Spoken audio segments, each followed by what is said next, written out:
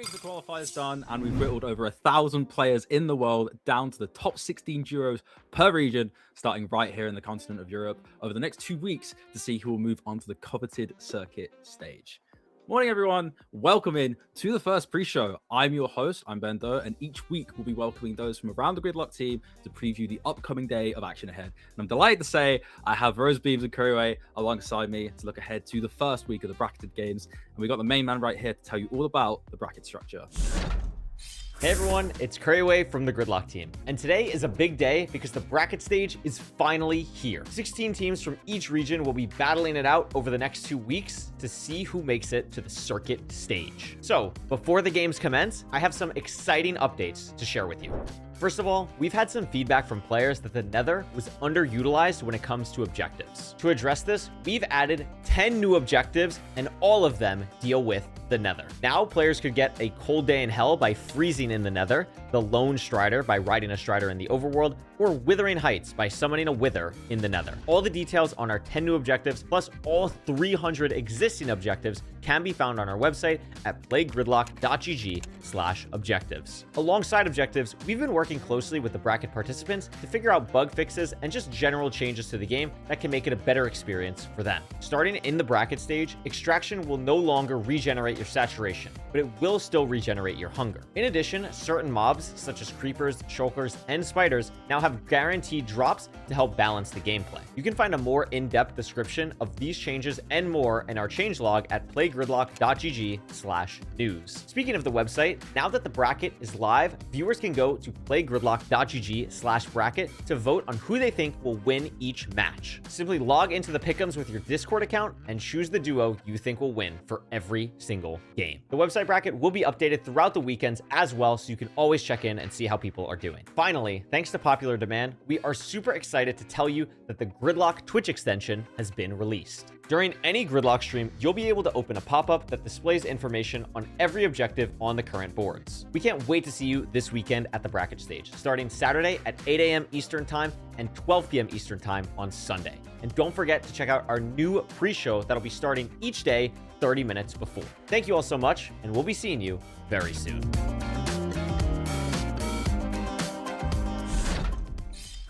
Well, there we go. We've got the structure down, and now we're going to get onto our first game of the day. It's going to be Hax and Rao up against Pixley and Demi. Guys, what do you make of this one? I think this is a really interesting matchup. I think obviously Hax and Rao as a team, everyone knows for the most part. I mean, they're both pretty big names in the kind of speedrunning side of Minecraft. Hax, MCSR world champion, double playoffs winner. They are a really, really strong team. Rao's a very strong kind of draft out player as well. And I think the kind of combination of the sort of like the thinking power and the kind of like meticulous planning of Rao versus the kind of like mechanical kind of skill of Hax, and I think those two combined make a really, really strong team. And they're quite a scary team as well. I think their only sort of time where they were a little bit weaker was during week 2, because obviously week 1 they went 7-0, week 3 they went 6-1, their second seed going into this matchup, whereas in week 2 they went 4-3, and they were kind of close to not quite making it into the top 64. They were 49th in week 2, but that was because Hax was playing on kind of an unfamiliar setup. And I think the fact that they bounced back and came second in the final week against really, really strong teams, I think just shows they are looking really, really dominant, and they're kind of one of the the favorites, I think, in this stage of Gridlock so far. Yeah, I think Hax was playing like on the floor on a laptop or something, just like absolutely ridiculous during that week 2. And it's a miracle they got through. But because they were able to, they dominated in week 3. Their playstyle is so interesting. You said it absolutely correct. Like, Ral is the kind of brains of the operation. And then if another team is going for a specific objective or something, or just needs to, if Hax needs to like distract the opponents for Ral, that's where Hax is at his absolute best. He's kind of like this like mafia hitman for Ral. It's really, really an interesting dynamic that a couple other teams do as well. But with players as good as Hax and Ral, that's why they've been able to be so dominant so far as one of the top seeds in the EU region. But Pixeli and Demi, they're a really interesting team as well. I've spectated a lot of their scrims throughout the last couple weeks going into the bracket stage, and they're a very creative team. They have a lot of different unique strategies. They don't rely on PvP like some teams do. They're all about creativity and the lines that they're finding on the board, especially Demi as well, being like a top 30, I think, draft out player, at least the last time I checked. Very, very interesting team with a really high skill ceiling. I think they could surprise a lot of people in this matchup. Yeah, 100%. Especially with the creativity of Pixley and Demi. I've been on the receiving end of that 3 times just before the first week. So that was a hard way to find out. But next game, Wheezy and Cammy B against Burke and Lex Tank. And there's actually a really interesting stat coming into this game in particular. You'll see it on the MVP ladder. Not only are both of these in the top 7, Lex Tank is leading the way by about nearly 130 objectives compared to any other player in the entirety of Gridlock. That is just ridiculous. It's scary. Like, I don't even know what to say. Like, obviously they've all had access to scrims in this lead up to the bracket, but the fact that they're both in the top 7, as you say, and that Lex has such a dominant lead, it's so intimidating. You've got to be thinking, you know, in this case, Wheezy and Cammy B, looking at these kind of like juggernauts, it's a terrifying kind of stat to have to see. Yeah, I mean, I know that Lex Tank and Burke are not the #1 seed in the EU region, but I think they are the team that the most people are probably the scared of the most, because they are such an overpowering PvP team. Like, that is their bread and butter. That is what they're best at. The meta for Gridlock, as we'll talk about soon, I'm sure, has kind of evolved into more PvP because people are getting so good at getting all the goals, where there is more time now to PvP. That has really been a strength for Burke and Lex Tank. And it's going to be really interesting to see how Wheezy Moss and Cammy B can deal with that. Again, they are another very creative team. I also want to say their chemistry, when I hopped in one of their VCs when they were scrimming, they have such good comms. And I think, you know, you'd think like, okay, all the teams that have gotten here have really good comms, but there's been teams where I've you know, listened in on, and it's just silence, focusing on PvP, focusing on whatever goals. Wheezy Moss and Cammy B, their teamwork, I think, is their strongest skill. And in a best of 3, if there's a lot of adapting happening, I could see them putting up a really big fight here, but it is going to be a Herculean task to go up against Burke and Lex Tank here. Yeah, and you know, both of these duos I had the opportunity to speak to, because when we were doing our duo interviews, I interviewed both of them.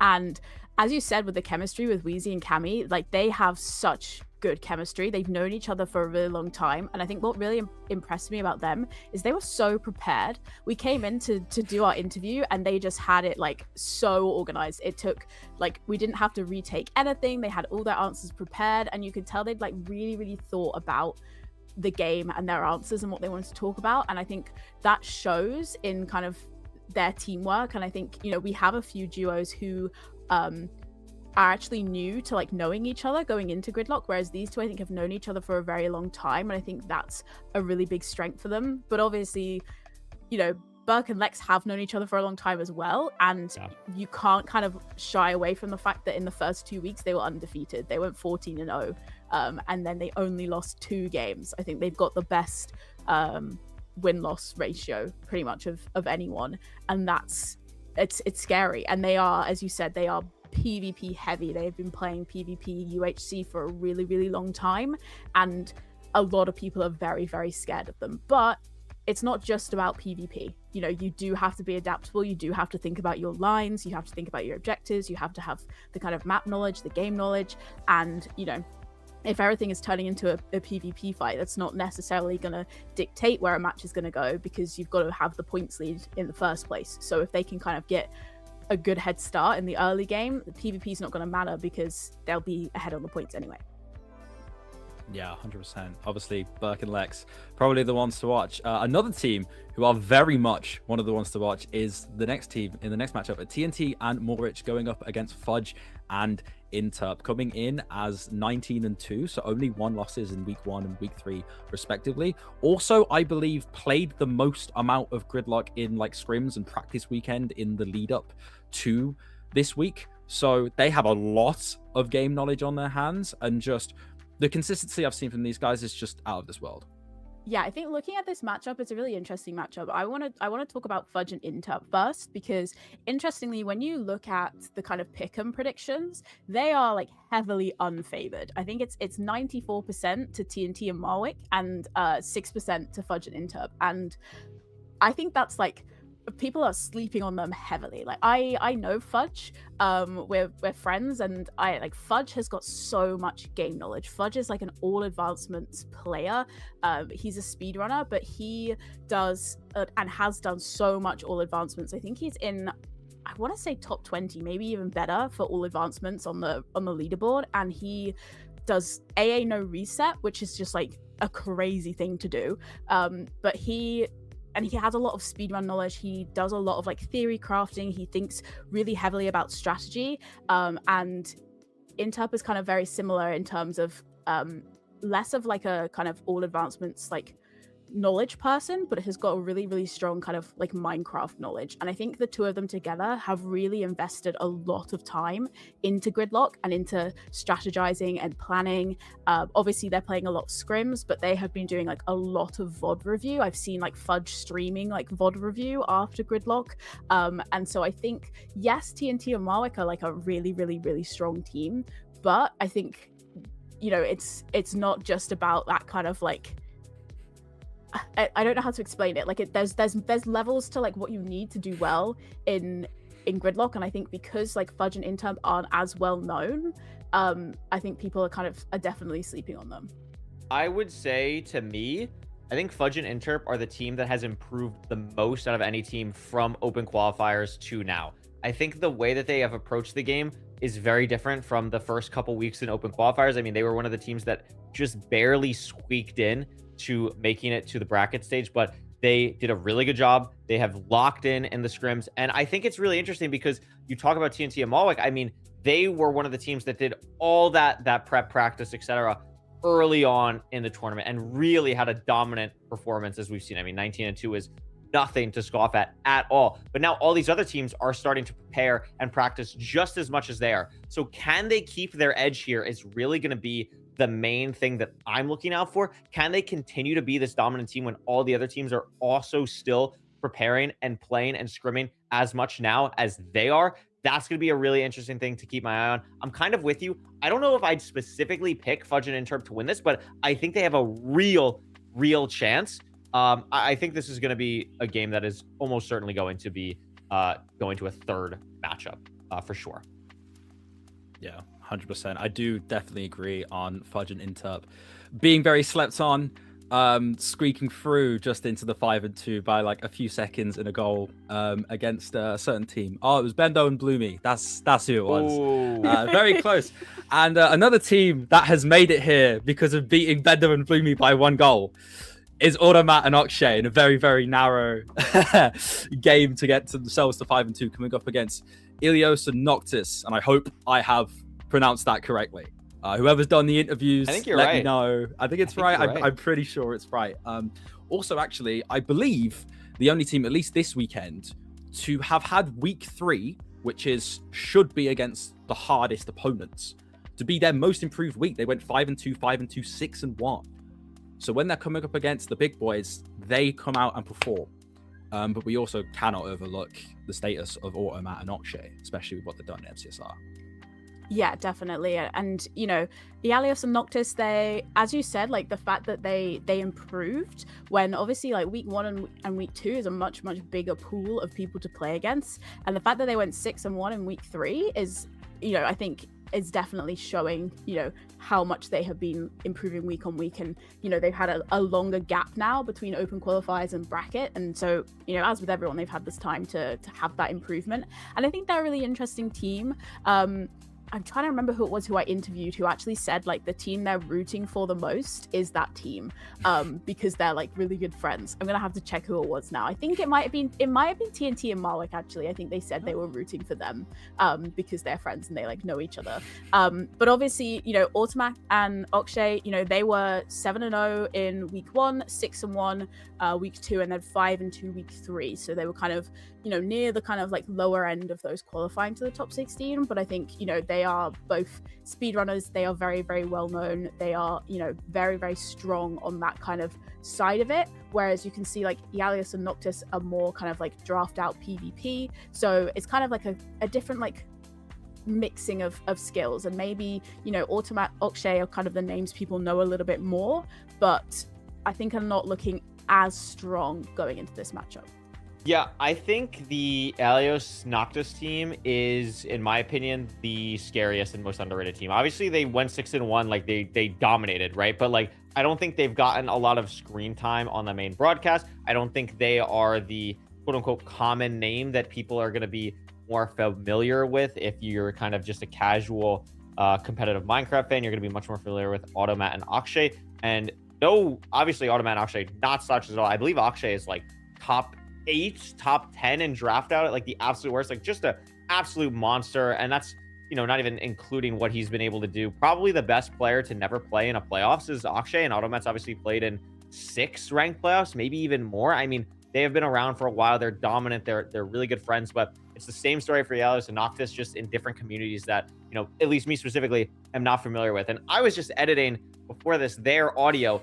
Not in week 3, Noctis performed a 1v2 for an entire game, and they won. And they won the game. That was their favorite moment from the open qualifiers. So they can really do some damage. And I have them going all the way through the circuit. I think they're a phenomenal team. I also think Automat and Akshay, important to note because of how the way that the bracket works, I think Automat and Akshay have the hardest path to getting to the circuit stage. If they lose at any point, they will have to play the loser, realistically, of Hax and Ral or Berkstar and Lextang. So that doesn't sound like a fun time. So if they want to really win this, the winner of this match has a much nicer path to the circuit stage. Yeah, it's a brutal bracket, I think. It really is. Yeah, it's tough. Then there's a lot of everyone that we've got in the top 16 for both regions are so strong, but this is definitely, it's going to be a brutal kind of 2 weeks of the bracket stage. I think we're going to lose some really, really strong teams, but obviously we're going to have, 8 of the best kind of going through, but it's definitely, if you've got favorites, it's going to be a tough one. Yeah, 100%. That's what happens when you get the best of the best together, and you start playing these games, getting an elimination format, and obviously some will be heartbroken and going home. Others will be moving on to the circuit stage after this weekend and next weekend's game. And obviously, it will be played on a new patch. There has been some changes made to the map, notably with obviously these teams playing around BTs a lot. These have now been moved. They are in different coordinates, so it'll be interesting to see how they'll play with that. There's been some stuff like the dried gas has been moved, which is right next to the desert portal. If you go through it, it's literally on the bone ruin right there.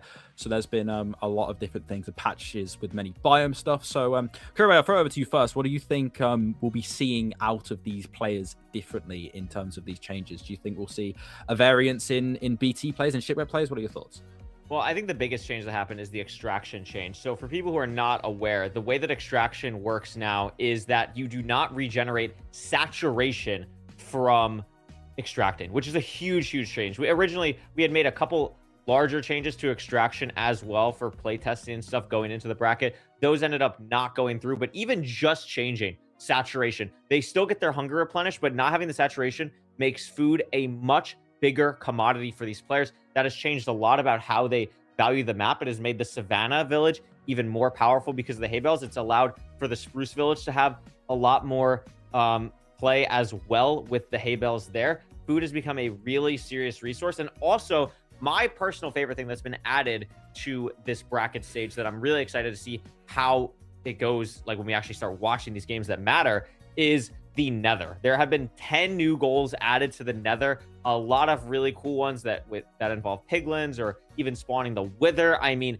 that was something that we realized was pretty underutilized in the first couple weekends of the Open Qualifier. I think it was a little bit more used in weekend 3 specifically. I think people started to realize how powerful that a Bastion can specifically be, but we still wanted to go and have more people play in the Nether. There's also a couple other minor chest changes that I think that the players are really happy with that will make a big difference, like guaranteeing at least 4 iron and shipwreck and buried treasure chests, and also removing obsidian from ruin portal and blacksmith chests, because there's a lot of goals that involve obsidian that can be very RNG dependent. So a lot of the changes going into the bracket have been to try and make the RNG elements as least impactful as possible so that these players' skills can really shine.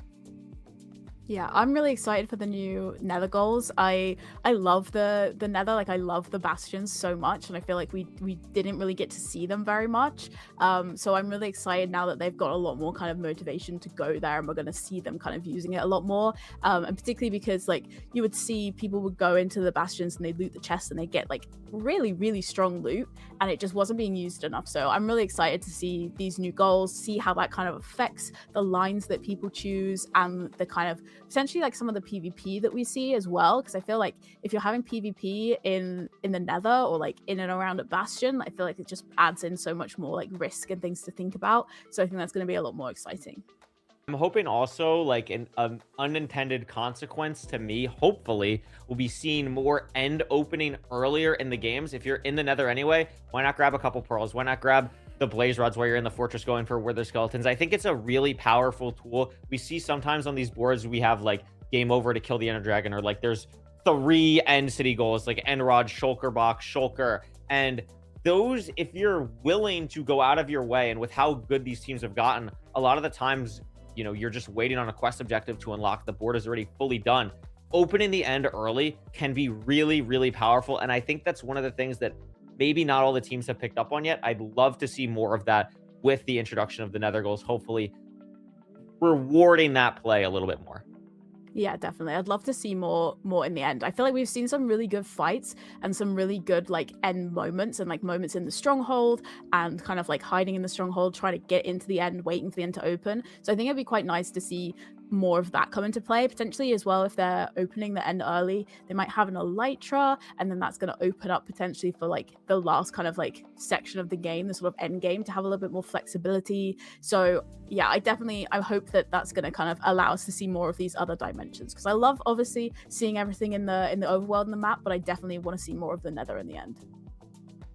Yeah, 100%. I think definitely when I was playing, it was very underutilized, but also there wasn't really, I guess, most games, the board wouldn't really lead itself to an end ending or really focusing on Nether. So I think adding all those Nether goals would be really awesome to see how these players will traverse the board and what that will do to their sort of gameplay, and especially, of course, with the extraction differences. And yeah, you guys will be having your say on this, of course, over on the predictions part of the Gridlock website. Obviously there's some quite landslides in there, really but of course, you know, we have the 16 top duos per region, and anything, as we know, can happen. So guys, any thoughts, any like little things you want to throw at that and be like throw on limb, be like, I'll throw out some hot takes here. I have the bracket open. I really think this is, I kind of mentioned it earlier, I think this is the eye-opening moment for everyone to see how good Yalios and Noctis are. I think they are genuinely a top 4 team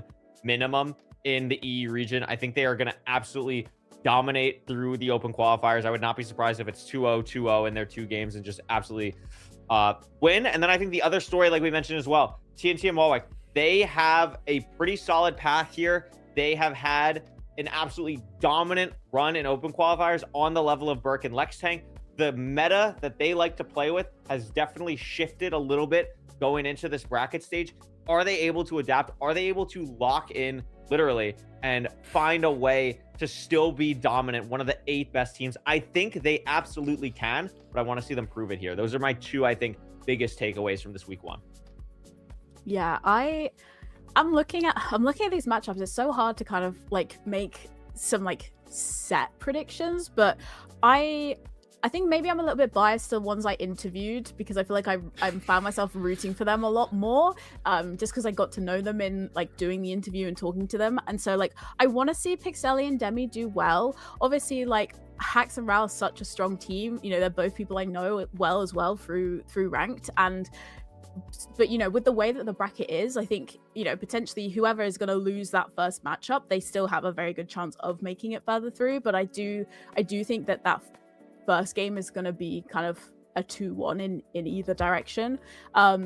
Wheezy, Cammy, Burke, and Lex, like again, like Burke and Lex are so strong, but I find myself with a bit of a soft spot for Wheezy and Cammy. I don't know. I think they just have such good chemistry, and I feel like that's so important in Gridlock. So that's kind of where I'm like swaying to. And then I'm gonna be biased again. I feel like Fudge and Interp, they're just so slept on. I just want to see them do well as well. And then I have to agree with you with Ealius and Noctis. I think they're so strong. And it's gonna be hard to beat them. But I feel like all of these matchups could just go completely either way. So I'm just really excited to see some good games. Yeah, I mean, just from watching scrims and stuff, there's no team that is winning every single scrim game. Like, anything can happen in a best of 3. It's going to be really exciting to see. I think you're totally right about Fudge and Interp. It's just, they have such a hard bracket. Like, you're going against TNT and Mawek in 1. If you lose that, you're going up against the loser of Yalios and Noctis versus Automat and Akshay. And that's so brutal. I think they really need to try and win their game against TNT and Mawek and have some type of opening. But it's brutal. Like, this is what we knew was going to happen going into the bracket stage. There's only going to be 8 teams that go through. That has to be that way. And it's just an absolutely brutal bracket. But that's what these teams have been practicing for the last 3 weeks. And I have no doubt that we're going to get the best 8 going into the circuit stage here. Yeah, it's going to be really, really intriguing. Should we go find out? I say we I think we should. I think we should find out. I think it's time. Let's get this show rolling. Let's get the first games on the way. Rose and Curry, thank you so much for joining me here on the pre-show. Thank you to you guys for hopping in just before we get it all started. And I will be back tomorrow for the North American region pre-show. We will be back in just a moment.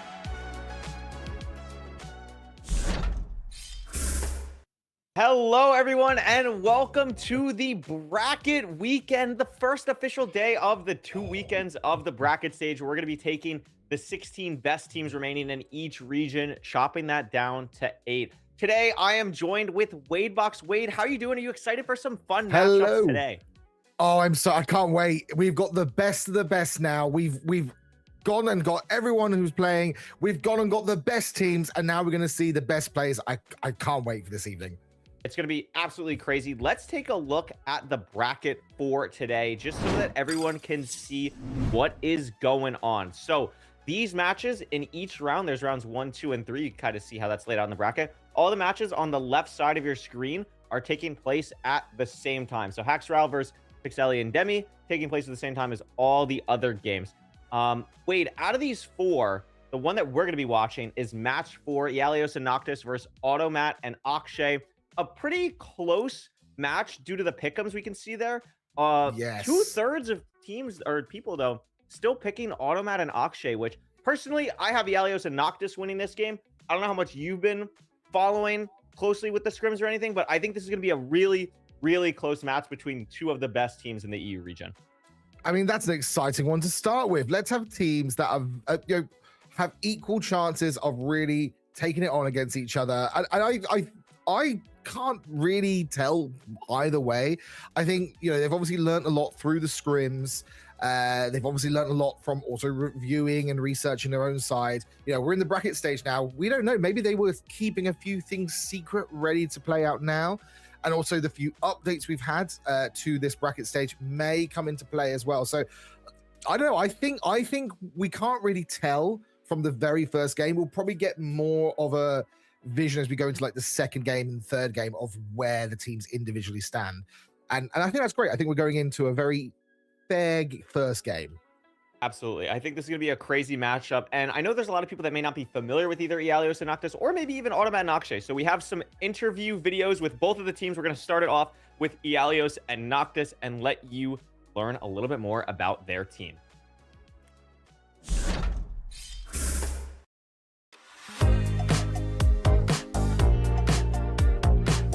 First of all, we see the trailer of Gridlock. I was very hyped by the trailer. And when I watch deeply for what is Gridlock mixed bingo, PvP, and mechanics. And that's what we are the best at Minecraft. And that's why we are signed up for Gridlock. I meet Ilios in a PvP server in 2023. And we just do duels. I know him from PvP and we are friends now. I do a lot of things in Minecraft. I do PvP, I do speedrun, I do bingo. I like all the competitive aspect of Minecraft. I have won a big French competition, which is named Guild Games. Yeah, I like competitive in Minecraft. I don't win that big tournament like Guild Games, but I win some little tournament in France. My favorite Gridlock objective is unorganized because I do it so much in scrims. I just like destroy the Savannah village. For me, I have two Gridlock objectives that I prefer. The first one, Crush Turtle Egg, and the second one is Ocean Obliterator. I don't like turtles, so when I can kill turtle for point, it's good. It's just a personal feeling, you know. Yeah, Bly told me to don't kill turtle, and I don't like listening to people. So now when I see a turtle, I'm angry because I think of Blade. My favorite moment of the qualifier, in the day 2, I crashed at the start of the game and Noctis had to do a 2v1 during the whole time. After 30 minutes, he called me back and tell me he won the 2v1. I was so happy because that's insane. He literally played the whole game in 2v1. That's because we are here actually. It's like an explosion of joy. I don't know it's really English, but the feeling is awesome. Like I don't have the word to describe what I feel.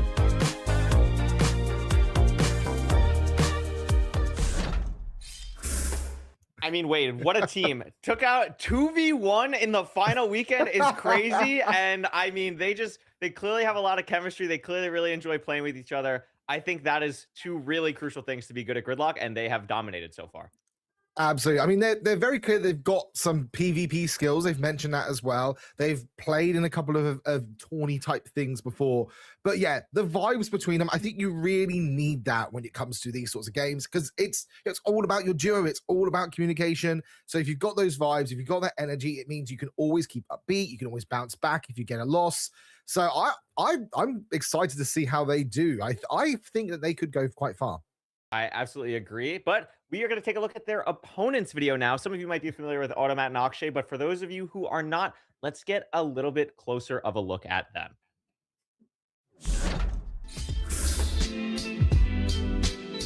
I met Akshay through MCSO ranked speedrunning because I've been speedrunning for a long time, and I was probably the top Polish player for a long years, even before the ranked even came into the scene. And then Akshay came. He was like a mid player at the beginning, but then he rise up pretty quickly season by season, and he actually was the first or second one to beat me in a peak elo actually in Poland, so that was a very good achievement. Yeah, it was pretty much this. I started like season 1 and I was just playing more and more, and like in season 3 or 4 I feel like I pretty much started being like pretty good. Like I think I got netherite like in season 5 or something, and it was pretty much then when we just like were hanging up more.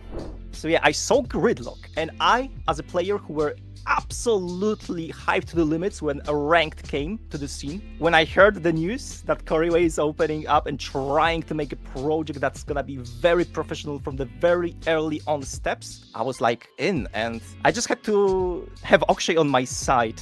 But the beginnings weren't easy to get Akshay to play actually. Yeah, at the start I wasn't 100% sure if I want to play, because the concept of like map being the same every time like felt weird. But since I was like playing a lot of Draft House, I was becoming better Drafter player, and I really like the lockout concept. I just decided to give it a try, and it was definitely worth it.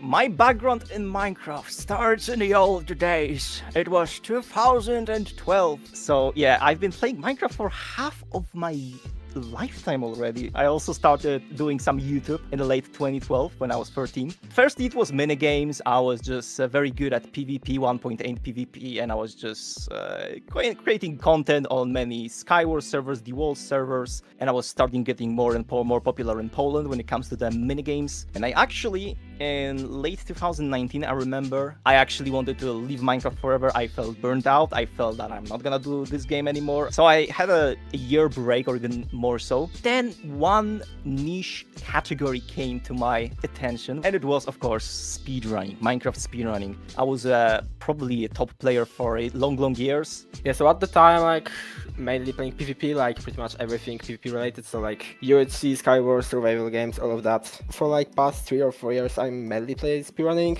I played MCSR ranked mainly. So- I also played Draft Out recently a lot, and I feel like I've been improving in it a lot. Yeah, although we weren't in the same team in Andronicus's lockout tournament, we were both practicing with each other at some point. Yeah, so my favorite clip from the qualifiers from Gridlock was in week 3 when we had like our final game, that was game 7. That was kind of deciding if we're gonna qual. We just rushed at the end because we had like 3 goals to do there and there was like nothing to do. There was like a fight in Ancient City, and since we were in the end, I just had Elytra, I just had a spear, and I almost fully killed someone. Like, I think it was Bando with the spear, with the Elytra. From my point of view, I just see a guy flying with Elytra, and I forgot he had the Elytra. And the spear was absolutely devastating because he got, I think, 9 hearts of damage from the one spear. So that's absolutely beautiful moment.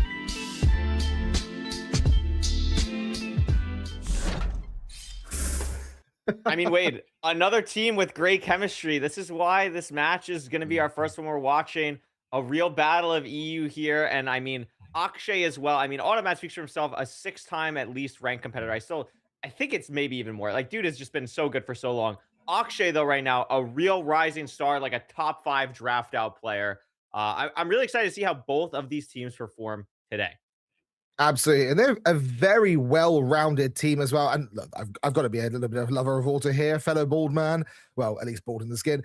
But I mean, yeah, they've definitely got a bit of more of an all-rounded team, a little bit of knowledge of speedrunning, a little bit of knowledge of PvP, and also knowledge of other bingo-style games. So I think we're in for a really good run here. Yeah, I absolutely agree. And something else that I wanted to mention, actually, if we could take a look at the bracket one more time, because the way that the bracket works, the teams here, the winner of this game will go up against the winner of TNT Malik and Fudge and Interp to end up qualifying for the bracket stage if they win that. If either of these teams lose, they are going to have a very, very tough path. We can see if they lose this game and then win their next one, they will have to play the winner of match 6. And what is match 6? Well, that is going to be or it's actually supposed to be the winner of match 8, but it's going to be oh no, sorry, I can't read. Loser of match 7 is the top one, which is most likely going to be Haxon Rao versus Burke and Lex Tank. You do not want to be in that spot. That is not where you want to be with your qualification life on the line here. So the winner of this matchup, even with how close it is in the pick'ems, it's also going to matter so much for just how this bracket is going to play out. Absolutely. It's a hard path, but at the end of the day, they're going to, if you want to win this, you've got to go against everyone at the end of the day. Absolutely. And so if they think they've got the chance to go against them and they beat them here, that's going to set a name for themselves.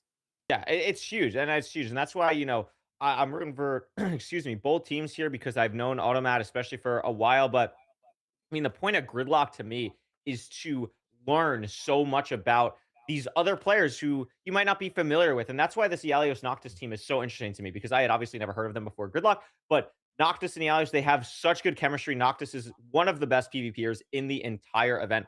And Ialios just has such good game knowledge. And we've seen that kind of dynamic happen a lot. We could see Ialios, I mean, more known for being a draft out player from his own description, but the kind of model weight of like having one more mechanical player on your team and one more thoughtful player on your team, someone who's going to kind of be that strategist, has been a strategy that we've seen a lot from multiple different teams, most notably with Hax and Rao. But I mean, Automat and Akshay really fit that bill as well, with Automat kind of being the strategist and Akshay being one of the best players in the world. Absolutely. Yeah, I think that's definitely kind of what we've seen and what's made these teams stand out from everyone else is that strategy of who does what. You can kind of see on each team the one player who's a little bit more PvP focused, the one player is a little bit more the strategist and who goes for more of the objectives and quests. I mean, so, although I'm saying that, we kind of see looking at between we've got a team on the left here, the pink team versus the gold team here, just in the general stats of when they have played.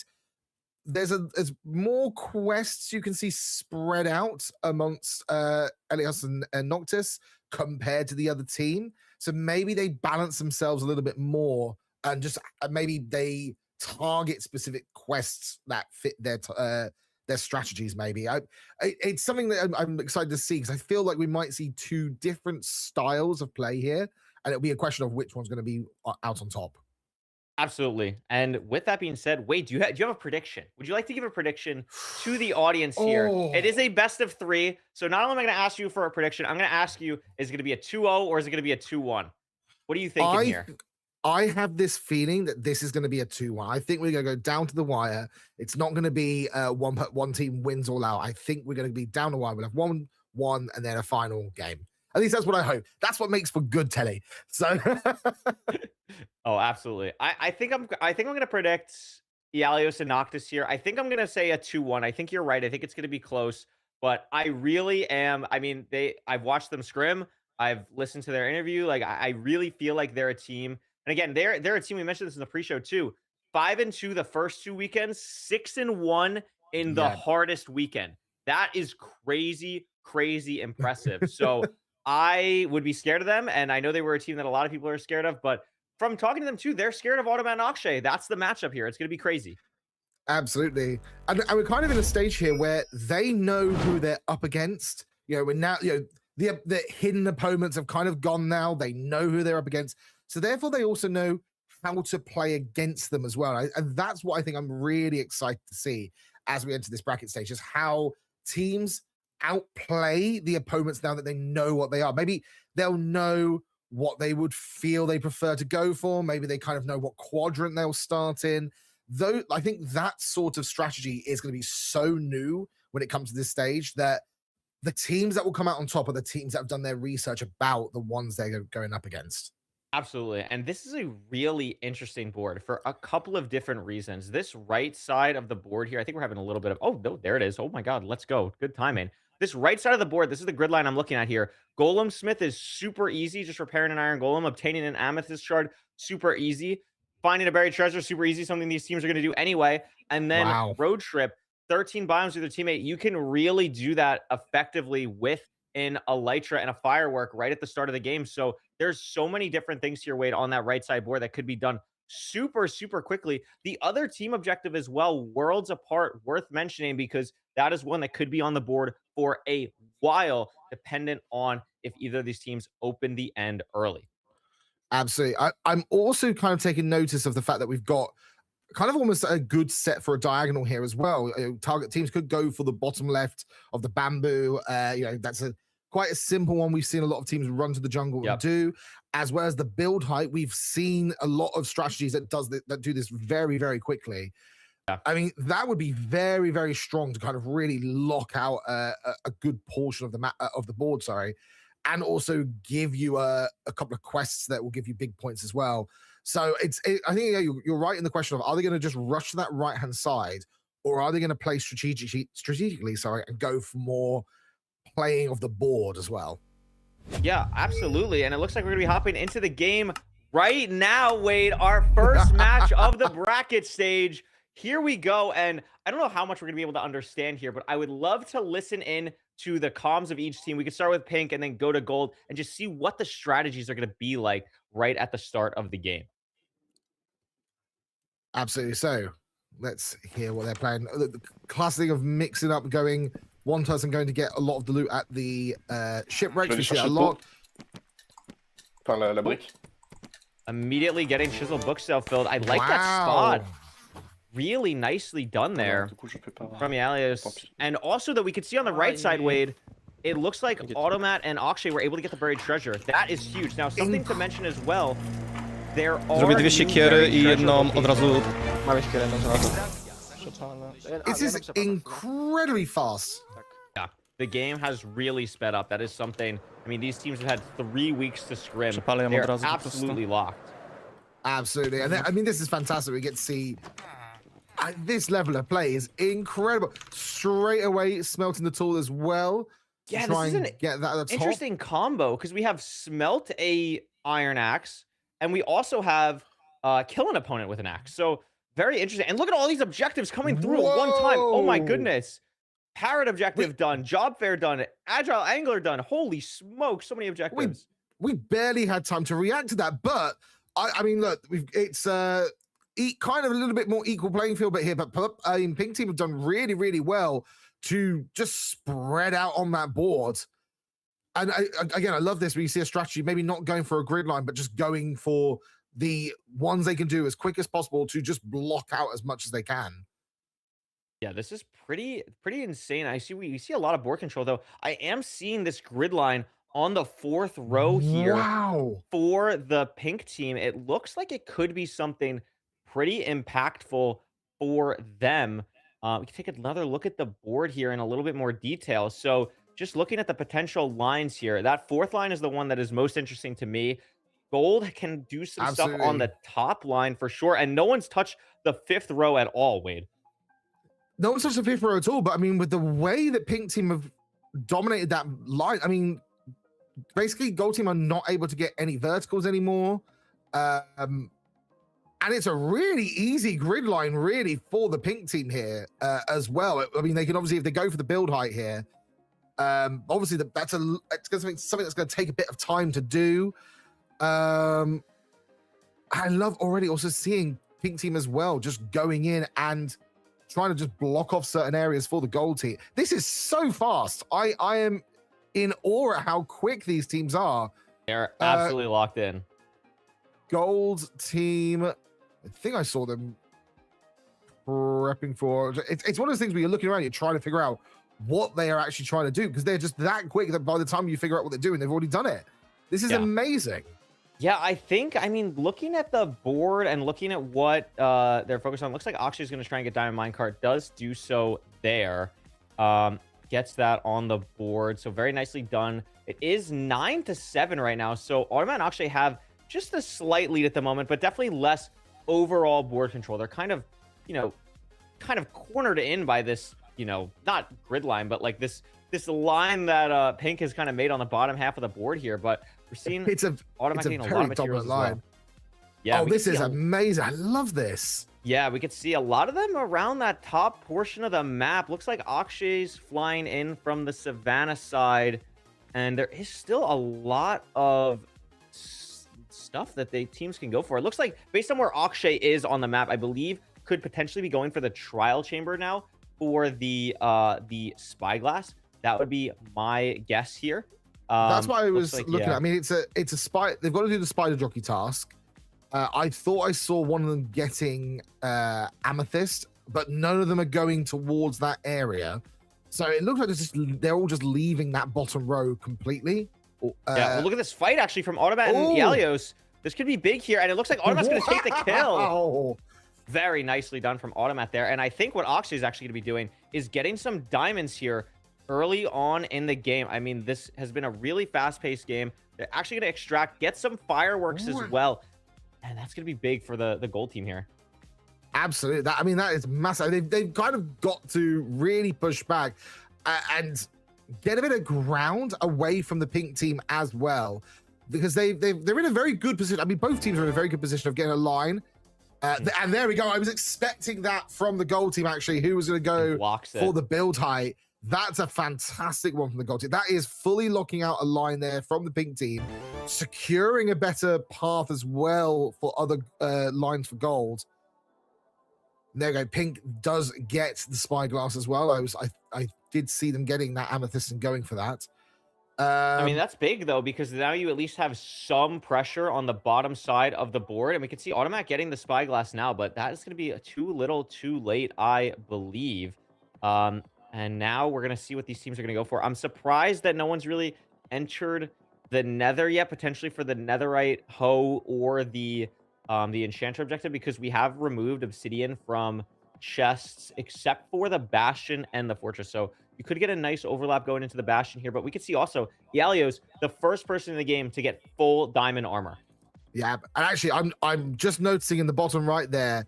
I'm pretty sure Gold Team are going for the bamboo. That would be really big for them if they grab that. That is going to cause a massive problem for the Pink Team. Pink Team won't be able to get any lines, I believe, if they lose that. And that'll be a gold grid line potentially with the quest objectives that are going to start unlocking soon. I'm actually really surprised Pink Team have not realized this. That's definitely one that they probably should have stopped and gone, we need to secure this. We're not going to get any lines at all if we don't get it. We're also seeing a board here, which is very, very tailored towards the end. So maybe it could be that Pink Team is just going to rush to the end as quick as possible. But I would say, actually, saying that there is technically still a line for Pink Team. Diagonal top left to bottom right is still available to them. Oh, that's right. Yeah, that is true. So, to be fair, what's the one we got there? It's the Full Alchemist. A quest objective has Full been Alchemist, unlocked. drinking 3 unique potions, and the first quest objective unlocks, which is made of brown sugar, killing an enemy with water. Now, this is a pretty easy one to do if you know what you're doing, and we could see immediately Noctis heading to the ruined portal on the swamp biome to enter the nether here, which will take them directly to the warp forest biome. Grabbing their bucket of water. I mean, the communication there, just to make work together on that, setting themselves up to bring an enderman through, setting up the water as well. That is fantastic. Look at this duo work we're seeing here. Akshay here doesn't know that they already have gone through to the other side. Maybe gonna stay here and maybe hide. Yeah, look at this. Akshay's gonna hide. And wait for them to come through, maybe try and kill the enderman while Automat tries to get one somewhere else. That could be the line for these teams. Oh, that's a fantastic play to go. I mean, technically speaking, Gold Team, Gold Team definitely want this as well. Yeah, they are setting themselves up ready to bring it through. I wonder if right there. Here they go. It takes the 1v1. I love the idea, but just too decked out. Akshay was not able. Also, Akshay had an enchanted golden apple there, where just got dropped too quickly to even use it. And now there's 2 endermen. Made of brown sugar, done anyway. That's huge for the Pink Team. They're going to take the lead for the first time in a long time in this game. Absolutely. I mean, it is just clawing back continuously. And Pink Team there stopping a grid line for the Gold Team. Gold Team still have a path here, which is the diagonal path, which I believe Akshay was going for originally. They've definitely got bamboo. Yeah, there we go. They are back to smelting the bamboo. Has this. Yeah. Securing that would be massive and would be a good response to Pink Team stopping their line here. We're now seeing, Pink Team going for the diamond as well, so probably just gearing themselves up. They're aware that this is going to come to a fight in the end. Like, the way this board is set out, we are going to end up with a big end fight. Yeah, no, absolutely. I think you're right. That top left square is going to matter a lot, and you can see, I mean, there's even more quest objectives that could unlock with more things. Quite a nice job to get the bamboo there, and that locks up that diagonal that we were talking about there.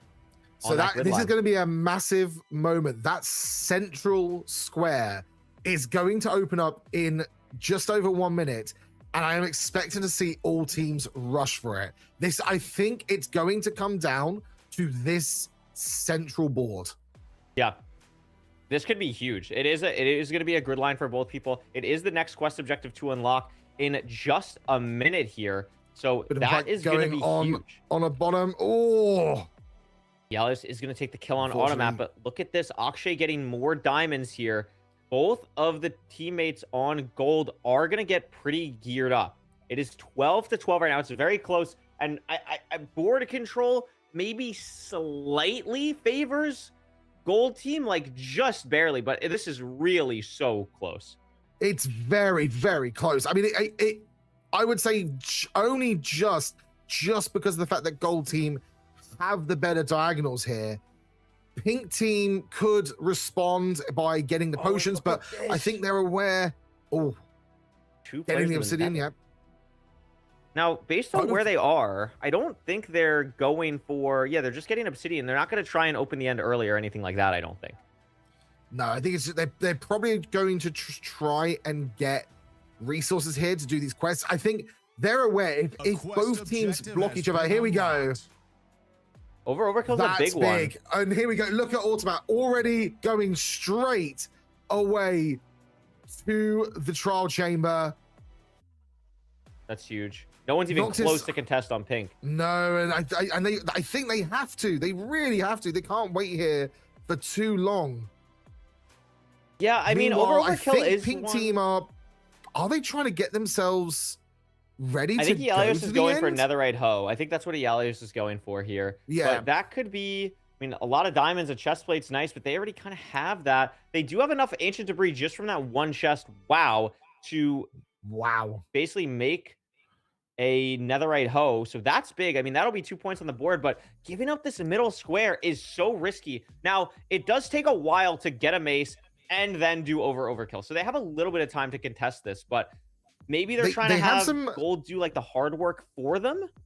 That is what I'm thinking. It's a big risk because they know full well they have to go there. And it is Noctis now heading their way there. Yes, they are. Okay.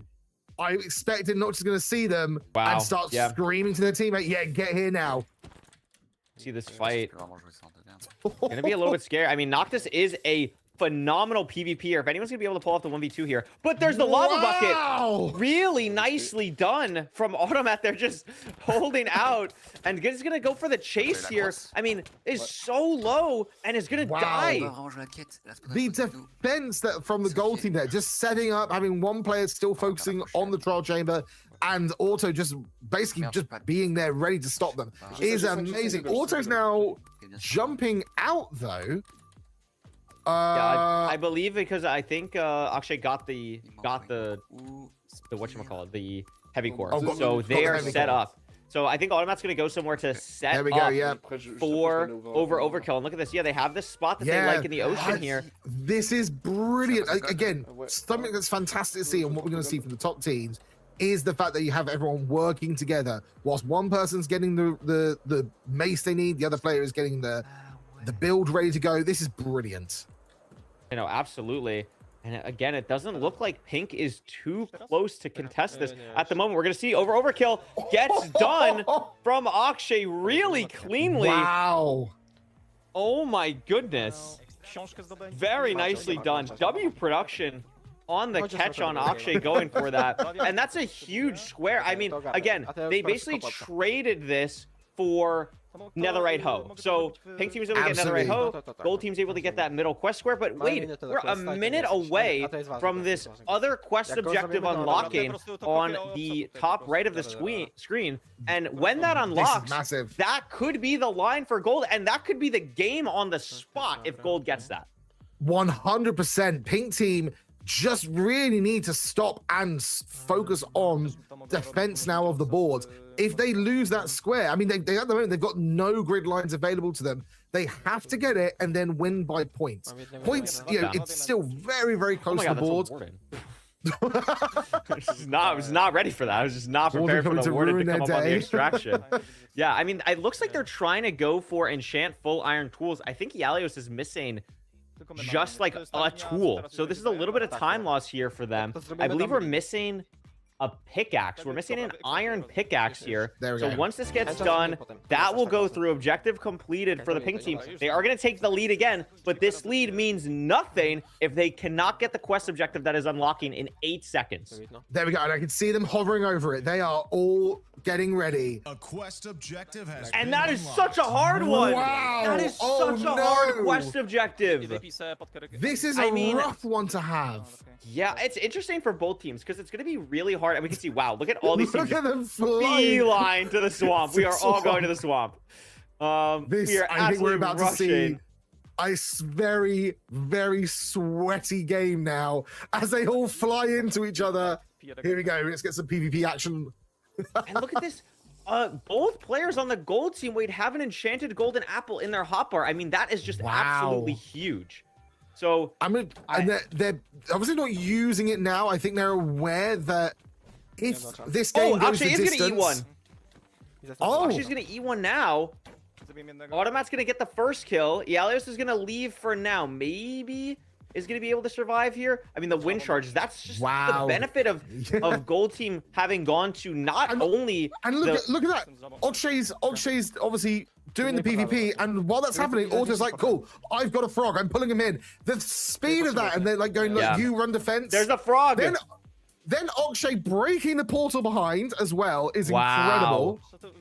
Yeah, I mean, this is just Akshay's kind of dominating right now. I mean, just allowing Automat to use his Minecraft knowledge to force the way, and look at the gold pick uses as well to like make the line for this frog as easy as possible. This guy's going for a ride here. Speeding through, wow. Okay, they need to get the Absolutely enough. crazy. It's It's just so hard for Yalios, who's on 3.5 hearts. Has to contest this somehow against Akshay, and Noctis still isn't in yet. If Yalios can live here, but again, like, Automat's so close to getting to the swamp. Yalios just has to stall a little bit longer, isn't able to. Wow. Oh And at my this point, like, goodness. Okshay just knows they just need to run defense. They just need to block the portal, stop everyone going through. Okay, they're now going to go through. I think they're going to just wait and defend on the other side. Yeah. Is Automat out of blocks? No. Has the logs to turn into planks, and I think this is going to be game weight. I think Automat and Akshay are going to be taking game one in this very close set. But wait a minute, there's a portal being built as well. Oh, but there's a guy right there. Automat falls in lava. Oh, they fell in Should the lava. be fine. Have they got enough to do this? Yeah, they should be totally fine. I mean, full diamond and an enchanted golden apple.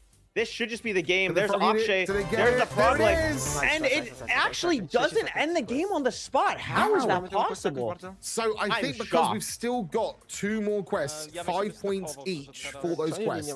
That's 10 points left on the board. It's oh yeah, because there's what? 1, so there's 2, 4, 6, 10, 15 points available. Pink literally has to get every single other objective. Everyone. And to win by 1. Wow. They have to get word. literally every single one. There's a new quest objective unlocked. And they've got no time to breathe. They need to basically split up. Have one person do the Guardian, one person do that potion. They know that they've got some breathing space with the end at the moment. It's unlikely that the other team will just suddenly go for the end. I mean, they could. This is the thing. If you're gold team, Yeah, I would you've go kind for of the got end. a bit of space. I would just run to the end now. I would just go to Or- the end because you could just open it early. I mean, obviously, Automat and Akshay are very comfortable doing something like that, going in the Absolutely. fortress, whatever. So I think that would be an interesting strategy for them because it doesn't matter. Like, you know, there's no in the bracket stage now. It doesn't matter if you win 32-30 or whatever, you win. That's all that matters. So just get that guaranteed goal. And wow, that was done so quick by the pink team. Yeah, absolutely. We can see actually Okshay going for that same objective as well. So they're wasting a bit of time here. They've got a bit of breathing space. Gold can hopefully just go, right, we can go for the end instead. I mean, or they can, it's a risk. They can go for the potion. I think the potion is probably the easiest thing to go for.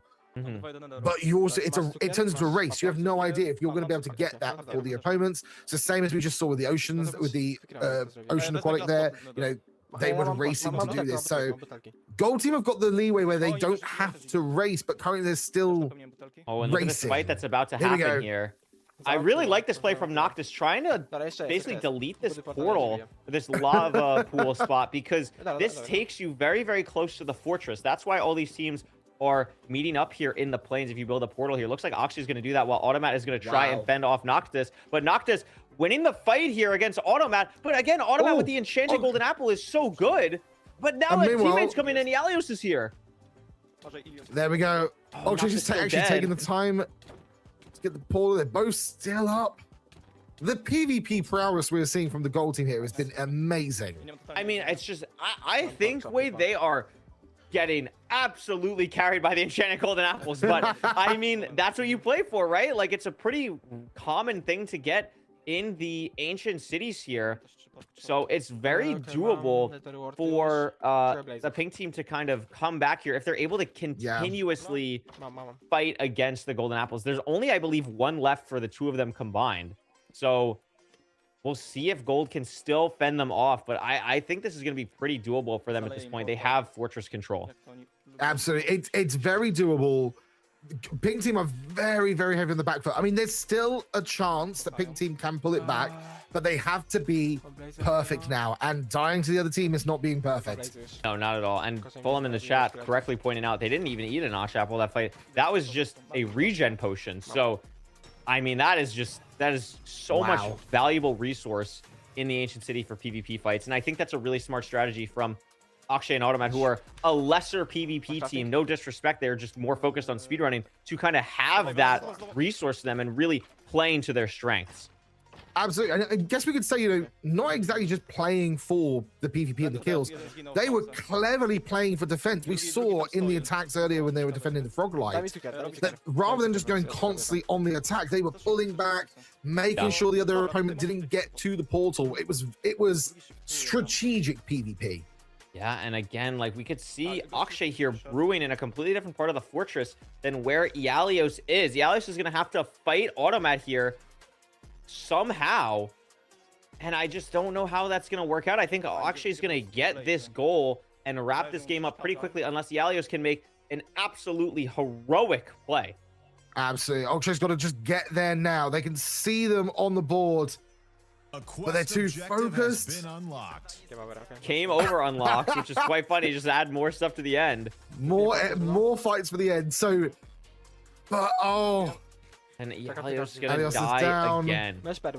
Meanwhile, Noctis is just nowhere near for this. Yeah, I think they know it's pretty much wraps once the strength potion gets brewed. I think that will be the game, and it is. There it is. A very strong game from Gold, but Pink was really in that as well. It was a very back and forth game. Victory to the Gold team there, and I mean, Wade, what a showcase of how much better these teams have gotten over the last 3 weeks. Absolutely. And look, both teams did so very well. Pink team, I would say Pink team, it felt like they were kind of in the lead at the very beginning, dominating the bottom left corner of the board. But Gold team just saw that opportunity of getting that diagonal. And I mean, I keep saying that diagonal is so powerful. I think it just came down to the fact that Gold recognized what they needed to do to lock it down. Pink team just weren't fast enough to respond. Exactly. I mean, we could take a look at the stats here. I mean, Pink had more completed objectives. You know, they had 11 to 10. They just weren't able to find that line that you're talking about. And that is such an important skill. I mean, you see it all the time in other bingo games and draft out, and happens in Gridlock as well. Like sometimes you have a blind spot for like one goal or one spot on the board. And if you can't see how that line works, it can be really, really unfortunate. But I mean, wow, what a first game. We are going to be hopping into the second one of this very, very shortly here. I mean, incredible stuff from the Gold team. And although it is going to be match point in this set, remember, it is a double elimination bracket. So even if Ialios and Noctis lose this next game, or if they're able to bring it back, it doesn't mean that either of these teams are eliminated just yet. They will just have to play an extra game today. Absolutely. There's still a chance, then. There's still a chance. But hey, we're not there yet. We're only one game in. There's still a way to bounce back. And it was still very, very close. So, yeah, we got to think now, what is Pink team thinking as they go into their second game? Are they kind of taking a moment and going, right, what did we make? What did we do wrong? What mistakes did we make? And I think clearly from our perspective, we're seeing it as objectives were the mistake. They were so focused on doing their singular task and going for the task that arguably weren't really worth it at that point.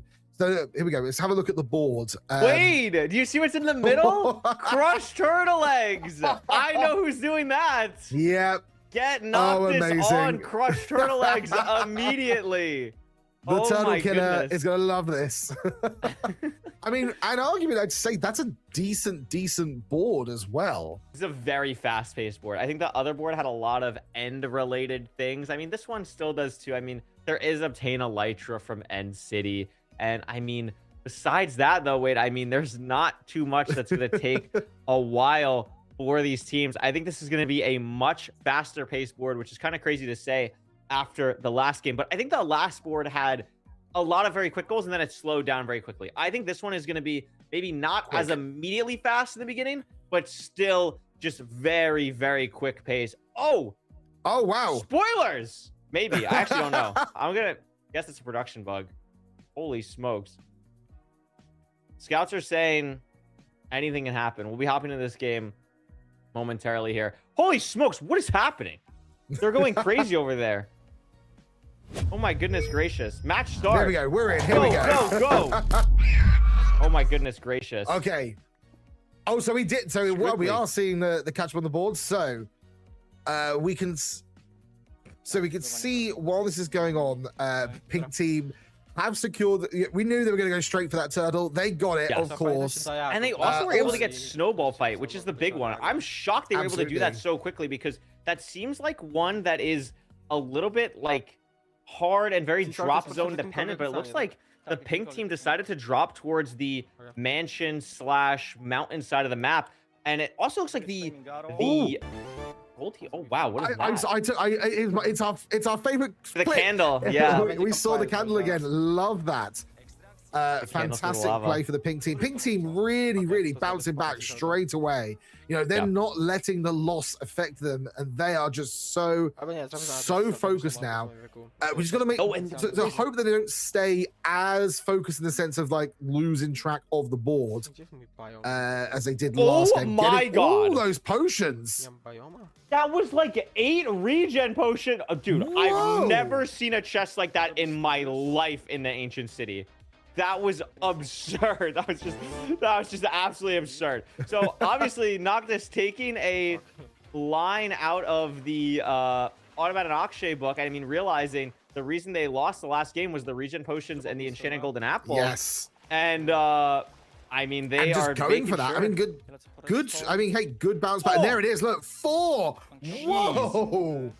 You're seeing a different meta develop literally in real time here in the ancient city. And this is the important thing to mention. And we said, you know who your opponents are now. You saw how they played. So now you're going, cool. How can we stop them from doing the same thing again? And look at this. Automat's now here. Resources. Automat's going to be in for a very rude awakening. Oh, no, they've taken all of our stuff.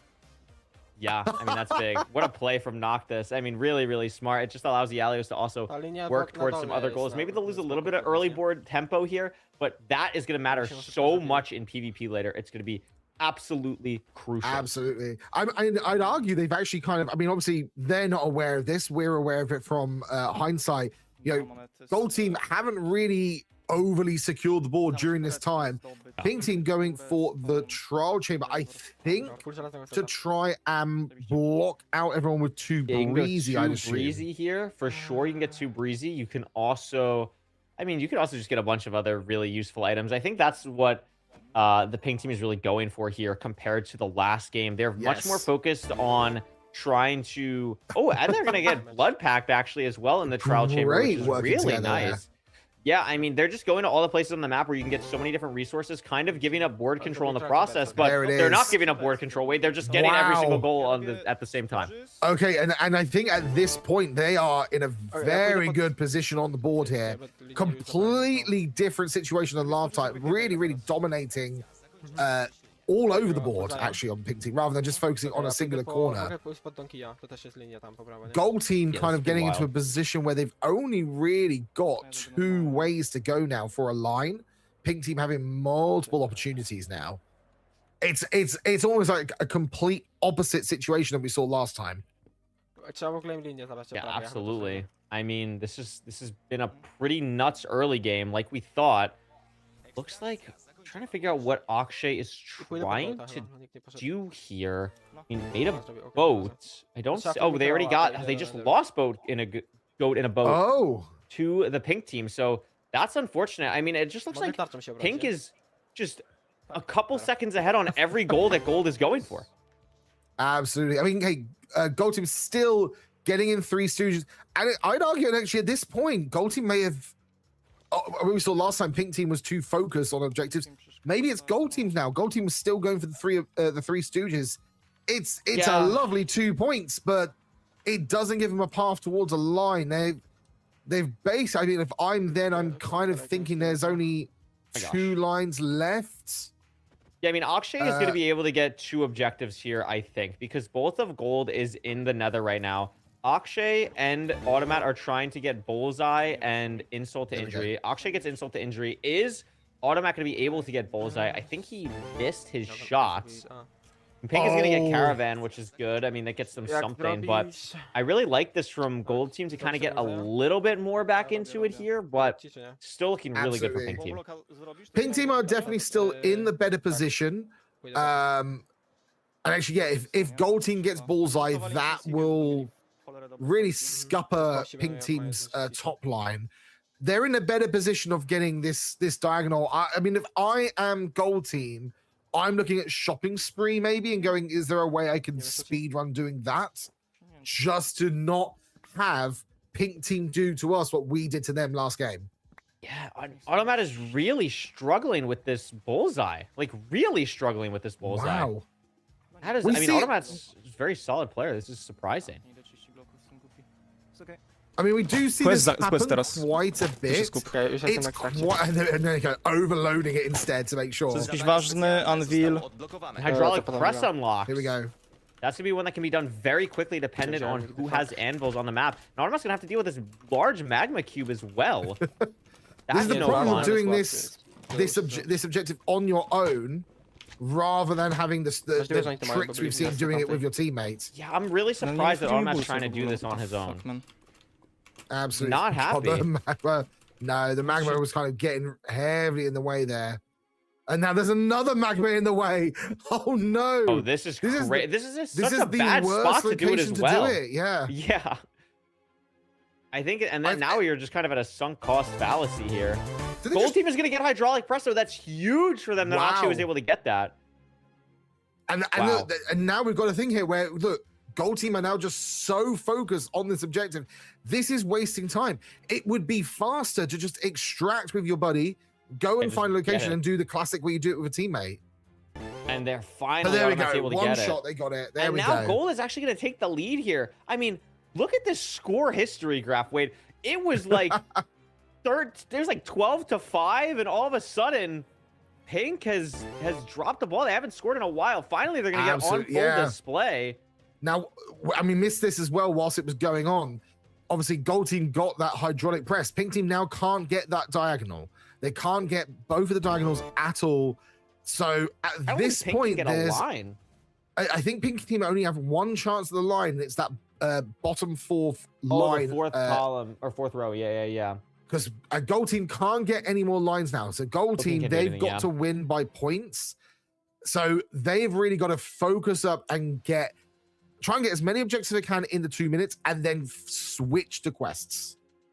Yeah, I mean, I think that's kind of the thought process here. We're going to have our second quest unlock in just 2 minutes here. If I am Gold team, I would also probably looking at, the shopping spree, finding free line and disgusting and kind of going, I need to just at least get one of those so I've got breathing space. Because at the moment, they haven't got the breathing space. They've got to be really worried about the fact that Pink team can get that line and really, really put them in trouble here, because points are still very, very close. A line will cause trouble. Yeah, look at this. Automat is going to be going for the kelp block here. I think that's really smart. Or excuse me, Akshay will be. I think Automat's maybe trying to get Frightening Feline. Has 9 fish in his hot bar. And I can't tell what Pink team is really going for here. I mean, obviously, when it comes to questions, I mean, look at Noctis's inventory. Like, I think Pink is very much still in this. Literally, like, 10 regen potions and 6 enchanted golden apples. Oh, Like, you're looking Have we pretty good seen there. Noctis just going, okay, where are they going? Am I tracking them? I think they are. Yeah, look, switching a potion down. I think they're going in for a fight and going to actually just run interference now. Yeah, look at Noctis. Noctis is on the chase. Just tracking them. Health potion at the ready. Sword at the ready. Does Akshay not see this? There it is. It's going to be an interesting fight here. Noctis is going to try and win. And Noctis gets knocked Oh, but off. he gets knocked down. I think maybe by the time that Noctis is able to get up here, these might be Gotta be crafted. quick. Oh no, Akshay is going to drop. Akshay I goes mean, for the fight instead. Wow. But they've got the potions. Can they? Oh, they're extracting. Okay. I think they're going to give this up. I mean, what a play from Wow. Akshay to get this. Oh my gosh. That could have gone bad. I don't know if Noctis was able to steal anything. I don't think so. No, There what it a play is. from Wow. Akshay. That was unbelievable. And whilst that was going on, Auto also quest got the scared objective feline has as been well. unlocked. And here we go, Wade. The Wither is on board. Here One we of our go. new objectives, one of, I believe, 4 new quest objectives. The Wither is charged up. Here we go. Amazing. Okay, so at this point, Pink Team can't get any more lines. They have to just win by pure points alone. And to do that, it's the quests. I would be beelining it to the Nether because look, the Pink Team are quite a little bit behind on points now. So Yeah. they've really got to focus up and get these quests. They're the ones where they get the biggest bump of points here. Yeah, absolutely. I have a feeling that's what Noctis is going for. Yeah, Noctis is here. It's a good, actually, to be fair, this is a good strategy. Have one teammate focus on the quests, the other one focus on trying to complete the other objectives at the same time. Gold Team, however, are just focusing purely on loot at the moment. Well, this is the thing, probably- right? Like, they have this 5-point advantage, but they are way under geared on the PvP fight. So their whole Absolutely, yeah. play is basically, is this 5 points that we've gained on them throughout the rest of the game enough to kind of hold off this flurry that's going to happen in the second half? Okay, I was curious where Okshay was going into the stronghold. No, it's just they've obviously got that diamond vein they can go for. I mean, we know there's There's one one. quest objective, sky's the limit for the end here. So, I mean, yeah, you've got to be aware that you've got to go in for this fight. They also know, I mean, Gold Team is aware that Pink Team has all those potions, has those enchanted gapples as well. So they do have to kind of gear themselves up to be able to fight this. But the longer they spend doing this, the longer they are not getting points, the more they're giving, or more time they're giving to Pink Team to even the playing field. Absolutely. I mean, I'm looking at the drops here from Noctis. I'm not sure how many Wither Skulls we have. I think we have 1. We might have 2. I'm not sure. We have 1 or 2, I believe. Still getting some decent Wither spawns, though, so should be okay here. Elio's checking a couple other chests to maybe get ready for some other potential quest objectives, like making sure we have a string for leads or other things like that. But Elio's still Absolutely. trying to I get... believe I saw a second skull drop for them. So because it didn't Pretty go big. into their hotbar, I assume they must have 2. Yes, and look at that. They're actually going to get the Yeah. soul sand here. They actually have 3, Wade. Wither's about to be Oh, online right, here in we just a go. second here. Here we go. Yep. Boom. Boom. Nice. Speed. Get it done. Get out as quick as you can. Ooh, I don't know Fantastic. if this extraction's actually going to go off here. We might get hit by the Wither still. Oh, no. Oh my They get god, caught. just They got barely. Just barely. That was like a Oh, second before wow. that thing actually spawned. And that's going to be Okay. a big quest objective for them. They needed that to stay in this game. Their deficit only down to 2 now. Absolutely. And look, we're looking at these objectives now. One is the end. We know there's going to take a bit of time to rush and try and get to the end. So instead, I'm sorry, I got just distracted by Okshay doing the TNT speedrunning strat to get themselves Bunch of gear. bread. But I wonder what for food, I guess. Yeah, I think it's just for food. Just a bunch of bread. All the teams checking everything out because there's really not that many goals left, right? Their shopping spree still online, which I'm a little bit surprised about. It looked like Yalios was going for that before. Yeah, I wonder because I mean Noctis is in a really good position to do this. I thought that's what Okshay was doing, maybe getting the bread to trade with. Okay, is that what we're going to see Noctis do at the top? Yes. They've got a farmer. Are they going to try and extract at the same time and do this all at the same time? Yeah, very nicely done. They get the trade off. Okay. They get the trade, but not A enough quest to objective has been unlocked. complete it, obviously, because they need to do. And there's the 3 next quest villagers. objective. And it's Heroes of the Village. Oh my goodness. Well, this is perfect for the Pink Team. You know, they're at the moment doing the trading. They can just go from trading straight into a raid. Do they have ominous bottle though? I don't think so. I don't think they have actually been to the trial chamber to get that. Gold Team might have to go there. Are they still trading at the moment? Yeah, Or both have teams they- are have really they got going it? for this. I mean, this can matter a lot. Like this 1 point can matter. Yeah. So especially when it's this close at this point. So It we'll is see, going but I to mean- come down to 1 point. I can just feel it at the moment. yeah, look at this. Actually getting cobwebs for PvP Oh. potentially. I like this play. It's a good play, but it's still time wasted again prepping. And I also would say hoping that the quests that open up are going to invite PvP. You could be in a situation where they might not even see the other team at this point. That is, I mean, usually Heroes of the Village is something that gets pretty contested, but that is a good point. I mean, they could also potentially go for like end early and get an Elytra for the goal and then have the Elytra for the end, like the last 2 quest objectives, which could be interesting, but it looks like Noctis is going to be heading to the Trial Chamber now. Yes, they're getting the potion. I was about to say get to complete shopping spree. They had the second. And there we go. Look at the speed of that. Noctis has got the potion. Ooh, so and there's a fight. Ooh. Oh, wow. Akshay has gotten so much better at PvP. I mean, wow. Akshay should have that and does.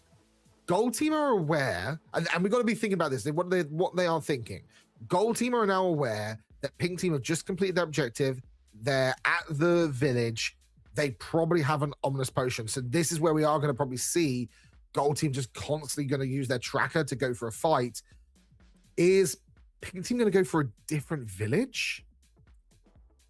No, they're going for... I'm not sure. Yellis is going to respawn in a second. Saddles. We do have an ominous bottle. Noctis is kind of chilling, waiting around to see what is going to happen here. Looks like they're going to group prepping up. their teammate for to passing the loot across. I like this. And it looks like, is Automat going to focus on trying to open the end earlier? Or are we just here for like gear stuff? Maybe interesting. It's interesting. I think it's a little bit of both. Yeah, because there was the ancient debris there. They didn't pick it up. So unless they missed it. No, they've got 2 in their inventory. Did they miss that? Not sure. We'll see here. There's the next quest objective. Caves and Cliffs. That's one that's much easier to go for. We're going to see these teams all beeline to the ancient city. Yeah, here they go. Actually, a little bit behind, though. Maybe going to try and hold high to go for the Caves and Cliffs. Maybe steal it from someone else. Yellows and Noctis are both in the ancient city. It's a race. It is totally a race. It's a race, but they're next to each other. They're literally next to each other fighting at the moment. But it doesn't matter. What an extract from the Alios. What a play from the Alios. Is able to get the extract off, has the fireworks, and Akshay has to land. So they don't know where they don't know where Noctis is. So Noctis is going to get this off, I believe. That's incredible. Yeah, they haven't looked up. They have no idea. They're trying to race to it, but pink team is in a little bit ahead here. Alios should just have this. Here's the line. Is it open? I believe it is. Have they got it? Have to find the right spot. Looking at their chords. Yes, they have it. Yeah, what a job from the pink team. And they're going to take the lead. They're going to take the lead for the first time since earlier in the first third of this game. That was so creative from them. That was incredible. And again, now we flip gears. Pink team in the lead. It is going to come down to the wire of these quests. And already, pink team are at a village. Are they about to start? Yes, they have got the potion effect. Now, if they get the raid off here, Wade, it ends the game on the spot because it will only give them 25 points, but they will have the tiebreaker of having done 3 quest objectives. So they will literally win the game on the spot. Absolutely. I think both teams are in the same village. Are they? I thought for a second Auto was going to spawn a wither on them because of the way that would be using insane. Soul Sand to climb. Okay, the raid has been triggered. Auto is Akshay just focusing on getting to the end? What? I don't know what they're doing. They have to contend this raid. Yeah, I mean, maybe they just don't realize the quest objective point that I'm mentioning because it's a lot easier for us to see it than for them. But I mean, it is scary. You got to at least be thinking about it. But this is exactly what pink team prepped for, right? Like, this is why they went to the ancient city so early in the game. They were able to get so geared up, have so many things to fight now, and it's basically just a lost cause for our Automat, no matter how good he does in this fight, because there's just so many regen potions and enchanted golden apples. And they unfortunately also did eat the golden apple, but it was too late, and so they've lost that resource as well. I mean, I can see what's happening is the fact that Auto is trying to run defense and be a nuisance, while Akshay is trying to. It looks like they're rushing to the end. Yeah, is- it looks like that. I'm getting that vibe too, which is, yeah, I mean, think they just don't realize that the game is going to end here if they get the raid. It's a risky one to go for. It's only 2 points getting to the end, and that's hoping that extra quest is going to open up has something to do with the end as well. They've got to contend this raid. Is Akshay now going to head there? No, are they? Akshay yes, might. they are. Okay, Akshay is coming. Okay, yeah. Here we go. They've done so much damage to this raid already. No, Akshay's just going to go to the trial chamber. I think they're going to try and do their own raid quicker, but I think it's just going to be too little too late. Yeah, they can't. They've got to compete this. Auto is extracted. I'm so confused. They're going to run out. They're going to run out of time. Okay, we're on I think the third part of this raid. A quest objective has been There's unlocked. Dark Sorcery, which is big. It's a big quest objective, but I don't think it will matter unless Pink Team does this. They have to compete this. They have to. Is Auto now heading there? No, Akshay is back to the trial chamber again. I'm gonna see here. Oh, it looks like they're trying to take the Ravager. Yeah, I think they're trying to get their own Ominous Bottle, but Pink Team is just gonna have this here, I believe. Yeah. Just the one more wave here. And Auto is now in the Nether. Yeah, I think they were gonna try and open the end. Yeah. But it's just not gonna. I mean, unless I'm like miscalculating, but I believe this is gonna be the third quest. Yeah, it'll be the third quest objective for Pink, and it'll end the game. They know that. Let me see. 5, 6, 7. Yeah, yeah. Sorry. I don't see the way they can come back. They are. Yeah, they're just focusing on getting to the end. And yeah, there it is. Yeah. Game over. Pink Team will take it. Miscalculated. Yeah, that's gonna be tough for them. They're gonna beat themselves up over that one. Absolutely. But hey, Pink Team, incredible pace. And we saw that learning from what their opponents did, rushing to get the resources they were using. Hey, we love it. It's a 1-1. Absolutely. This is exactly what we predicted. We thought that this would go the distance here. We thought that it would go to a third game. And it looks like that is going to be exactly the case. But such a close game. We're 2 games into the series. The objectives from both sides is 21-20 over the course of these 2 games. Like, it has been so close with these 2 teams. We picked a good one to watch here, and a winner take all, though. I think Pink Team adjusted so well to how Gold played in the first game, and I'm curious if there's going to be anything that Gold can do to kind of bounce back here. They truly learned about what their opponents did and how they could use that against them. Are we now going to see both teams rush to the ancient city to get those resources? I think that could be a huge thing. I mean, that's a huge one. And we're going to take a look at this board in just a second, Wade. And let me tell you, I'm so excited for this board because there is my personal favorite objective on it. And this is going to be an absolute cinema game 3 here, Wade. There is Marvel at my masterpiece. Yes. I'm so excited. In a game 3 situation, we've seen some crazy clips come out of painting PvP here.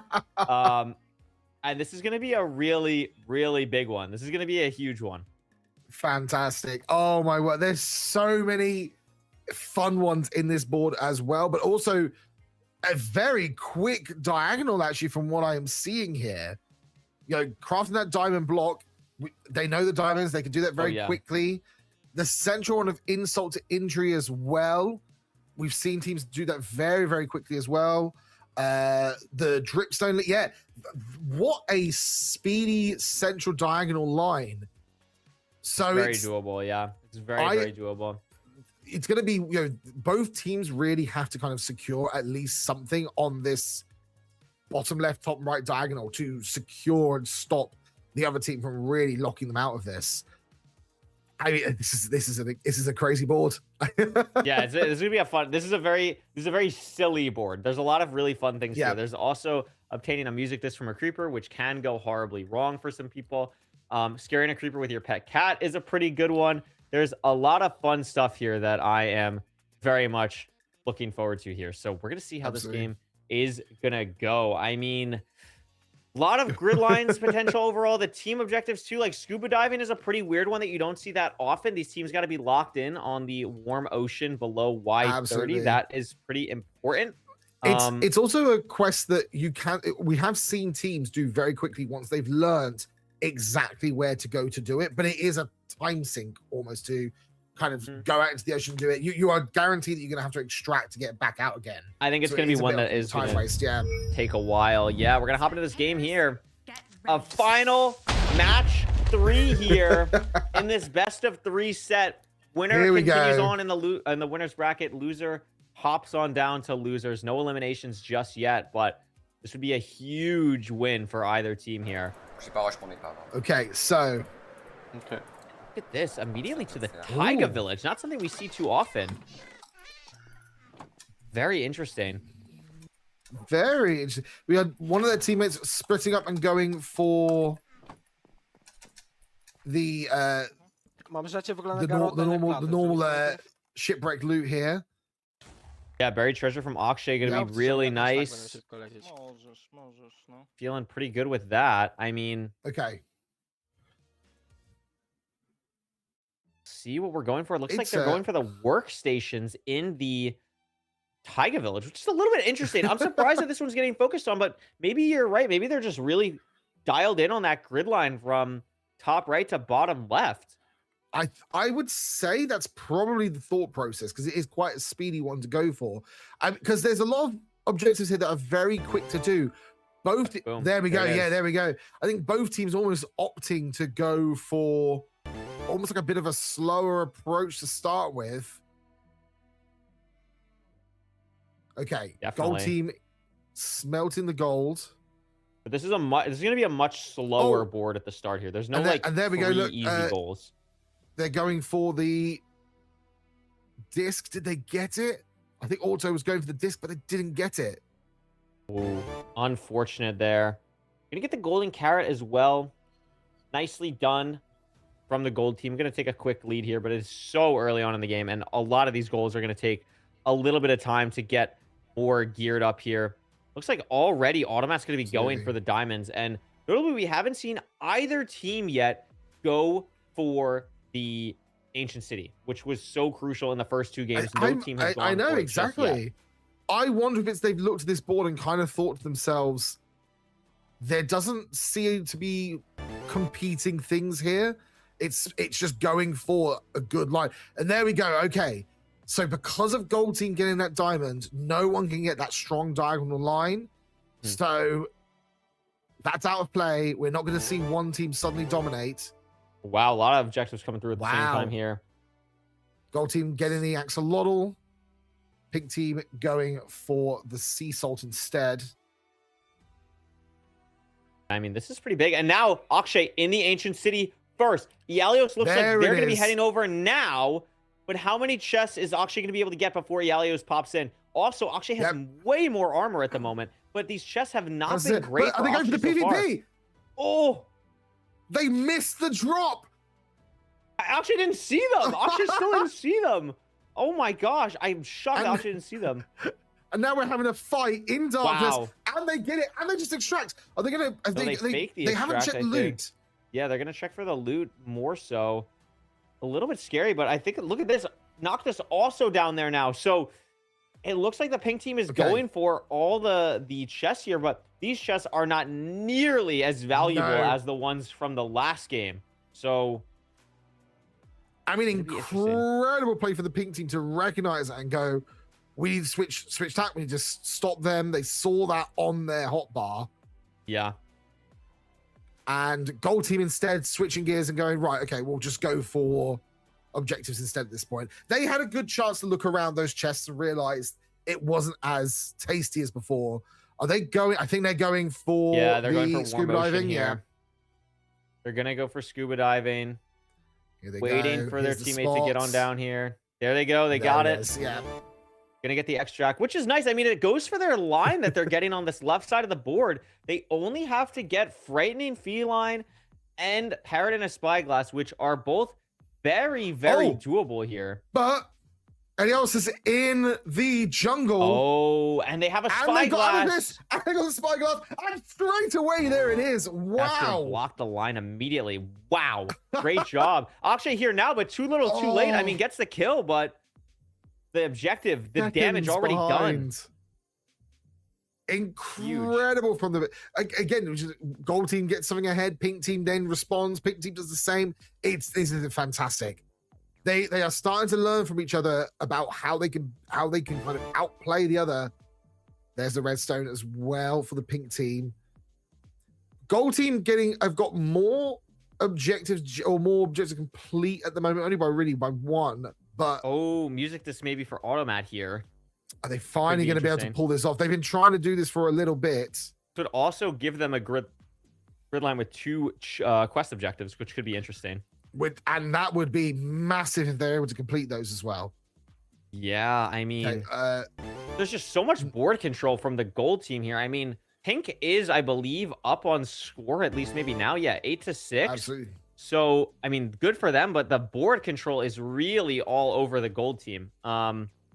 Unless Pink is able to start putting some pressure down with Jungle Sapling and Marvel at My Masterpiece.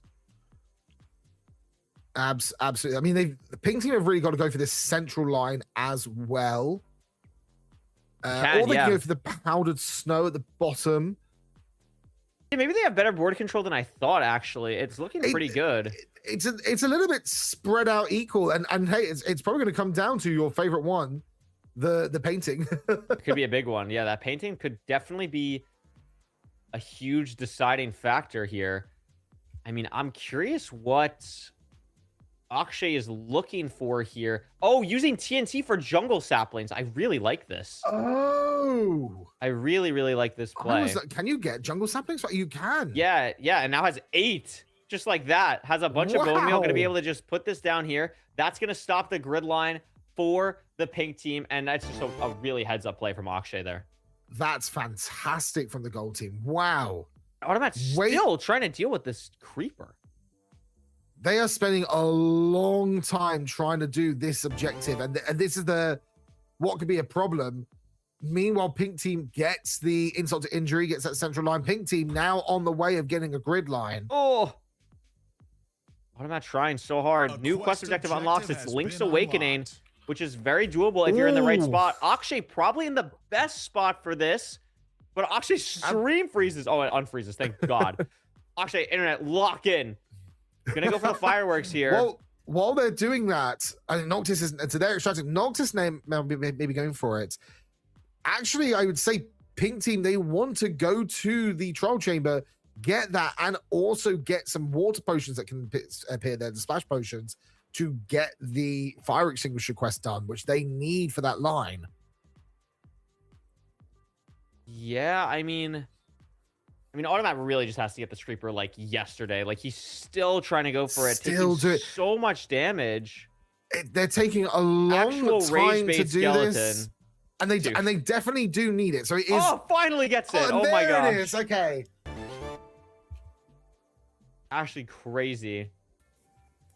And now That's incredible. I mean, entering the nether. That puts them into a really, really good spot to get a really powerful line with those quests as well.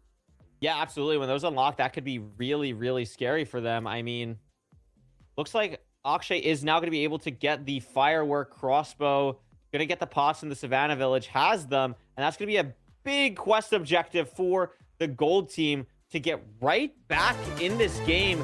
They're going to be up 12-11 now. I mean, that is absolutely huge.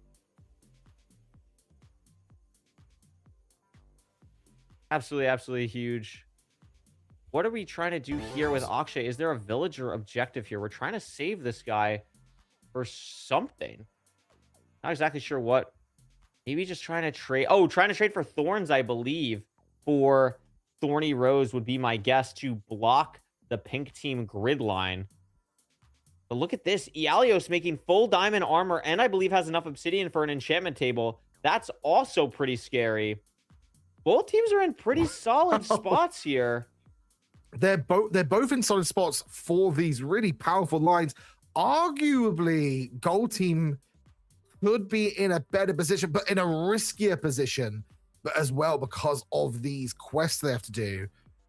And we do see a lot of people kind of really struggle sometimes to get the Thorny Rose. Can Pink Team secure this? Getting rolled here. Thorns 1 has it. Adios. Needs the emeralds, but in a decent spot now. And meanwhile, Noctis, I'm not sure what Noctis is looking for exactly. Is Elias trying to just glass. manually... Is Elias trying to just manually... They got thorns themselves.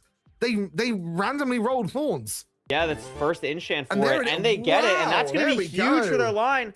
They just have Campfire on this bingo line. Put out a Campfire with a splash water bottle, and I think Noctis is going to get this. I think Noctis is going to get this, and that's going to be a huge line. Now, it's not going to end the game on the spot, not nearly, but it is going to put real pressure on the Gold Team to not let a lot more go. Gold Team have to have a perfect run in getting these quests. They get the Friday, but again, doesn't really mean too much. It's an extra 2 points though. It's just so hard for them to stop this Campfire from happening for the Pink Team here. I don't believe. think they can stop it, but they've just got to be perfect with these quests. So yeah, meanwhile, and again, and all this is going on, no one's done the painting. No one's done the painting at all. No one's even really gone for it. I mean, it's not important in a line anymore, but it's going to become pretty apparent. It's probably going to come up a lot when the quest objectives unlock. Speaking of, the next one is going to be no rain required. I believe one of the teams have a trident already, I think.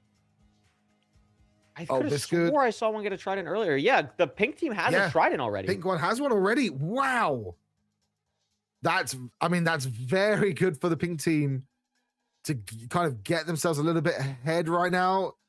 Channeling just, before they get the channeling. There it is. Yeah. Gold and now Team. they're in a great spot. I mean, they are really putting a lot on the line and crossing their fingers that these quests are going to be worthwhile for them. They can easily get them. So that's probably why we're seeing them focusing a little bit more on resources. It's a risky play. Gold Team are basically going on luck here. I mean, yeah, I'm not sure. I'm surprised that I was going to say, there's finally fire extinguisher. That is going to be the bingo line.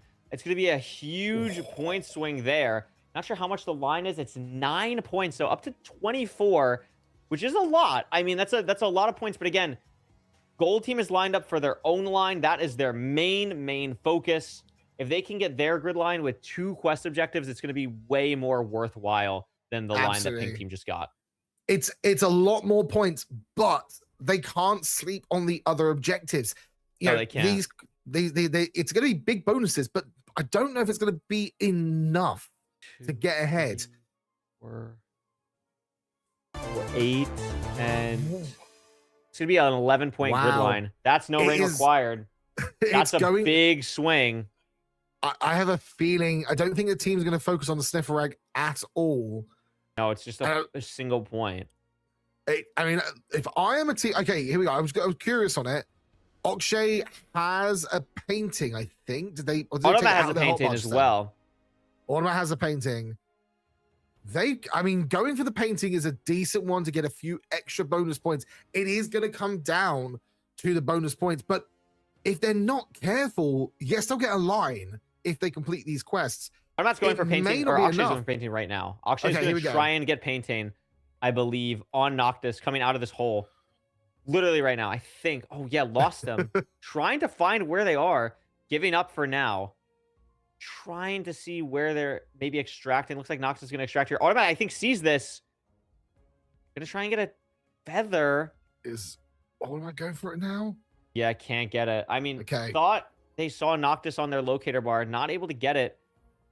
More resources coming out for the Pink Team. I mean, it's going to come down really to what quest objective unlocks in a minute. That is going to be a big one. Absolutely. And it's going to be a mad rush. And this is the problem that Gold Team have put themselves in, because they focus so much on getting the resources. Yeah, sure, they're probably in a better position. Actually, they could be in a better position. But if they mess up once, that's it. They've lost. They go to the losers bracket. Yeah, there's no room for error here, really, at this point in this game. Very spread out on the map right now. Automat's just basically flying in. Everyone else kind of doing their own thing. I don't see any paintings on the side of Pink Team at the moment. No, not at all. I mean, they're probably thinking to themselves that they can risk losing that as well. It's almost like it's the calm before the storm as we wait for this quest to come in the next 10 seconds. Both teams getting kind of prepared here. All that kind of being in a... They've got to get ready. They've got to extract to be ready to fly. Here it is. Nether nullifier. They've got to go. Here we go. This is something that can be done very quick. And there it is. Auto is straight in the Nether. Yeah, this is big for Automat. I mean, Akshay right there on a different portal. Position. I think all of them go to different portals. Really, really good for Gold Team here. Now, the way that this works, as there's a lava trap here, this is actually going to be really detrimental for Akshay. I think he's going to live. Yeah, Akshay's going to be fine after the golden apple. Caught out. Elios also fell in the trap, but didn't get caught out as much. They are literally next to each other and they don't realize. Yeah, that's a good point. Okay, a race to get mobs. It is only mobs that spawn in the Nether and nowhere else. So like Skeleton doesn't count, Enderman doesn't count. It is only mobs that are Nether exclusive. So the Crimson here is going to be really good for Automat. Wants to get the Blaze. Akshay maybe going to get the Crimson mobs here. So many withers in the way. There's the Blaze. I think I saw piglins underneath them. Yeah. Yep, there they are. Spear Zombie Piglin! Spear Zombie Piglin! Oh my god, what a great play from Akshay to still get the kill on the baby Hoglin. I believe they're only like one away. This Magma Cube might be the last one they're missing. Yeah, both are here, and they're gonna get it. So wow, there it is. Needed to steal that. They're not able to. And just like that, this game is still going. 90 seconds. Props to Elios for trying to stop them by breaking the spawners. Yeah. But unfortunately, it was a little too late. This could suddenly bounce back for the Gold Team. Game? I mean, 4. So it'd be 23 plus 12, which would be like 35. And that would be... I think that the Pink Team can technically still win if they give up this grid line, if they get literally everything else. But this painting, it's going to come down to painting, potentially. It's going to come down to the painting, and that's the problem, is then Pink Team's not ready for it. But Gold Team also hasn't secured this. They've had the best chance to secure this, and they haven't done this. And there we go, look, there we go. Pink Team now finally making a painting, which, great for them. Gold Team slipping up, I think, and not realizing how much in control they had of that objective for so long that they didn't complete. It is going to come down to a frantic painting battle with whatever this quest is. And we're about to find out how scary this quest could be, or how quick this quest could be in 10 seconds. Oh my goodness. All the teams extracting. It's going to make or break their bracket stage for them. Has been unlocked. Oh, damn. That is a brutal one. That is going to take a while. Now, there's a lot of time in this game still. There's still 11 minutes. Plenty of time.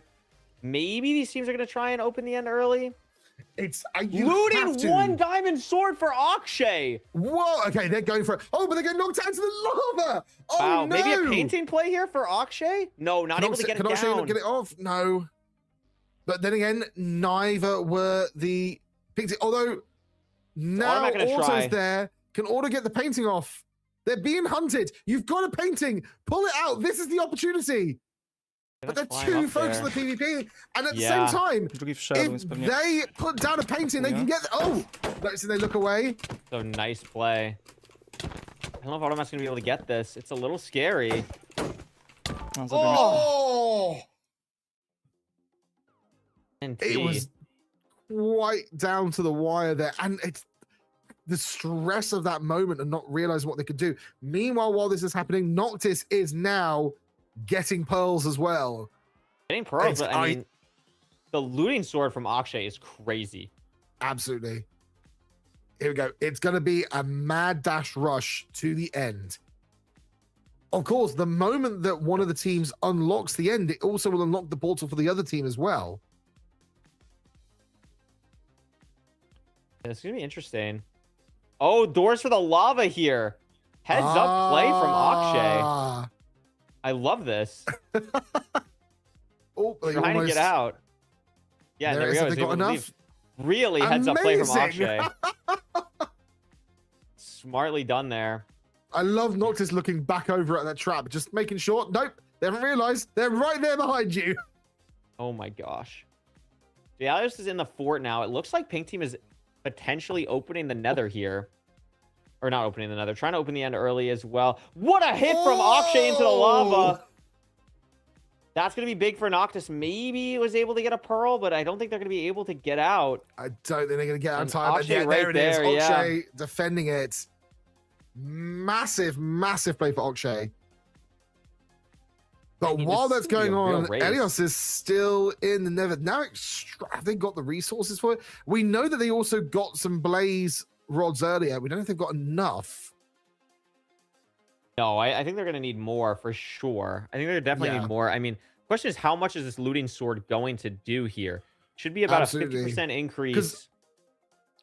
Be While this big. is going on, Noctis has 4 pearls in their inventory. Noctis is for early. Elios is 1. Both teams going for it. I mean, they have to at this point. They And they're in absolutely different have forts. They're in different forts, so it's not like they're going to see each other here. They're both kind of playing their own game here, for at least But they- now. They're so rushed on getting to the end. They've also got to remember they've got to get to the chorus route as quick as possible as well. We've seen that be a hell of a race as well. Yeah. It looks It- like So they're going to have to also get some pearls. And the more pearls they have, the faster they can do this once they get to the end as well. yeah, maybe they're potentially. I mean, it looks like they're heading to the. At least Noctis is heading to the stronghold now. There is going to be a new quest objective that unlocks in 20 seconds. So curious what that's going to look like. Looks like dripstone from Noctis. Noctis has been doing a lot of different trap setups here. This could Are they be gonna interesting as trap? well. Are they going to trap the end? I don't know if they can't open it yet, but they can maybe trap the portal room. They can also put a painting down for something because they're going to be here A first. quest objective has And there's the been quest unlocked. objective. I'm curious if they're going to go for this. I mean, it wouldn't end the game on the spot. It doesn't matter for them. I think they know that.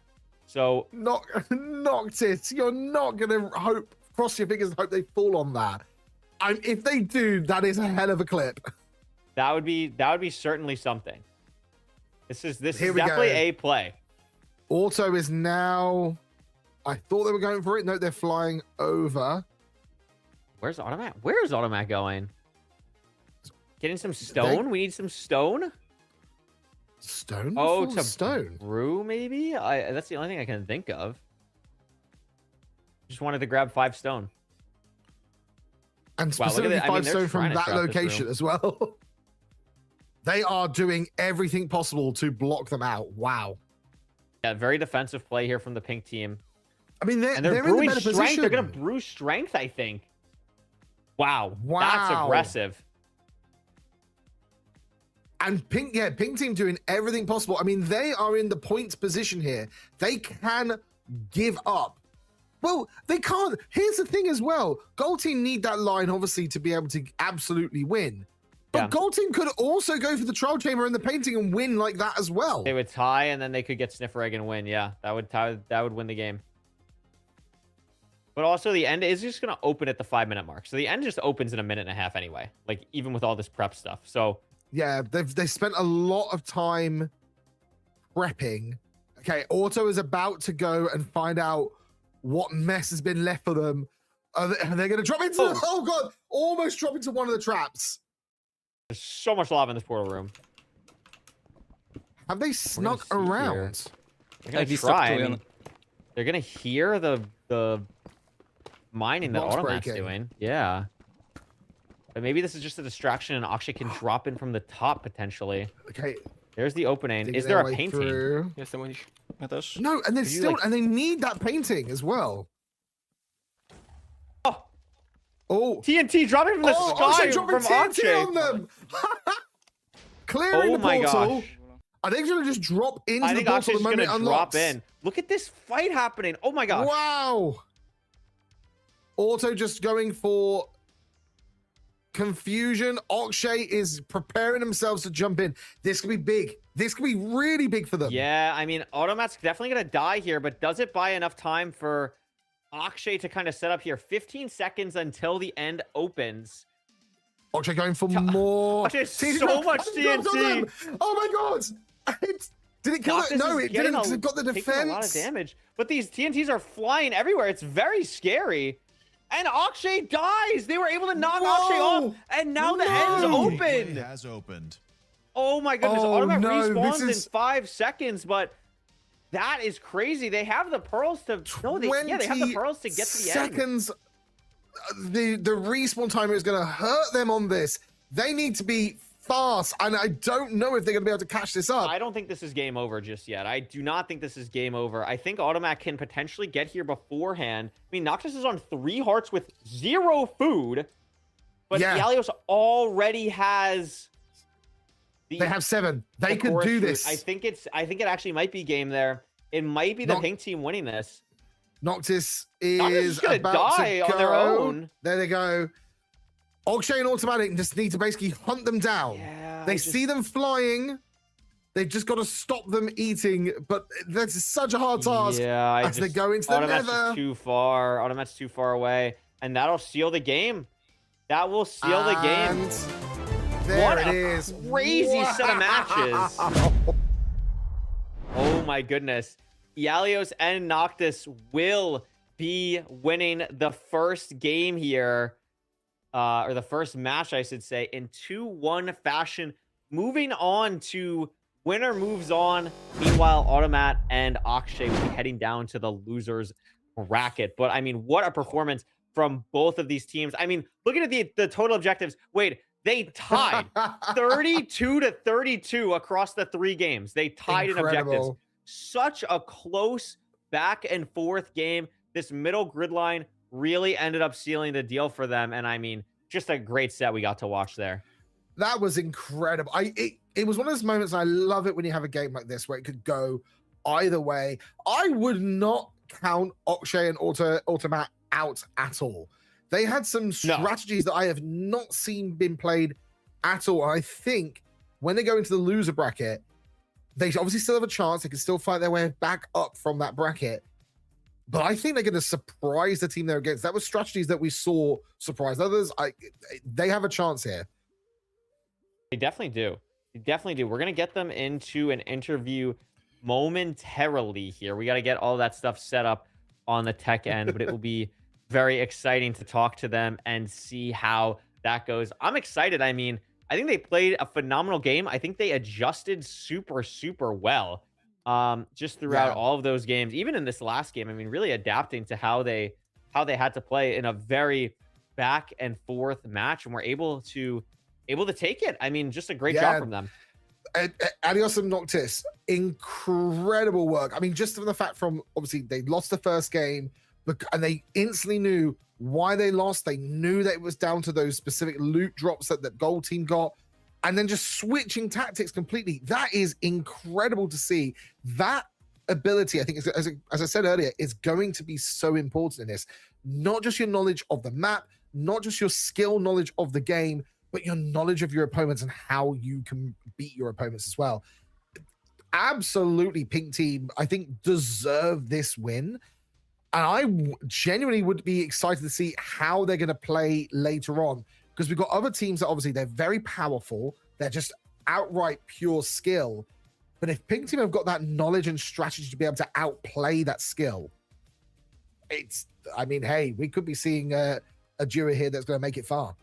Absolutely. I think they, like I said, I predicted them to make it to the circuit stage. I think they're a very, very powerful team, but I think Automat and Akshay put up such a phenomenal fight, and I'm excited to see what what their path is going to look like. I'm sure we'll tap into maybe one of their games later, depending on who they play and how it works and everything like that. It should be pretty exciting here. Again, we're just waiting to get that interview set up. Once the players are in, we will hop over to that, and then we'll probably check out the bracket and everything as such. So it'll be very good. We're just making sure all the tech stuff is good with them, making sure that they can hear us and everything. Don't spoil it for me, chat. I have not looked at the bracket at all. So I want to be surprised when I go over there. Don't spoil it for me. I'm not looking at all. I'm assuming based on what you're saying though, that some interesting things have occurred, which is fun. So we'll see. We're just making sure that Elios and Noctis can hear us, and once we have that confirmation, we'll be able to hop in there, and then we're gonna figure out what the heck game we're gonna watch next. I have no idea. I think we should watch. I think we should probably watch. I don't know. Wait, we can talk about this. Do you think we should watch a winner's bracket game where someone will qualify, or do we watch a loser's bracket game where someone will be eliminated? Ooh. Because I don't know. We're having to figure it out. That's a hard one. That's a hard. I think it will depend when we look at the brackets and see where everyone's laying out. Because it would be good to see a good fight between the two teams as well. Yeah. But while we're just waiting for that as well. Oh, so I think we're gonna hopefully jump in with them in a moment. Yeah, Here we're we gonna go. hop into an interview. Oh my goodness, Ialios, Noctis, congratulations on the win. A crazy performance, a crazy back and forth 3-game set. How are you guys feeling after your first bracket stage game? Okay, can you hear me? Yes. Yes. We hear you. How? After the first game, I was so angry because we just lose because we take too much time to take the golden apple, the pump cheat. I don't know how to say that. Yeah, the ancient city stuff. Yeah, we were talking about that. And That was crazy. Stuff. And the second one and the third one, we just rush for the pump cheat, and that's why we win. I think that's the meta game actually. Just rush for that, and the very crest after is very, very simple. But I'm really proud of us. I'm so happy actually. I mean, you guys played great. I think what we were talking about is how well you adjusted after that first game. Is that something where, I mean, I know you guys have been scrimming. Has that been a strategy that you guys have seen pop up in scrims a lot, where like the ancient city stuff is really valuable, or kind of how did your scrim games kind of compare to this match against Automat and Akshay? For the ancient city stuff, I think we are in the first team to start use it in scrims. And but we fight Akshay. There are 2-3 weeks, and we see he takes the ancient city stuff really, really fast. And we remember that. But in the first game, we are a bit shaky, and we forgot to rush ancient city. But makes sense. But no, that was super exciting. Wait, you got anything here? Yeah, I was gonna say, from our perspective, it was just incredible to see you guys just learn your opponent's plays and then beat them at their own game, which was incredible to see. What do you like? Obviously, you lost that first game. You felt, as you said, you made a few mistakes. What did you have to like come together to do to kind of bounce back? And what was the conversation you had between that first game and the second game that allowed you then to dominate in the second half? Yes. Can you hear me? Yes. Yeah. Okay. So we know we have the advantage. We scream Akshay like 5 or 6 times, and I think we have a better win rate against us. So we knew we just had to play the meta game of God Apple, and everything will be fine if we adapt. Third game we don't get God Apple, so Strange was our better solution, and I think that's what make we win the game. Yeah, it makes sense. Absolutely. Really interesting. The last thing I want to talk about is in that last game, You guys, I mean, you win off the grid lines. You have to stop their grid line kind of at the end there. Talk to me a little bit about kind of what your strategy was once you saw that multi-dimensional snack was that last like quest objective in their line. Like, did you always think you were gonna try and open the end early, or was your plan to always kind of trap the stronghold? When did you kind of decide to switch to that, if that was the case? Because I thought that whole like back and forth was very interesting. Our first thought is to open the end, but I die early in the nether. I have the pearl to get the chorus, so we just think we need to trap stronghold. I think open the end early is not very meta. You see in the struggle to retake the portal room, and it's easier to defend than retake it. So it's very important for us to take the end portal and maybe wait for the 5 minutes to end open. Makes sense. I think that was a really smart strategy. I think you guys adapted super well throughout the entire set, and I'm excited to see how your next matchup goes. Congratulations again. Not sure if we'll see you again on the mainstream. If not, good luck, and we hope to see you in the circuit stage. Thanks so much for the interview. Thanks. Thank Bye-bye. you. Thank you. Have a great day. Amazing stuff. Awesome stuff from them. I mean, Wade, they seem pretty hype. I really like how they talked about, like, they really focused on that meta, like really trying to figure out what happens. I thought it was really interesting as well that they said that they were one of the first teams to kind of adapt that Ancient City strategy there, because it was so impactful in that first game. And I think that's something we might see more of throughout the games today in the bracket stage. Absolutely. I mean, and yeah, that's what I picked up on. I also picked up on them saying they noticed that team was doing that in their scrim phases. They just made the mistake of forgetting to rush it in their first game this time.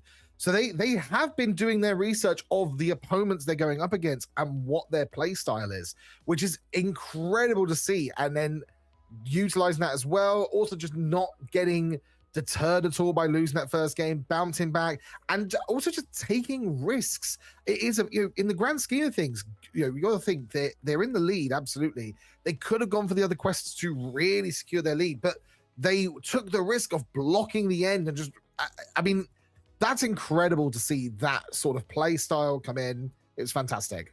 No, it was absolutely unbelievable. Let's take a look at the bracket, Wade. What happened while we were gone? Oh. I have no idea what we're about to take a look at here. Oh my goodness. Okay, so TNT and Malwich win their game. Pixeli and Demi beat Hax and Rao.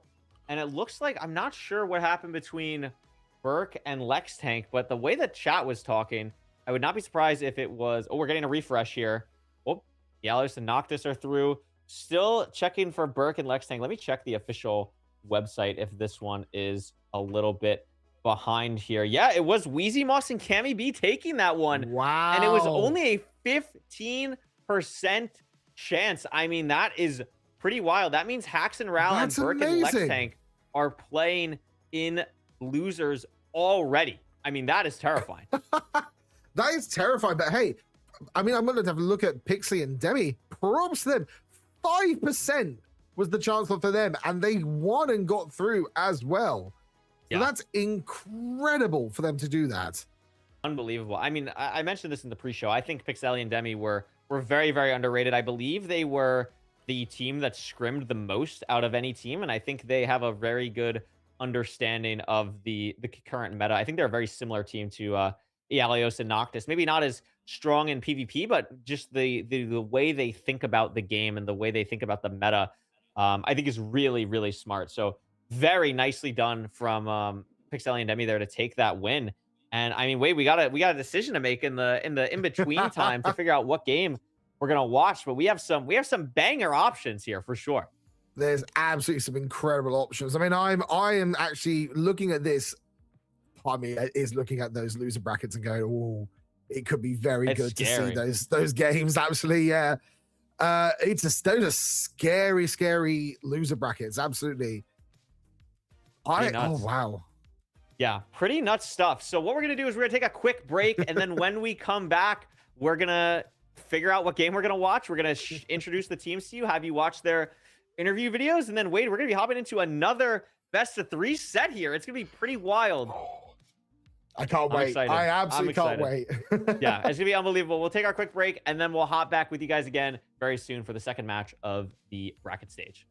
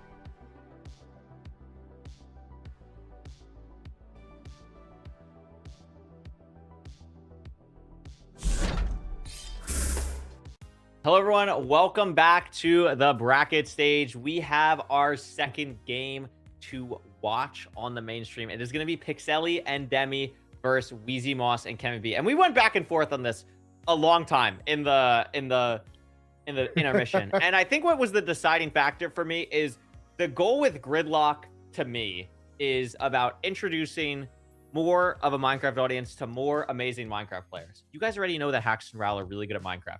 The team that we probably watched the most in the bracket stage or in the open qualifier stage was probably Berkstar and Lex Tank. You guys are aware that they are very good at Minecraft, and we will see one of them move on, and unfortunately, we will see one of them go. It is going to be hard.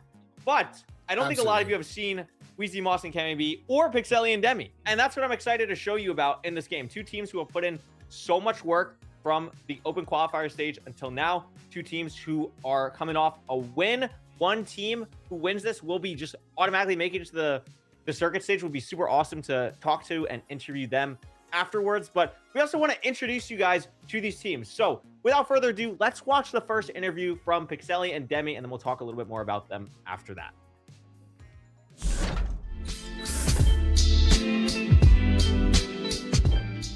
Hello, I'm Demisort, also Demi. I only recently got into Minecraft speedrunning and Minecraft Gridlock and all that other stuff. Before that I didn't play a lot of Minecraft, so I'm fairly new, I'm not very mechanically good. But currently I'm top 30 in draft out, so I would say I am pretty good at like making plans and stuff like that. That's how I got this far into Gridlock. Hey, I'm Pixeli, some people call me Pix, and I've been playing Minecraft at a competitive level for about 6 years now. It's mostly been PvP and events, but in the past year I've gotten to MCSR ranked, and I have a 9 minutes PB. I've also reached diamond rank a couple of times, and just combining those skills I've gathered through the past few years, we have made it here in Gridlock.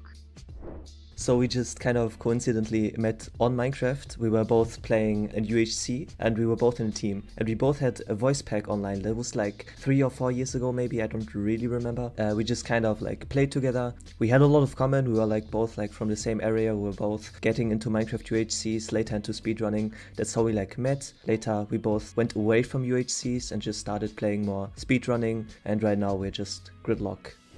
I joined Gridlock because Demi just hit me up one day about the tournaments and if I wanted to join him, and I just said yes, and that's kind of it. And I love Gridlock because it combines PvP and speedrunning stuff, and that's mostly the stuff we're good at, so I find the game mode insanely fun and I hope to make it past the brackets.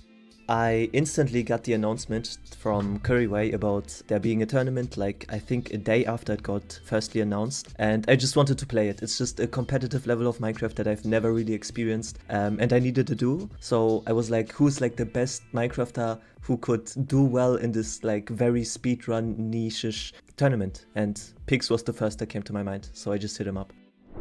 So I think if we were to win some good prize money from this event, I would 100% invest it into my college life later in my life, because that is very expensive to pay for, and I would just support myself in that field. I would just use the prize money to start moving out. I'm at that age, I'm currently 20 years old, I can think about moving out, and that money would speed things up a lot. The most, like the best one and the most memorable one was just the last Gridlock qualifier moment that we had, where we were down on points and we just needed one objective, which was hitch up, and we had the ghast, we had everything set up, just the ghast flew away and I had to climb the lush cave vines to go above it and then just jump down on it and kind of like do the ghast dunk, that's what we call it. It was just a very awesome clip, like, and after that the game ended and we won and we qualified. That was our last game. It was just so epic to have happened, and it's just so funny. So I would have to say my favorite clip is probably in the practice weekends one game, we just happened to have a Elytra, and I also had a spear from the Ant City. And the opponents were like kind of far away from us, but we were on a mountain on the outpost. So I just started flying towards them with the spear, and I just killed both of them in one hit simultaneously. That was very funny.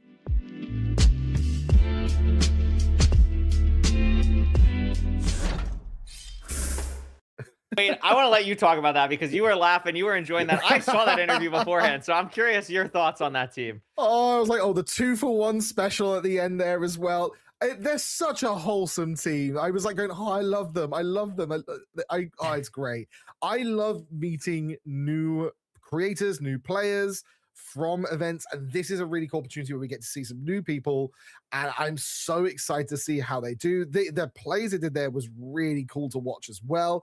And I'm excited to see a team that are going to be really kind of like happy, ecstatic. They just won their first game. They've now got a chance to go through. They know what they want. I think this is going to be fantastic. I think it's going to be really exciting. I have probably been in their scrim channel, not the most of any team, but I've been in there a good bit, and they just have they have a very calm, cool, collected vibe, which I think we'll see when we hop into their games. I think they have a very reasonable approach to, you know, how they're very level-headed, which I think is a really important skill in something like this where you're playing in a best of 3. Like, there's a lot of RNG, there's a lot of randomness that can happen. So I think they are a really interesting team who has clearly improved a lot, but their opponents are in a very similar boat. Wheezy Moss and Kemi B, we have not seen a lot of them. I know more about them because I've just recognized their names from playing in a lot of events like a Pandora's Box type thing or a Chamber Trials. Like, I've seen the names around. So I know that they are event players, but I actually haven't seen their interview video. So why don't we take a look at that now and learn about the second team competing in this round.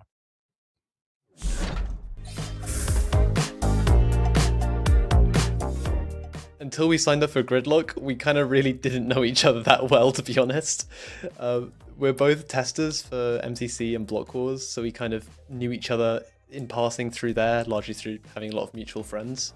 But we'd barely spoken to each other until this guy just randomly messaged me about something called Gridlock to sign up together. Yeah, I messaged Wheezy out the blue, despite the fact we haven't actually had that much experience talking together or playing much. I've always known him as a very dedicated Minecraft player. Once he commits to something, he fully goes in, so I knew I wanted to play Gridlock together with him. Well, when Cammy messaged me about it, I had a quick look and saw it was a bingo-style game, and I really enjoyed playing bingo games in Minecraft events, so I was immediately interested, and I thought it'd be good fun. And it also looked like a good opportunity to learn more about speedrunning on that side of the Minecraft community, which I have pretty much zero experience with. Yeah, to me, Gridlock looked like the perfect balance between mechanical skill and theory crafting, and that's made it stand out insanely to me. I feel like we're both a good mix of both these skills, and that's allowed us to do so well so far in the tournament, and hopefully so well going forward. Definitely the best moment from qualifiers was...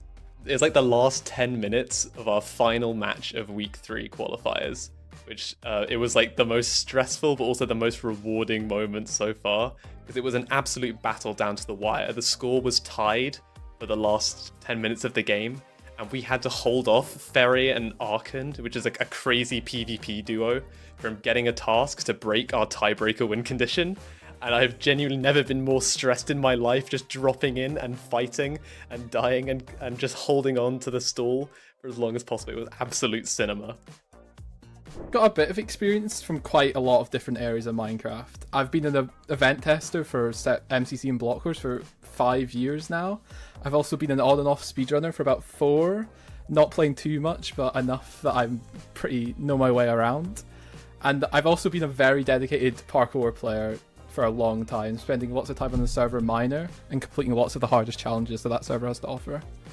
Now I, on the other hand, have basically no speedrun experience. I'm very much I've played a lot of servers over the years, like Hypixel and MCC Island and things, and like over the last couple of years I've moved more to testing and playing in Minecraft events. But yeah, that's I'm very much disadvantaged that I have no speedrun background here. No, he's actually he says it all the time, but he's amazing. Like, despite having no clue about what he's doing, he does so well with all of it. It's so good. I love the taiga, or the northwest corner of the map. It's unbelievably underrated by everyone, I feel like. Nobody likes to go there, but it's got so much going for it. The taiga village is any stage in the game, you can go to the Tiger Village. It's going to give you something to offer. Early, late game, you're always going to have a benefit going there. The Woodland Mansion, you get so many key items for so many objectives. It's amazing whenever you go there. You just have to watch out to not die. And the Deep Dark, which you're right next to, you can get full diamond, enchanted golden apples so quickly. I feel like everyone underrates how good it is, but the Taiga is definitely the spot to go.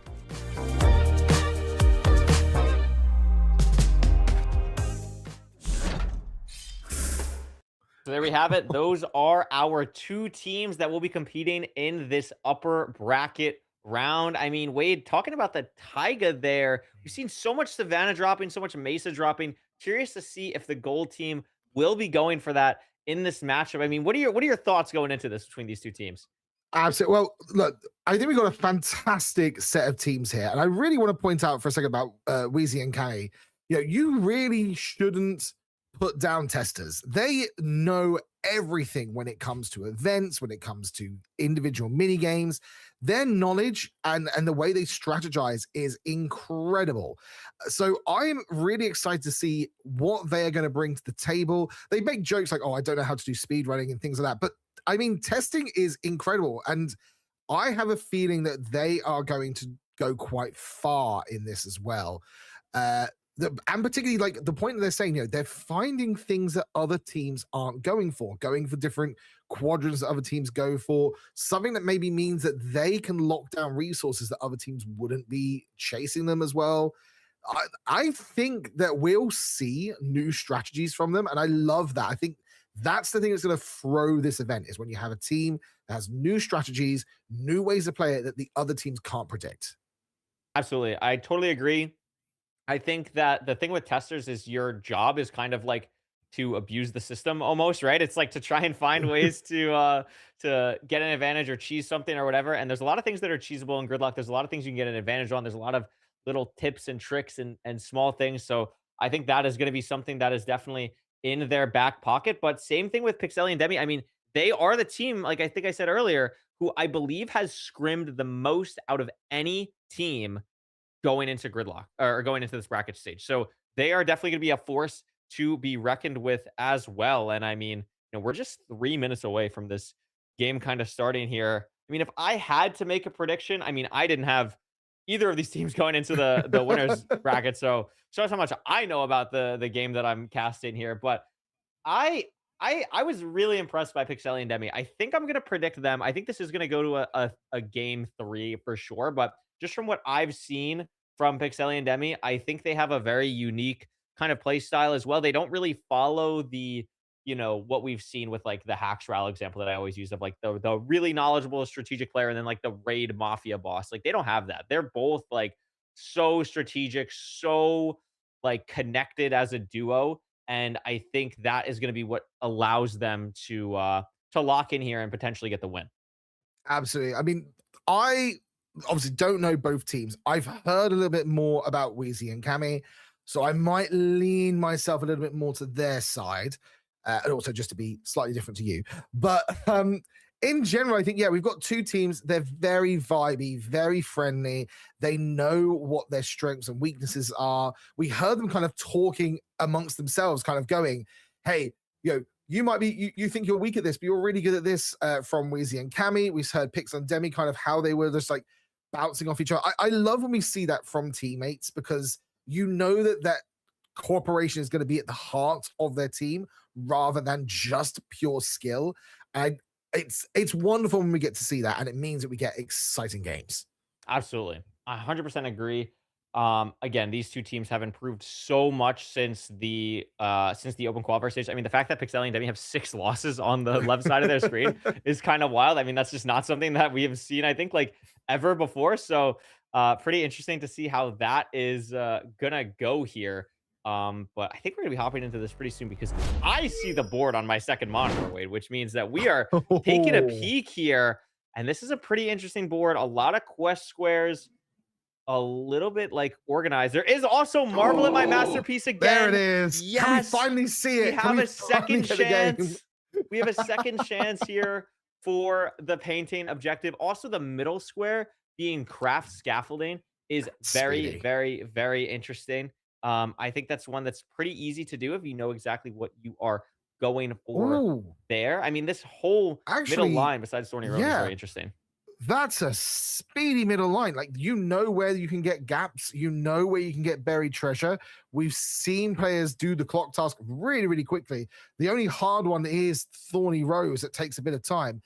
That's a very quick line and something that would block out a lot of directions for other players as well. We also have a classic favorite team objective with I would walk 1,000 blocks. Oh yeah, I love that. I love when you see teams just separate straight away. But it's also something you've got to really push for to do it. There's a lot of tasks in this I think are quite speedy to do. I don't see any tasks really that are going to be kind of held up by. So I think it can be quite a fast board. I mean, the two things that I'm looking for here are Thorny Rones can be a while just if you don't get the enchant, and then Iceception, Craft Blue Ice, if you don't hit the Warden, the blue ice chest in the Warden, the Icebox area, that could be a little bit detrimental. I mean, everything else, this is a really fast early game board. I mean, I think this is something where we could see like everything but 2 or 3 goals gone even by the first quest objective. Like, I think it can be that fast. These teams are going to be super knowledgeable. Last grid line that is really poking out to me is this top left to bottom right. We have the double wood objective here, which is stripping one of every log type along with 7 different oak wood planks. That is very easy to combo together, along with the scaffolding as well. Getting 2 pets is super easy in the jungle. There's a lot of jungle stuff just on this board in general. And look at this. The pink team is going to go, or the gold team is going to be by the Taiga, which is a very interesting spawn. This is not something that is common. I think I'm straight for buried treasure. Oh, Yeah. can they get it before the other team? Very nicely done. I mean, that's very impressive from the gold team. They are going to get it, and they're going to get 1,000 blocks as well, I think. Is that what they got? No, it was golden apple. Sorry. Yeah. They got taste metallic. That was fast. Milliseconds away from each other, and already the middle line securing for them. Meanwhile, very nice. Very pink nicely team, done. Yeah, pink team instead going for the broth. That's a classic location at the shipwrecks as well. Wow, straight away we are already seeing a speedy kind of run between them, and we're expecting this as well. Straight away with the brewing stand with Cammy. Whoa. Yeah, really nicely done. I mean, it's a very cheesable goal. I mean, that's what we're talking about. That works the same way as a vanilla advancement. The way that you get local brewery is just by putting any potion into a chest there, or into a brewing stand there. So able to do that from the I should have checked the igloo. Really nicely done to get 2 easy objectives, and the gold team is looking great. Absolutely. I'm excited listening to hear. By the way, like, Are they here's the about to light the candle. candle? Yeah. Your favorite objective coming up. We can go for it. Boom. hey, I still have enough snow for snow golem if it comes up. Very nicely done. And the knowledge there going, no, cool. Got some prep there just in case. They are calm and collected. Oh yeah. Very, very, very nicely done. Can we get the llama objective? This is an interesting way to get pets here for the pink team. Do it fast. Oh. About 10 there, yeah. Nice. There we go. There they There they go. get it. Okay, That's gonna be at least something, but it's not gonna really help any line, at least for now. It just gets them something as quick as possible. But again, I love the different vibes. One team, as we kind of suggested, pink team, very calm, very focused. Gold team, a little bit giggly, a little bit friendly, but got the vibes. But both teams are, despite probably not sounding stressed, locked in completely, and it's brilliant. Gold team securing a little bit more of the corner there, I believe, as well. Yeah, they got the 1,000 blocks finally. That's a strong corner from the gold team. Very nice. And look at how Cammy is getting the stripped log advancement here with the Elytra, flying through the dark oak, getting as many potential logs as possible on the way to this ruined portal. Very nicely done. Meanwhile, and they are looking Wheezy really good here. getting the amethyst shot, which would be fantastic if they can get that and get the spyglass done. That blocks off that diagonal that could come from pink and gives them a really good line for the right-hand side here. I wasn't expecting anyone to go for this right-hand side. Rodeo, sorry, apologies. There's something that could come up on the right. They still got to do the thorns. That's what I'm looking at. That could be Yes. difficult. Oh, definitely. Like the thorns and the spyglass here. I mean, I'm like kind of surprised that the jungle hasn't been touched too much yet, because there's scaffolding and looking at a parrot through a spyglass, and you can just, you know, knock off some logs there as well. Looks like, as I said, Look at that map. Yeah, we're seeing them all head to the jungle as fast as possible. Oh, and Cammy's but gonna beat Gold them. Team stole it very Just quickly. barely. Wow. Just Milliseconds barely. away. And while this is happening, have they got the stuff to make the spyglass? I think they have. Yeah, the spyglass is there. When he There's gets the parrot. Spyglass, the speed of getting this done, incredible. I mean, Gold Team is absolutely cooking this board right now, 11-3. Absolutely. I mean, we can't shake Pink Team in this as well. Pink Team have really been trying. They've just been milliseconds behind the Gold Team here. So, you know, they might be behind. They could bounce back from this. There's still opportunities to. They've still got some decent lines here. They've got 2 lines they can go for Pink Team, but Gold Team really have control of the board right now. And there it is. Speaking of, yeah, that's a big block. It's a huge block. Now the question is, because Gold Team are very ahead on getting the stripping of the wood, is Pink Team going to be able to secure that? Because if Gold Team gets that, that's going to be a bit of a scupper in their plans. Yeah, I honestly don't know. I think Gold Team is ahead. I think you're right. I don't know what they're still missing here, but they have done a really good job so far. It's got to be spruce and maybe some nether logs. And there. Oh yeah, that's great. Yeah. Again, just going for as many points as possible. I just love looking up at Gold Team and every now and again just see them flying and stripping a wood. Yeah, wow, very 50-50 on the community pick'ems. Very, very close here. Here we go. Gold Team. There it is. There's the strip. Okay, so at this point, Pink Team are going to probably a little bit worried. They've only got 1 possible line left. I'm wondering if we're going to see players try to get their painting ready to go. I'm loving seeing this from Wheezy going for portals and in an area we've never seen before. Yeah, I mean, this is a pretty interesting portal. I'm not exactly sure where this is going to take I love Easy this. here. You know, I'm thinking about what's in the nether. It's got to be Fortress. I'm definitely going to swear and not notice. Is this going to be a location we've never seen before? Going to be something really hot. Yeah, it's more. Wow, it's just on the Fortress. I mean, I think they said it best in their interview. They said that the Taiga spawn feels very underrated, and they have really utilized it to the best of their ability. Okay, well, they just prepping gear. Wow. Yeah, maybe. Like, thinking about their strategy, they lose deforestation, but that's okay. Yeah, that's fine. It gives them a little bit of trouble of a line, but they've still got a decent chance on the right.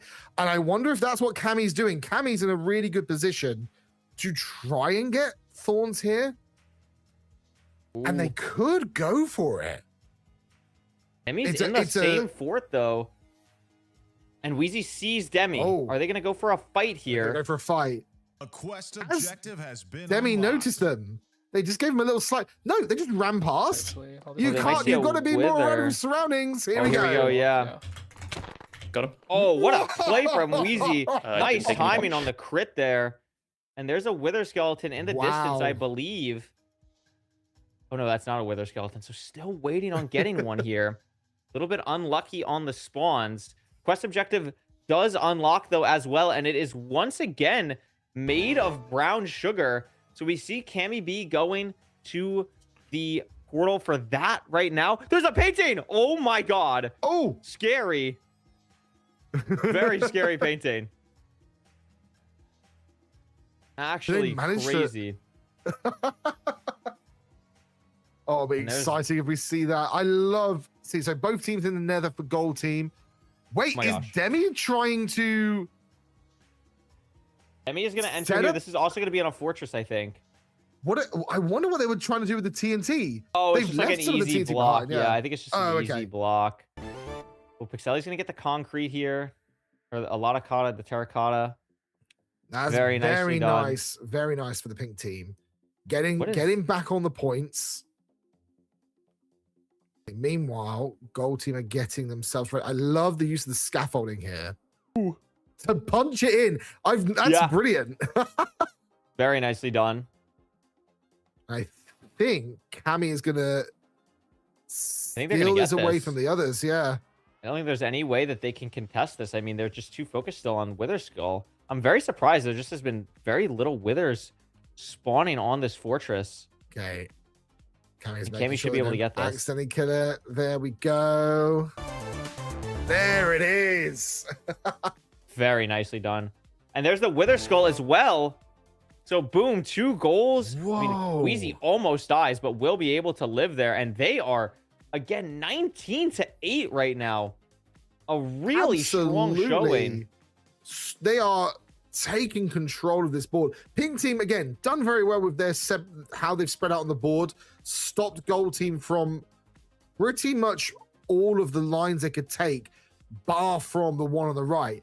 I mean, at this point, if you're Gold team or Pink team, you might be thinking, we need to stop this right line so that we can focus on quests. They've got a minute. They've got to be quick about it, though.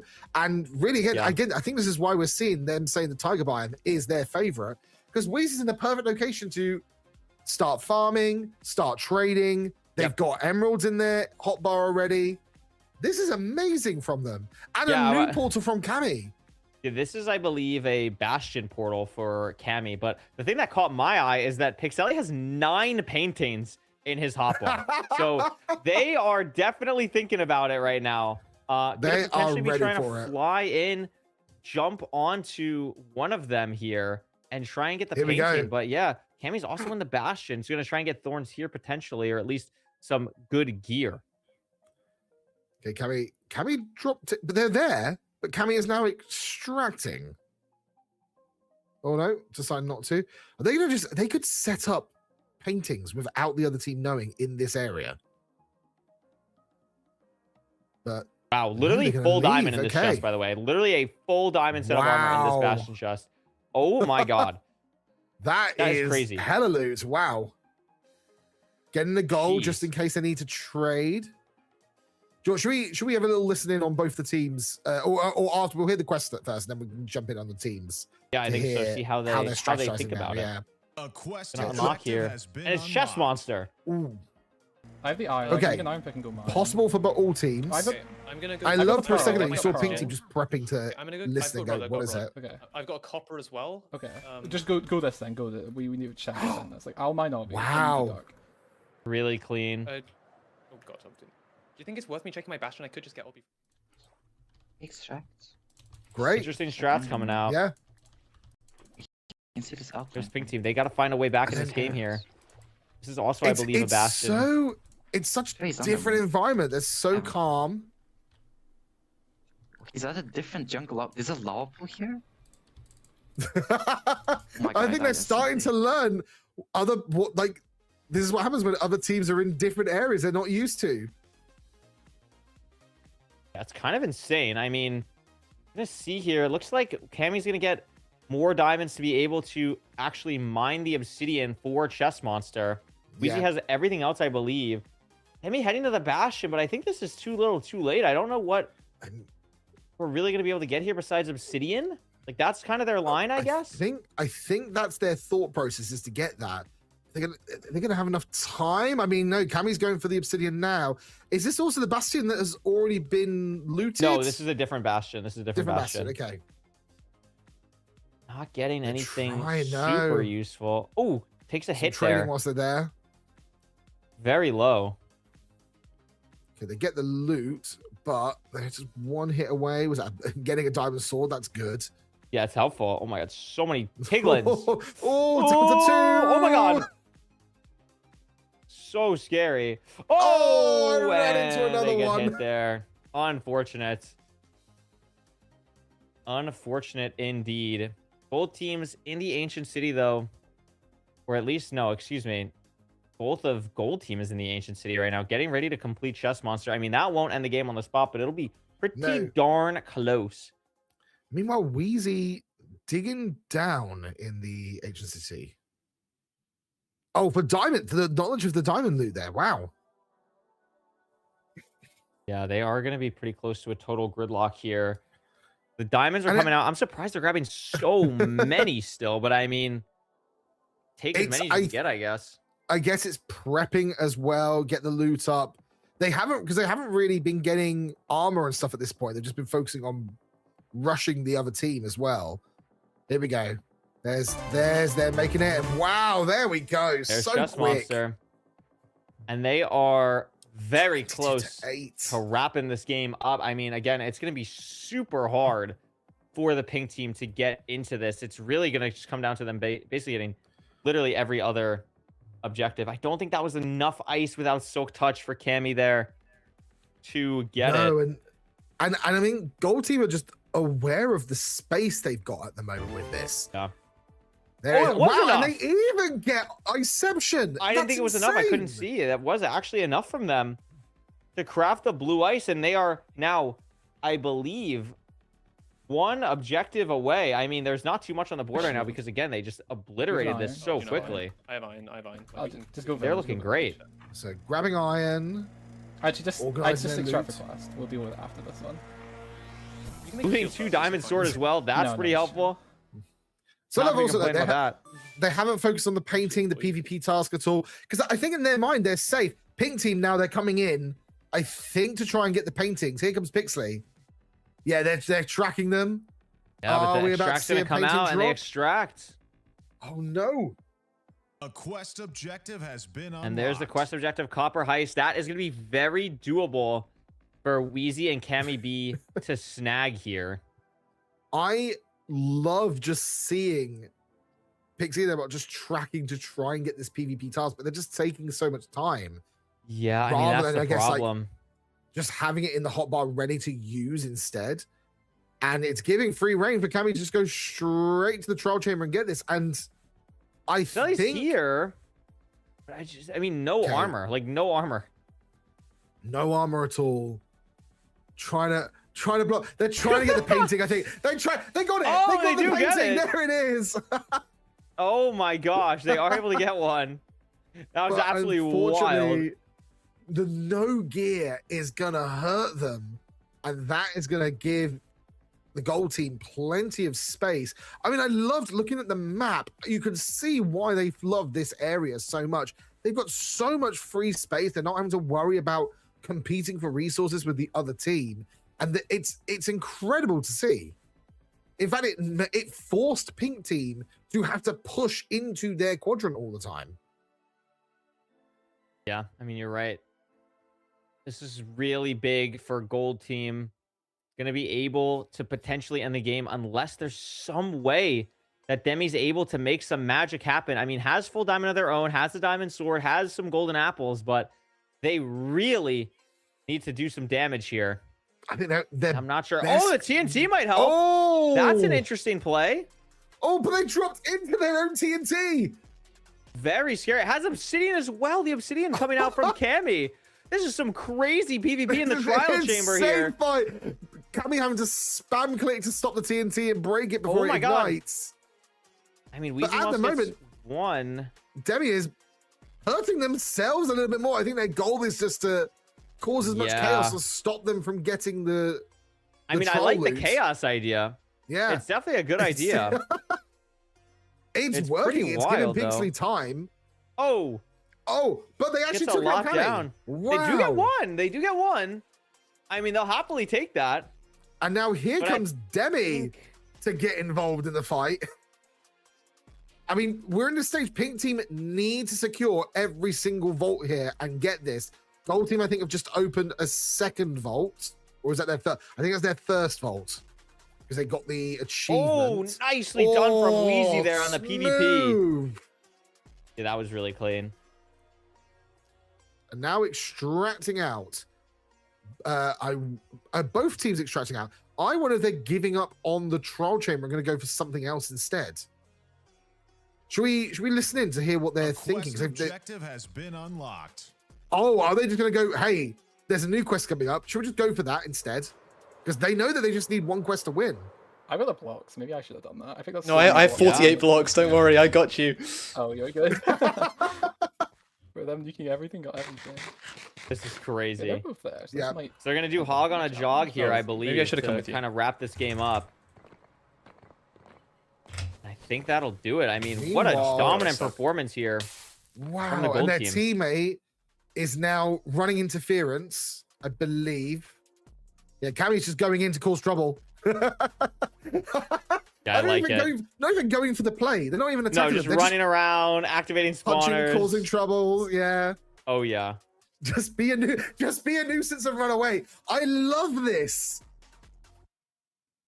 and it just gives the free space for Wheezy to complete this quest. Yeah, I think you're right. I mean, this should be pretty doable. There's the Hoglin. Ooh, gotta get a little bit higher so we don't fall in the lava. This is a little bit scary, but Wheezy is cranking the bridge. And meanwhile, while this is happening, the breezes And yeah, there it were is. just Wow. causing so much trouble. Wow, That was so clean. incredible. That was so clean at the end there from Wheezy on Hog on a Jog, making it so you speed bridged fast enough that the Hoglin was still able to chase you without having to make it wait. That was really nicely done. I mean, a very strong performance from them. I mean, Pixeli and Demi are going to try and find a way to bounce back here. They definitely can, but Absolutely. a really, really strong start from the from the gold team there to win 11-28. Holy smokes. I mean, look at that board. That's incredible. But again, we think about the early game. Pink team were just milliseconds away from completing some of those quests and some of those objectives. So they still 100% had the chance. I think that it was just the unfortunateness that every task they were going for, gold team was going for, and was slightly ahead. What is pink team do to learn from their mistakes and bounce back from this and beat the gold team? Because they definitely have an opportunity. I think for them, it's probably going to be strategizing the board a little bit better, trying to make sure that they can secure certain areas and block off the gold as well. Because gold were just going for full pure dominance rather than just going for grid lines instead. Yeah, and I think it worked out really well for them. I mean, now they are one game away from making it to the circuit stage, potentially being the first team to qualify into the circuit. I mean, that is huge for them. That is absolutely huge for them. We'll see how that goes for them. Remember that there are multiple games happening at the same time right now. If you want to see them, go check out all the participant streams that are streaming, because there's so many other games happening right now. We could see here a new opponent objective, Wade, for Atlantis, killing an opponent with a trident. That is a new objective there on the board. Could be interesting to see how that works out.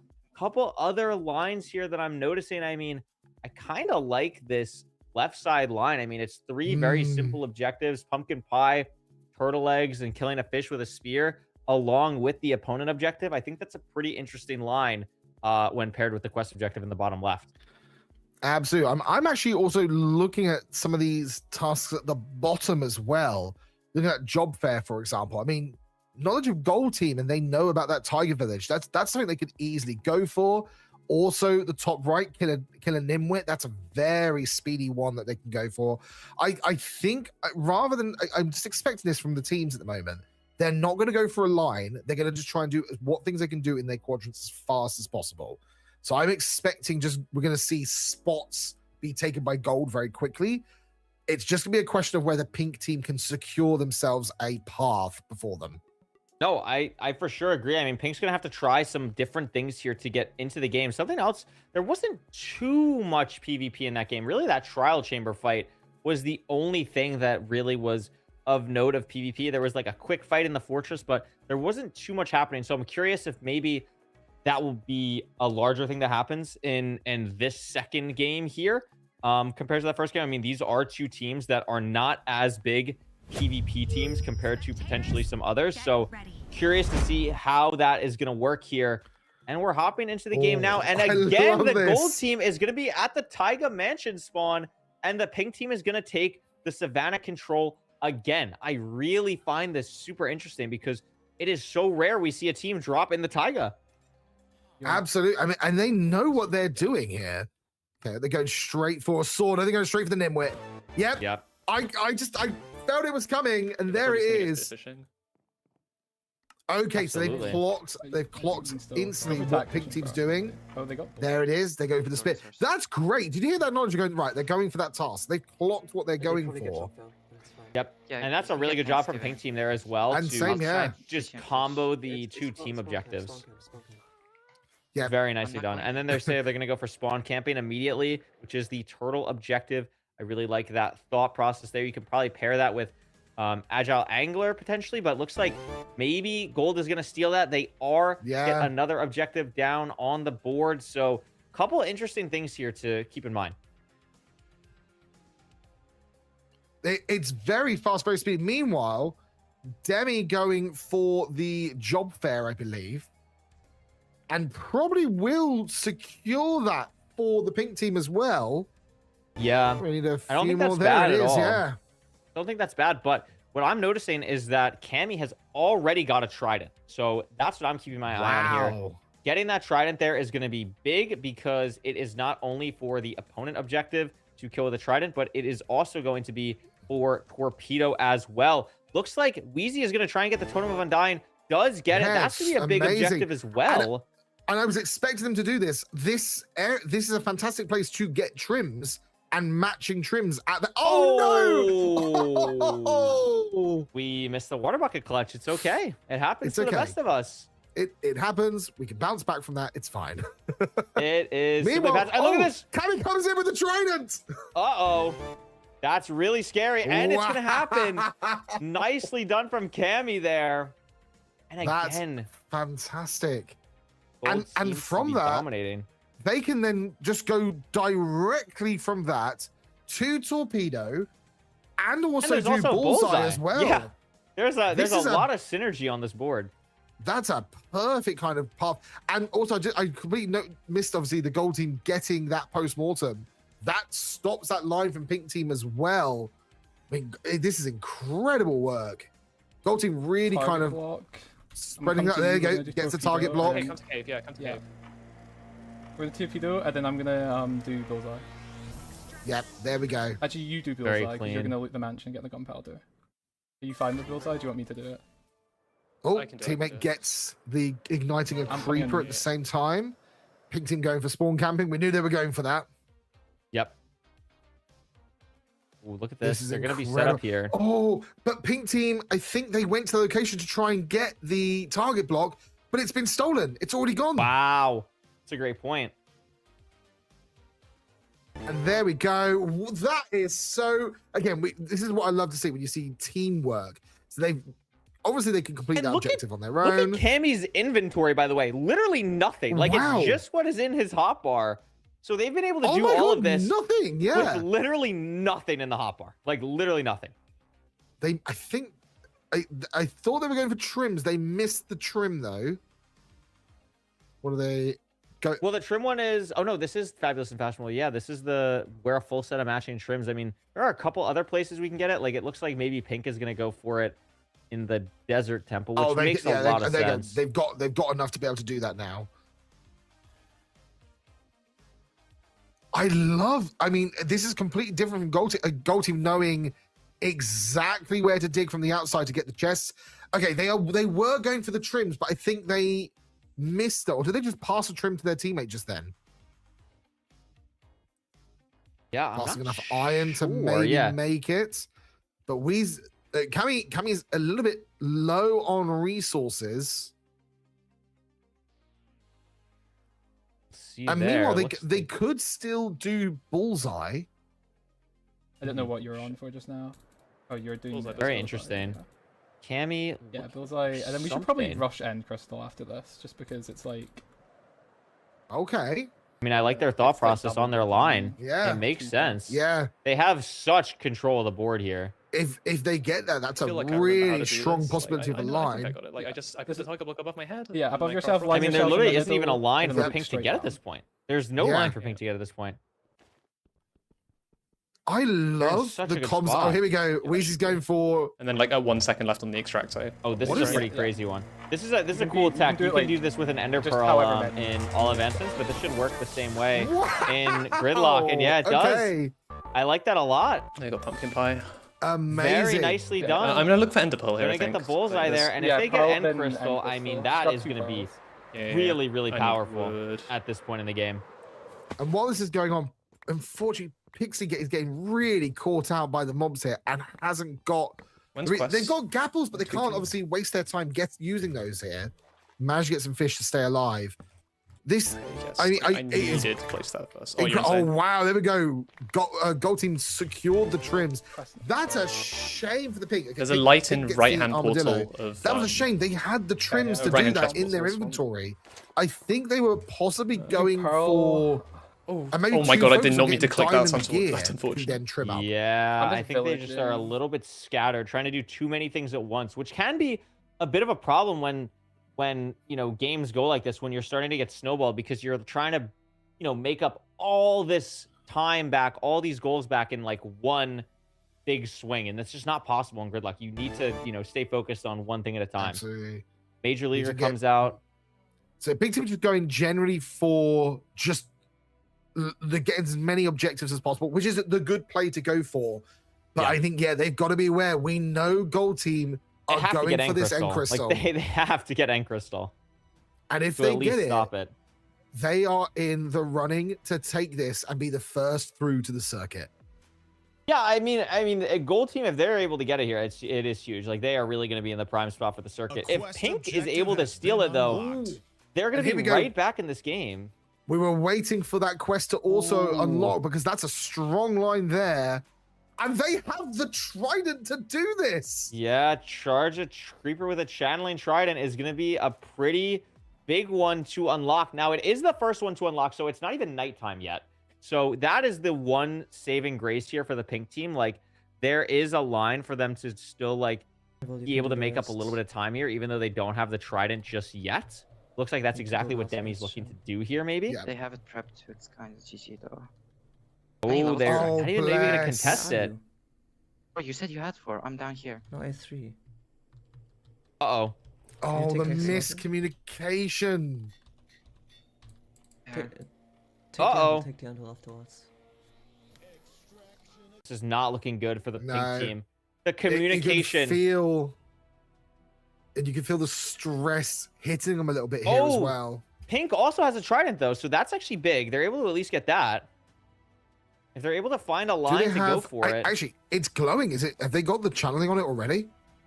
Yeah, they did. That's what they just used the anvil for. So that's going to be big. Fantastic. That's But they are that's going to massive for probably them. lose End Crystal here, though, and that's the concern. In their brain, they're probably thinking it's not they don't have to worry too much about contesting it. They can contest for the quest instead. Getting the channeling is good because it stops another opportunity for a line for gold, and also gives them quest points. Which, you know, at this point in the game, this is why Yeah. quests are so vital to this game and why it works. Is the fact that you need to obviously constantly think about those unlocking quests. Oh, blow herself on fire, but that's There we okay. go. Going through here. Cammy just trying to grab some nether wart for potions, potentially. Prepping for Could be for anything that could prep. pop I don't up. see Yeah. anything on the board currently that would require potions. While this is going on, maybe they're going to go get breeze rods. Yeah, there we go. Pink team, I say steal the channeling trident. They definitely wanted that. Yes. Gold team kind of giving that one up and focusing very much. Here we go. Wheezy at the location. Oh, but they bumped into a Pink team member. And Oh, the big Wheezy thing, goes, it's but- just okay. They both died, but Demi got the gas tier. Demi got the gas tier. So Wow. that's huge. They actually might be able to contest End Crystal now. If Pink team can steal this from the gold team, they're back in the running. I mean, there's still a lot of work that needs to be done because they need to get all the other materials for the End Crystal still. But having the gas tier is going to be huge. But here comes Cammy. They've got a gas, but they have to do it the natural way. Can they Ooh. kill this guard? Remember, Cammy has barely any loot as well. And it's so low. No food, skeletons nearby as well. This is really scary. It's the Ooh, shot. that Here was they go. good. They get it. Oh, just missed. Get the That's it. shot. Is it Can going they in get the lava, gas though? here? But Oh. It went in lava. Uh-oh. Uh-oh. Wait, did and neither of meanwhile, them get the tier? Pixie. My I saw goodness. Pixie definitely has Oh, a tier in the Pixely top has, right yeah, of their Pixely has, inventory. yeah. Yeah. Okay. Scared me for a second. And they're holding that gas tier like it's the last point of their life in this competition. Here we go, chucking it to their teammate. They've got gaps. They are prepping themselves. It is not over for the pink team. But oh, hang on, I didn't see that. Meanwhile, here comes Weezy. The trident coming out. Steals all their stuff as well. Oh my gosh, that is disastrous for the pink team. Overkill comes online, but I don't know how much that's actually gonna do here. I mean, the focus I think is still End Crystal. Pixelly's gonna die. Maybe Demi can contest in some type of way. I'm not exactly sure. That's the thing I'm curious on is have Gold Team realized that Pink Team have the tier? Are they going to just constantly run interference? Should we tune into Weezy? Because I think Weezy's the one who's rushing them, getting gaps ready. I am have a feeling that's what they're doing. Yeah. It's fine. I know where it is if I want to go back for it. Yeah, you're so chill. It's like... Oh, good lord. Yeah, look, they are tracking them. Oh my gosh, yeah, you can see them. They're like splitting up to do this. Okay. One might be going It is a race. So they know that they need to race basically to get this. So having one teammate constantly run interference and stop them to give time for Cammy to try and find another gas tier. Exactly. Interestingly, Demi and Pixelly digging down here. I think Demi's dropping into the lush cave maybe down here. Is that what's potentially maybe also happening? getting We're just getting cobble stone here, yeah. Tough dig Get down themselves spot, but enough it's gonna get loot. cobble. So they are gonna try and smelt glass in the nether, I think. Wow. For Okay. this objective. But I mean, there's still like that's 70 seconds right there to smelt the glass. That is gonna take a while. And I believe Absolutely. that And gold already has it. while this is going on, but Gold just needs that singular gas, but they're just missing out on the luck here. They've been so lucky with the board so far, but now just missing out on a gas spawn. Yeah, that is gonna be tough. Slow. Oh, but they found a gas. Oh, there's a gas. It's a race. Can they kill the ghast before Pink Team this can gas get the is glass? Not cooperating. It is not Cammy, wanting to shoot 3 Cammy. hearts again as well. And there's a pig with a Being crossbow. chased. Oh my god, we're out of sprint. We're literally out of sprint. We are out of sprint. We have to do this around the zombie piglin so we don't get the actual piglin is scared. And this gas is just not shooting Cammy.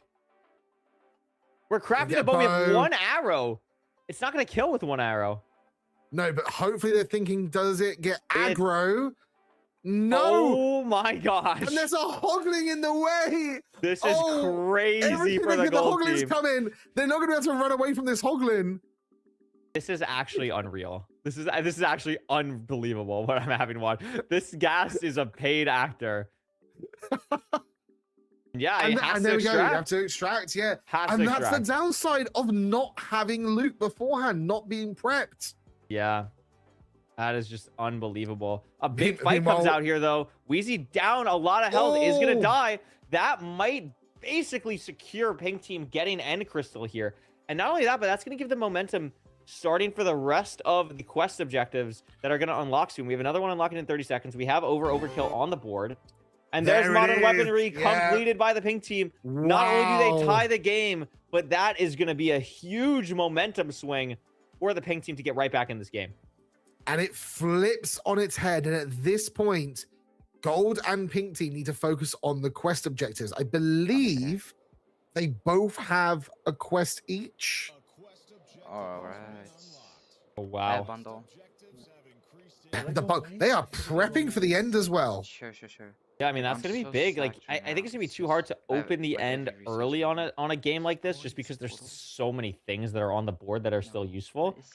Especially when it doesn't affect their grid line, but it is interesting. Cammy here on the side. Excelli's going to obliterate that. A lot more PvP coming out from the Pink Team on this fight, and that is really helping them here. The realization that they can just go for the fights at this point. I think Like, they're you in the can, like, better make a position new now, outfit Pink that, you Team. know, for Tom- Yeah. I struggling. think so too, but because the quest objective Evenly isn't taking one the that's out, really like- able to be done now in Bundleception, this actually gives Gold a good bit of time to gear up like they're doing now. I mean, they will probably lose out on overkill, but if they can at least kind of use this time to get geared, they have a solid Absolutely. chance for the rest of the game here, at least a little bit. And this what is they're the going for. downside of, now we're seeing the downside of their spawn. They can't easily get to the trial chamber. So they're going to miss out on this quest. And that's a lot of points, and also going to mess with the tiebreaker as well. This is going to be big. Here is the mace coming through. There it is. They got it. Heavy core achieved. Do we have a breeze rod? I don't think we have a breeze rod yet, but that should not be too difficult to make happen. There it is. They just need to make sure they pick up. There they go. They've got it. I think they need to get one more. But they've been poisoned and still getting knocked about. Can they get this last breeze? Or do they have it? I think they have it. I think they have it. Okay. While this is going on, so Wheezy and Cammy are giving up on that quest instead. Cammy got Flint, but then it went into lava, so has to keep mining Flint, but is now going to be finally good to enter the nether there. Demi very low, but should be okay. I mean, they should be able to set up for overkill here in just They're a probably moment. going to grab that. And I wonder at this point, what is Gold Team going to do to fight back on this? They've got it. It's been a long time since they've got any objective at this point. Yeah, I mean, it really has been a while. I mean, we could take a look quickly at the score history. Like, they have been flatlined for a long time here. A very long We're time. about to see Pixley ruin Cammy's Oh! day and knock them off. Oh my gosh. That's a huge play from Pixley. Whoa. Pixie steals the loot. Incredible. Jesus. Incredible. He still needs to get overkill though. And Hogana Jog is going to unlock another one of the new quest objectives. That is scary. Gold Team needs Wheezy's to in a focus great that spot quest. though. Oh, maybe? Yeah, I don't think you extract here. I think you go for this from the location. Yeah, because you're in the warped already. You just got to get to the Crimson. I think this is solid for them. Falls! Doesn't hit the boat clutch though, and that's going to be a huge time sink. Cammy That's is an also absolutely huge at the time sink. portal, so going to be slightly ahead of Demi getting into their portal. But is Cammy going to be able to get to the forest in time? I don't know. This is going to be really close. I think Pink has this. I don't think Cammy can get it. I don't think Cammy can get it here in time. I mean, Cammy has been in the nether for a fair bit, doesn't know where it is, but again, has barely any resources and is taking so much damage to fall here. Cammy is in a better spot. Pixie is think. trying Maybe to not. I don't know. trap their portal, but is taking a bit look of at this damage Hoglin. themselves. W Hoglin spot. Are you kidding me? That Hoglin's in like the best spot ever for gold or for pink team. But Cammy making the bridge right now. If there's a Hoglin. Oh my god, Strider! No, we are not real. No, this game is not real. Oh my goodness. All the ways this can go wrong. Wheezy now has Wheezy's a here, Hoglin but themselves. I think And they're gonna using the lose path it, that's been though. built. They've got the path that's been built Wait, already. Pixelli and Demi built a really awkward path. I think maybe that gold can snipe this. Oh my god, the Hoglin's Can stuck. they? But the Hoglin's stuck. It Gotta won't give him climb. another. Oh, Wow, and they lose it. Pink team steal it. Oh my god. Absolute disaster. And from a game that went That was crazy. from Gold Team in the lead to Pink Team, from Pink Team saying themselves, it's GG. Well, Pink Team, you're now in the lead and comfortably in the lead No, I as dropped well. you spear and 7 Oh diamonds. my goodness.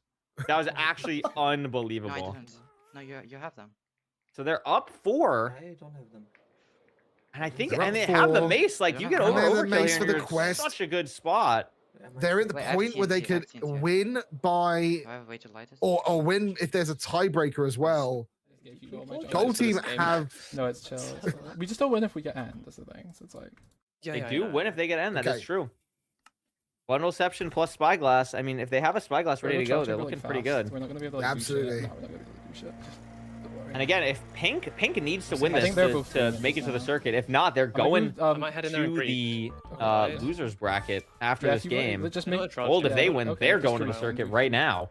You want- Yeah, I'm in a group And they one still guy. have they still have a chance. They're definitely Is- not I'm gonna favored, get but they have a chance right Spyglass now. nades, I have And meanwhile, there's Wheezy just going for PvP. I Oh, they're think doing they overkill. That's why they were were. dying full damage. Okay. And this is the problem. They're going for the PvP, but they're going to waste time if they're not going to actually secure those kills and secure that trouble.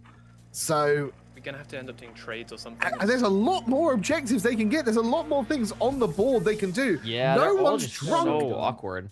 Like, no one's drunk honey. That's wild to think. Yeah, And they just speak of Demi. I was about to say it, but they just run past the beehive. Did they miss it? Did they miss the beehive? It's on their left. I think they flew by and missed it from the corner of their screen. Will they see it again? unbelievable. They're running back. It's there on the Oh, left. it's not ready yet Oh, though. but okay, pink team are there, ready, and they know that they need this as well. Yeah. This Try has and get something set up. flipped so fast.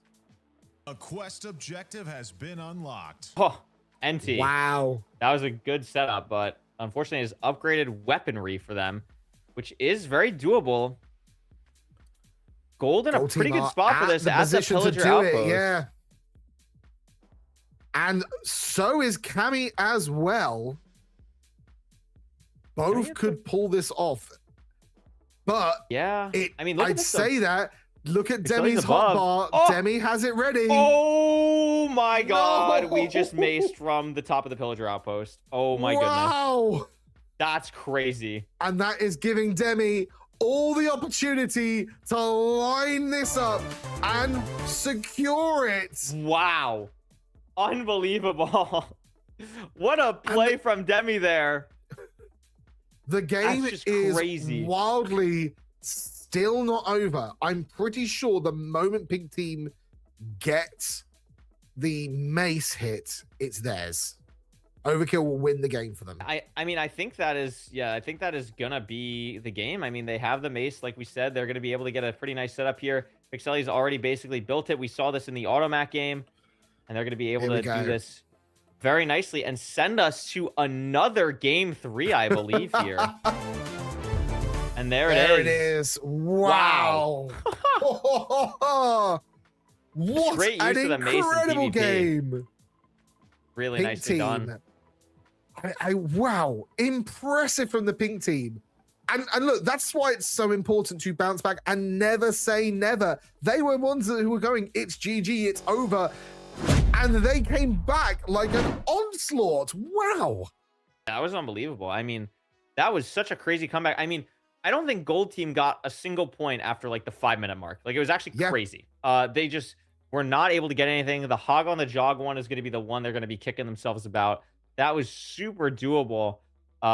And just wasn't able to get that. And then the game just really snowballed from, I mean, even the Trident early on, they really seemed kind of frazzled, but Pink was able to really bring it back, lock in there, and we are heading to a game 3.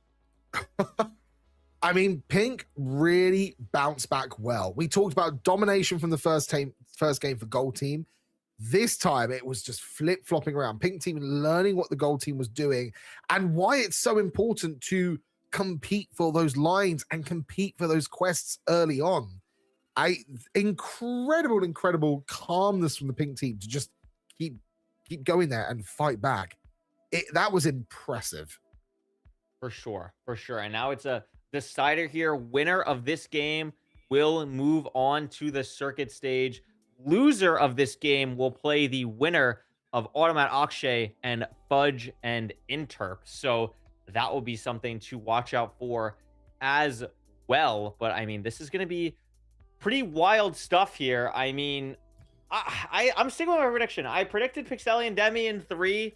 I'm sticking with it here. I mean, pretty great stuff from both teams so far. We've seen some interesting strategies. And again, kind of similar to the first game we watched the first match we watched, I should say, with Automat Akshay versus Yalios and Noctis.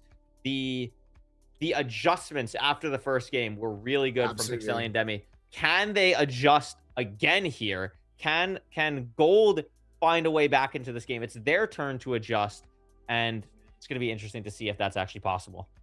I mean, they have got to make sure that they don't get tilted and don't get distracted. That game was theirs. That board was lined up perfectly for them.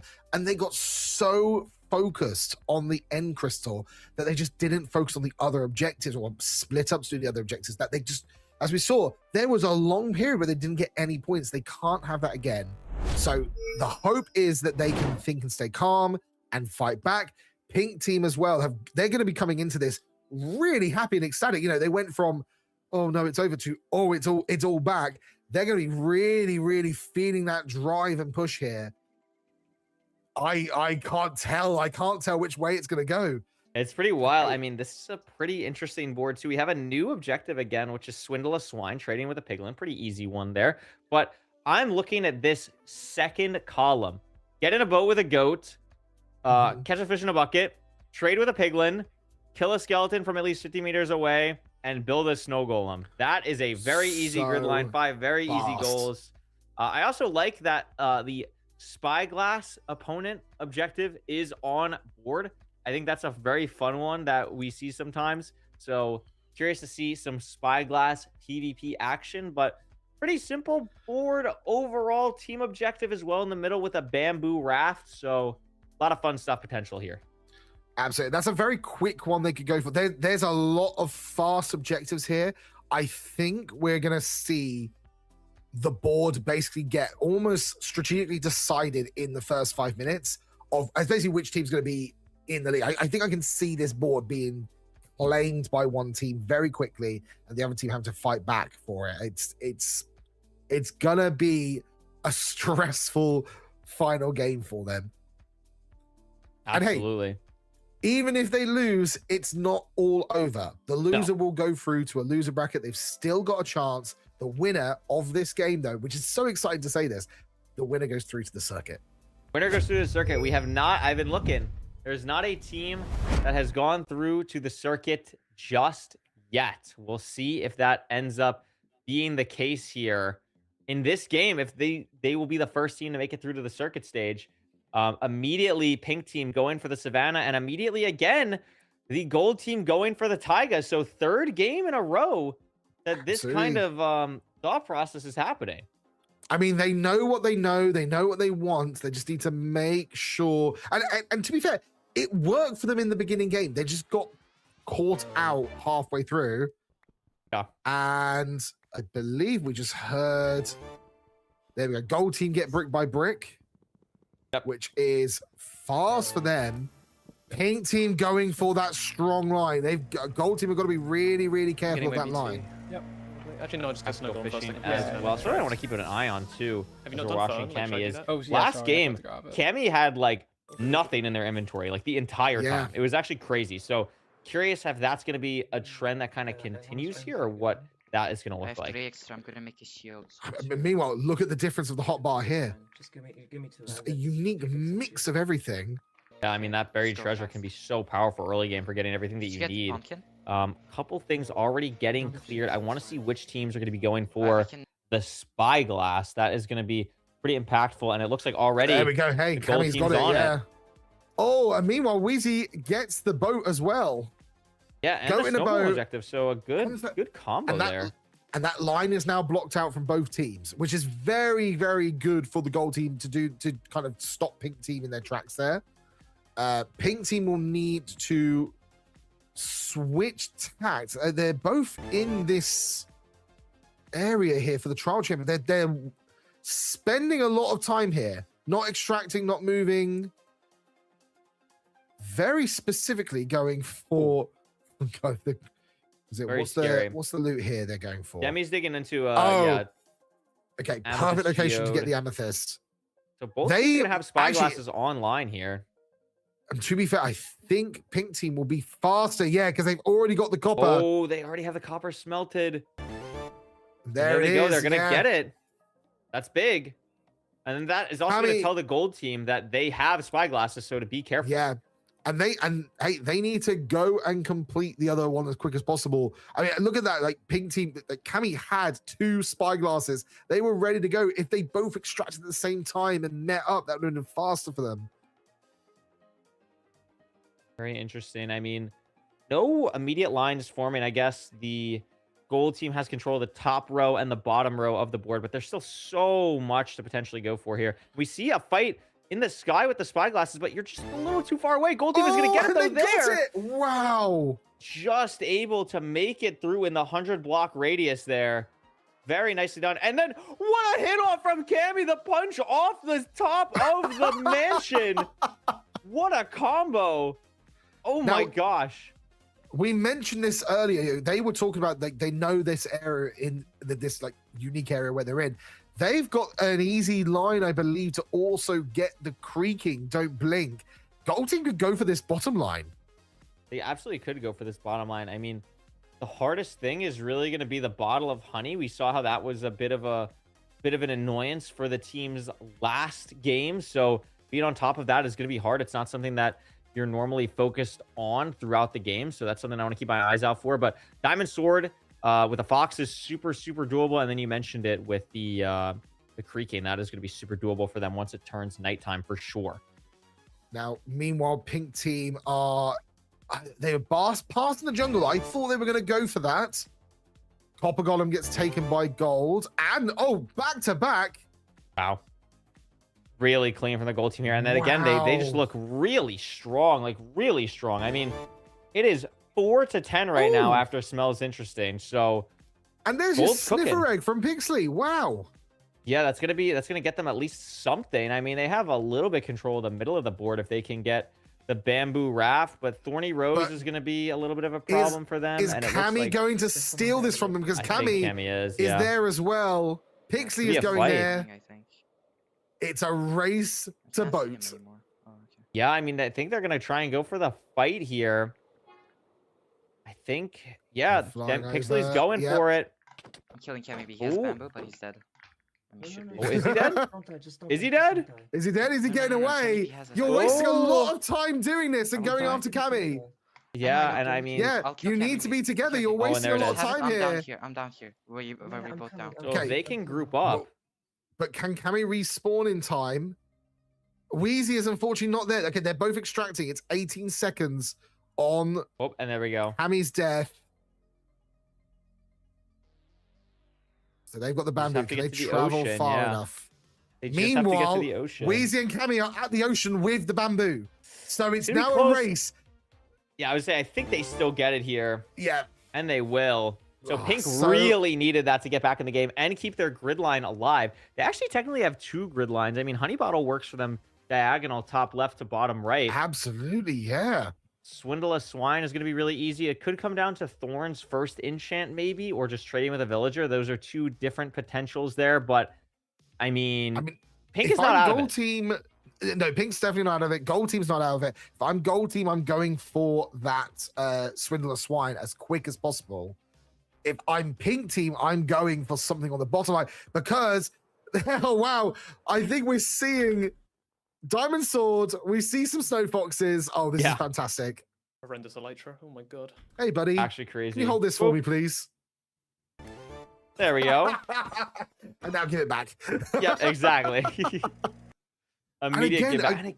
Yeah, look at the inventory. That's the inventory, yeah. Wow. Nothing. So bare bones in the inventory. And Wheezy has the gold in the nether.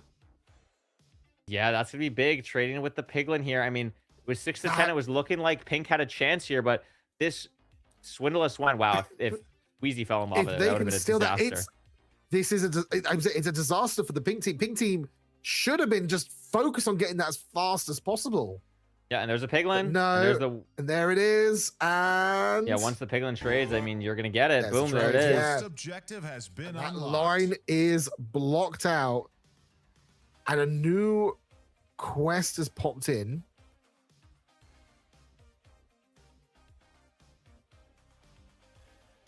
Which Heather is art. This is going to be on the fortress, I believe. Or no, is this Bastion? I don't forget. It's one of them. But yeah, I mean, 6-13 again now. Pixley, I love it. Okay, if you notice, Pixley is just staying with the bees. I like this. So yeah, I think they have to. They have to block this line. And then it's a good thing for Pink. Gold team are going to be in a really awkward situation here where they could be the same thing that happened last time. They're so focused on getting that line that they'll miss it and then be stuck for ages. Yeah, and I mean, looking at the Wheezy is going for I swear this portal is real though, to build the portal in the ancient city, which I mean, I like the play. It is going to be a little bit time consuming, but it is a good play for them. It is going to be the first quest objective. It doesn't look like a grid line is happening in this game unless the honey bottle line kind of works out for these teams, but it is going to be such a while. Staring at the honey block. Please, bees, give me the honey. Yeah, they're really taking their time. It shouldn't be super long because the way that honey works in Gridlock is it just has to go up basically one honey level, and then it will become instantly honey. So as long as you handle the bees a little bit, it should be very, very doable. So as long as the bees are in there for Pixelli, you should be able to come back and get it pretty easily. It's a good block on the gold team, but gold team still have so many other opportunities. While this is all going on, no one's gone for bullseye. No one's gone for bullseye. There's also sniper duel that's still on the board. I mean, technically this bottom left, top right line is still possible, but it looks like the gold team is going to get, I swear this portal is real, and then that is going to basically stop that in its tracks. I'm not sure what Demi's looking for besides maybe just Obsidian. I guess that's probably what we're just looking for. Actually, has Pixie given up and flown away? I think maybe they have. just for now. I think they're going to go for the creaking and then probably comes back. Yeah. But while that's happening, Cabby is staring at creaking, but they're too focused and Pixie comes in. Yeah, that's so big. That is so big. But Pixley still has to get the kill here, and they're super low. Gotta eat the golden apple. They've got the gapple. Tammy's just gonna try again. And it's gonna die. Wow. So and Pixie's gonna steal this from them. That is devastating for the gold team. Massive for the pink team as well. Gold team have got to be really, really careful of this diagonal. This is still like a solid trade for them because they're gonna okay, so that's really good for pink because they block the honey line, but like they're basically trading the creaking now for the I swear this portal is real in the ancient city, and that's gonna be so big for the gold team to get that. Stops the one of the two remaining lines for pink. And I mean, pink can get the honey bottle here, and the quest objective unlocks in 50 seconds, but I still think this is such a nice line for the gold team here. Absolutely, there it is. And again, it's also important to get these quests. That they're so important part of this. You've got to really race these quests whenever they pop up. Yep. Surprised Pixelli hasn't headed back to the bees yet, but it is now nighttime. So if it's not there now, it's probably going to be a while. So while this is going on, I mean, pink team still have a possibility of a line on the left. Gold team technically have two possible lines. If they secure the sniper duel and the bullseye, which I'm surprised they haven't. Okay, this is fast. They need to do this as quick as they can. And there we go. Wheezy is extracted straight away. So has Demi. If Demi's going for this as well, I think this is going to be a race between them. You want to come with? Should I come with you? Yeah. It's like I'm really laggy. Something's up. Smart Oh my to god, stay together. I'm out. Okay. It's re-extract. Okay. You're gonna be going for the quest objective here. I'm full lagged out. Yeah. Just extract. Interesting here. There we go. This is going to be 42 TNT again. Fast race. Whoever gets this, it's gonna really change the game up. It's a big quest. Pink really needs this. Pink, they desperately need this. Gold team really need this to stop pink team. They've got to go for it. They can't not go for this. They have to. Yeah, I mean, if gold gets this, it's almost game. Like, it's not game, but it's really close. Still on the board. I mean, I'm shocked that this is still on the board. There we go. Finally, wow, Pink is able to get it. Takes the parrot to the taiga, I believe, or the Stony Peaks, and that'll work. Gold team will be shaking a little bit in their boots. They're a little bit ahead. and they've still got 2 possible lines, but it's hard lines to go for. 2 quests to the Yeah, it tops is. that they need to go for, plus an end task. And they've also got to be on their toes to stop Pink Team. But there we go. I was Bullseye. so worried about that being available for so long, and Gold Team needed that. Yeah, that's a big one. You get that out of the way, just clear it off. Very nicely done. Looks like Excelling Demi in the trial chamber going to be trying to get the mace craft. I mean, we've seen how powerful the mace can just be in PvP. So Absolutely. I don't hate this play at all for Pink. It is also 2 points on the board for them, which will be nice. And they still have, 2 minutes till the next quest objective. So I think this is a good use of their time here. Oh, they mess up the portal. Wheezy has fallen so many times, and it has messed them up so many times. Oh, and we're just going to die. Oh. I mean, they're just not geared. Like, they just haven't spent enough time Wow. gearing. And it's going to start to come back to bite them. It's the same thing that happened last time. They didn't learn that mistake. And look at the top left. Pixie, full diamond armor now. On the flip side, Cammy, no armor at all. Yeah, I mean, that is a huge difference. This is a absolutely huge difference. Having gravel here. It's again the risky play and strategy we're seeing here. Yes, Gold Team is ahead by a fair amount of points, but they're suffering. That's why they lost the last time. They messed up so many times because they couldn't heal. There's the mace for the mace race. That's big. I mean, Pink is right back in it. They're a quest objective away from tying this game, and they have all the momentum on their side right now. They have the momentum. They have the gear. It is going to come down to basically this top line for Gold to be able to bounce back, or Pink Team to just cause trouble. If I'm Gold, you've got to be thinking, you've got to go for this quest the moment it pops up. You've also got to be thinking about getting maybe trying for the honey as well as a task, just to stop the Pink Team. Wheezy having a bit of trouble with this villager. You got to get him in a hole at nighttime. He's not going to cooperate with you. He is going to want to go to bed. You got to get rid of the beds. That is not going to work. Okay. Meanwhile, Wheezy is extracting to prep. Quest objective has been And it's Golem Party. Okay. And they don't have any iron to do this. No, I think it's going to be pretty hard for these teams to get any iron. I mean, you only have 5. You go to the bastions. There are some spots. For a team has brief what they second, need I right now. thought that Pixley had iron blocks. No, it was just it's just wood.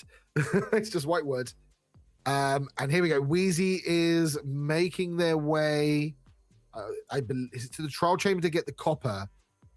I think we got it. We should tune in to both the Gold Team and the Pink Team to hear what they're thinking. Oh, Breeze here. I hope if they kill Golem, I'm gonna. Breeze put on the the Golem right now. outside. What's scary? And they're not going to get any loot. They're wasting think they're so killing our much Golem. time. Yeah, they this is got looking really one tough. copper block. I'm flying on them right now, but like maybe it's too late. You all good? Yes. Oh, Whoa! wow. pumpkins, Huge pumpkins on kill the from right. Cammy with no armor, by the way. On the right? Like Yeah, just the ones down. over there. They took the other ones. Yeah, Crazy. Okay, I'll get them. I'll get them. yeah. Okay, so they can use the Iron Golem. It's still here. Can they do this in time before Pixie comes in to ruin their day and break the Golem? I mean, I think it 'Cause looks that's, I think, what they're pretty good doing for them here. They've got the I gold. feel like they can also snipe it by just getting close They've enough got to the them. snow. But they gotta Can hurry they up. they've got to be fast. They've got to do this really quick. I mean, Pixley- Weezy still has to get there. Gets the. I thought they were going to miss the jump. They're going to. I think Pixley gets there before Wheezy. It's so close. Oh my god, we lost our Elytra. That was Here we such a... I think that's a huge misplay from Pixley, yeah. And we had the Elytra and the fireworks. Seconds away. Oh, but they died, so they couldn't use it because they had to relog. Oh, that's so unfortunate. Oh my gosh. That is They're truly just unfortunate. seconds away from that. And Gold Team are now back in it with that quest. They've they're still back got to in be it. really worried of this diagonal line, though. Yeah, they really do. I mean, that last quest objective, I mean, there is one unlocking in 40 seconds, but it is not that top left one. That top left one Yeah. will be the last one to unlock. Meanwhile, Timmy comes back, finds another another beehive, but unfortunately, it looks like it's also don't think been. Yeah, I don't think Demi knows exactly how to handle the beehives. I think that's the problem No. here. If haven't they seen a go lot of back to their pollination previous happening. one, that's the thing as well. If they go back to the one they know where Oh, it that's was. what Pixeli, I think, is checking right now. Yeah, here we go. I think Pixeli is checking for it. There's It bees. should be. The bees would have gone in at night. It Are they just looks like waiting? It It's is got full, honey. it is It's full, it got is honey. full.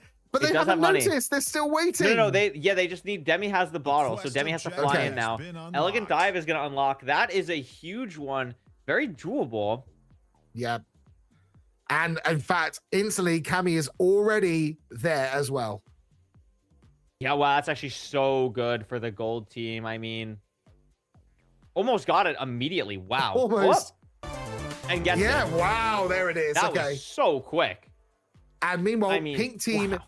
gets the honey. Okay, this is going to be a crazy race. Yeah, I mean, the entire For game this comes top down to left this one. objective. It's yeah. going to come down to one objective. So how and many it could points be is this grid anything. line? So it's 2, 3, 6, 8. It's a 13-point grid line. So Wow. if pink gets it, they win. If gold gets it, they win. The entire game, the entire best of 3 set is going to come down to this final quest objective. Circuit on the line for these teams. They have 3 minutes to prepare. Everything they 3 could minutes to possibly prepare. think of. Now, gold team technically could still, I think they've still got enough points on the board with the throws and the sniper duel. They have 5 available Quite a lot, points, like, so close to filled up. Yeah. they'd be able to go up to 30. No, they wouldn't win because if pink gets it, it's 5 points plus the 13, so they'd be at 33. Gotcha, yeah. So no matter what, it all comes down to this last quest objective. That's crazy. It comes down to, whoever gets it, it locks it. I'm behind. So they need to be prepping loot. Gold team at this point, if I'm gold team, you need diamond gear. You've got nothing at the moment. I mean, they have the time too. It looks like that's exactly what Wheezy's going for. Trying to get some diamonds in this route. Gonna be nice. I mean, they have to use this time effectively for that. Yeah. Because pink has the advantage there. It's- Oh, we're in powdered snow, but that's okay. It's 2 minutes to prep. Yeah, that's why Cammy is going here. They know they can get full diamond gear here as well. Well, a chance of getting full diamond gear. And there we go. Yeah, look, plenty of diamonds. It's huge. Absolutely Meanwhile, huge. Wheezy's full kitted now. They have to time this perfectly. They have to know exactly what gear they need to get themselves leveled up. They have to then, whenever the quest comes up, they have to figure out what they need to do to complete the quest and do it as quick as they can. And hope that the other team doesn't have, happen to have the inventory they need as well. Exactly. While this is happening, Exactly. Demi and Pixie, they know they still need these other points as well, I like the just in case idea. they fail it. Yeah, I think they're thinking all about how they can just prep as much as possible. Now, spoiler alert, I don't see in any of these teams' inventory the correct thing that they need Yeah. for this Wow, I see. objective. Yeah, Which is quite funny. I was thinking the exact same thing. So it's going to be Yeah. a race. I think it's gonna be very interesting. Maybe a better chance. Oh my goodness gracious. Yeah, I Here mean, we go. it's going to be 30 seconds away on the quest objective to decide this game. This and what I'm thinking, this game is not just that; it's going to be decided by map knowledge as well. Oh, for sure. Absolutely. This whole set has been a crazy back and forth. Again, I love the prep here. Demi's on the silverfish. But it is Both not teams. Objective Here going it to be that. is. It's Ride a Strider in the overworld. So all these teams immediately going to be racing here. They got to race and ever to get that Strider. They've got to get themselves the harness to get on that Strider as well, I believe. Or do they just sit in the Strider? Is that all it is? Yeah, you have to. Yeah, you just have to ride the Strider. I think you need a saddle to ride a Strider, though. I don't think it lets you click on it without a saddle. That's what I was thinking as well. Meanwhile, Cammy is just going for it, but I don't think they can sit on it. I think they can maybe craft a saddle. Do you have Pixelian, hits? No, wow, no, they're no, already no, you here. have to come. I mean, the Okay. problem is they have to get. Wow, It's we have gonna so many burst TNT minecars. It's just absurd. They're working. Um, I think I they've didn't got. get it. I didn't get it. Oh, And the they pale might oak be is able to gonna, see this. like, Oh, they've got the burn. I saddle. mean, They've careful. got the saddle. This could go so quick for Pixley. yeah, but I mean, they have to actually get the guy over. Oh, there we go. Move, move, They've move, got the Strider, guy. go, go, go. Meanwhile, Cammy is Both doing are the same, close, but though. have Both they are got... really close. They're both right there. I think it's going to be They're the both pink right there, team, though, that's but going to get this. Pink team has the... Oh, but also Wheezy has a saddle as well. Oh my God. Can they do this fast? And they can. Whoa! Wow. And pink team is going to get it right at the end there. A crazy back and forth set. And they're going to win just barely. I mean, literally just barely. Seconds away again. Incredible. Again, a game that flip-flopped so much. It looked like it was all gold and pink team stole it again. Incredible plays. Incredible.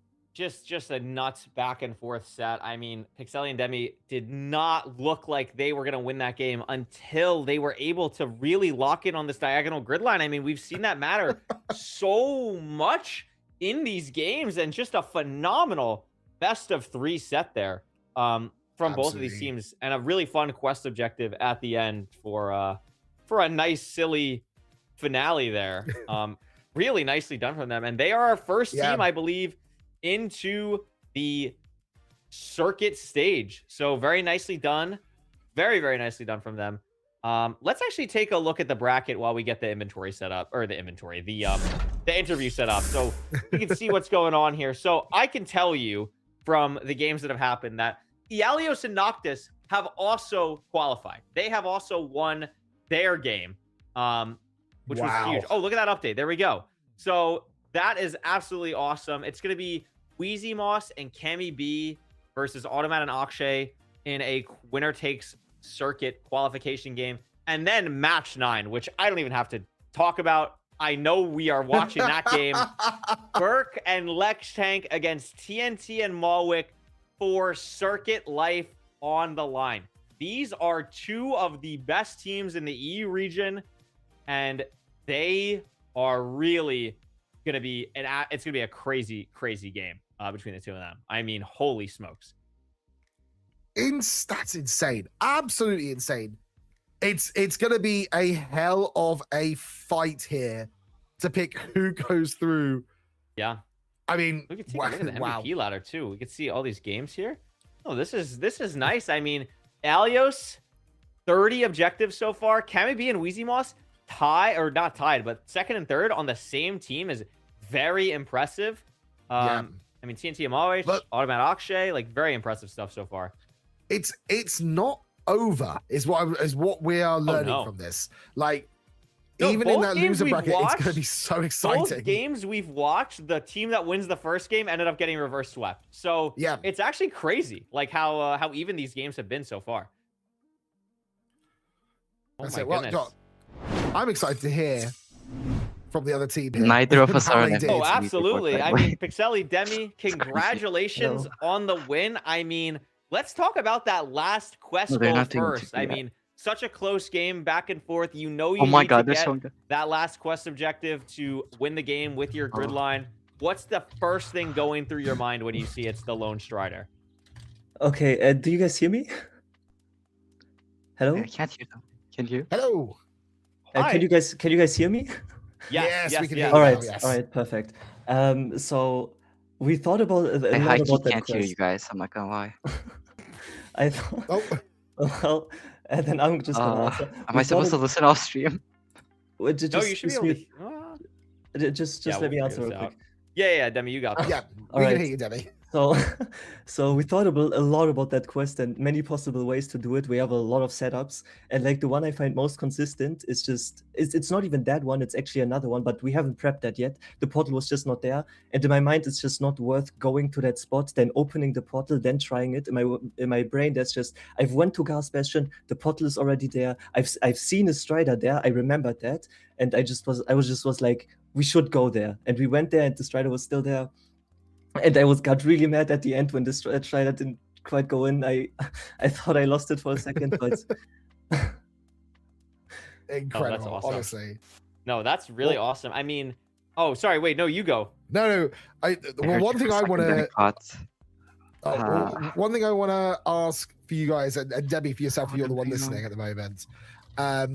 So in that second game, we cut to you, and we heard you guys basically say, "Yeah, it's GG's," like you were at the point of giving up.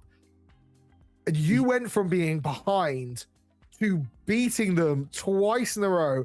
What did you have to do to just lock it? What was going through your heads at that moment to then switching gears? so Debbie, like, can I speak?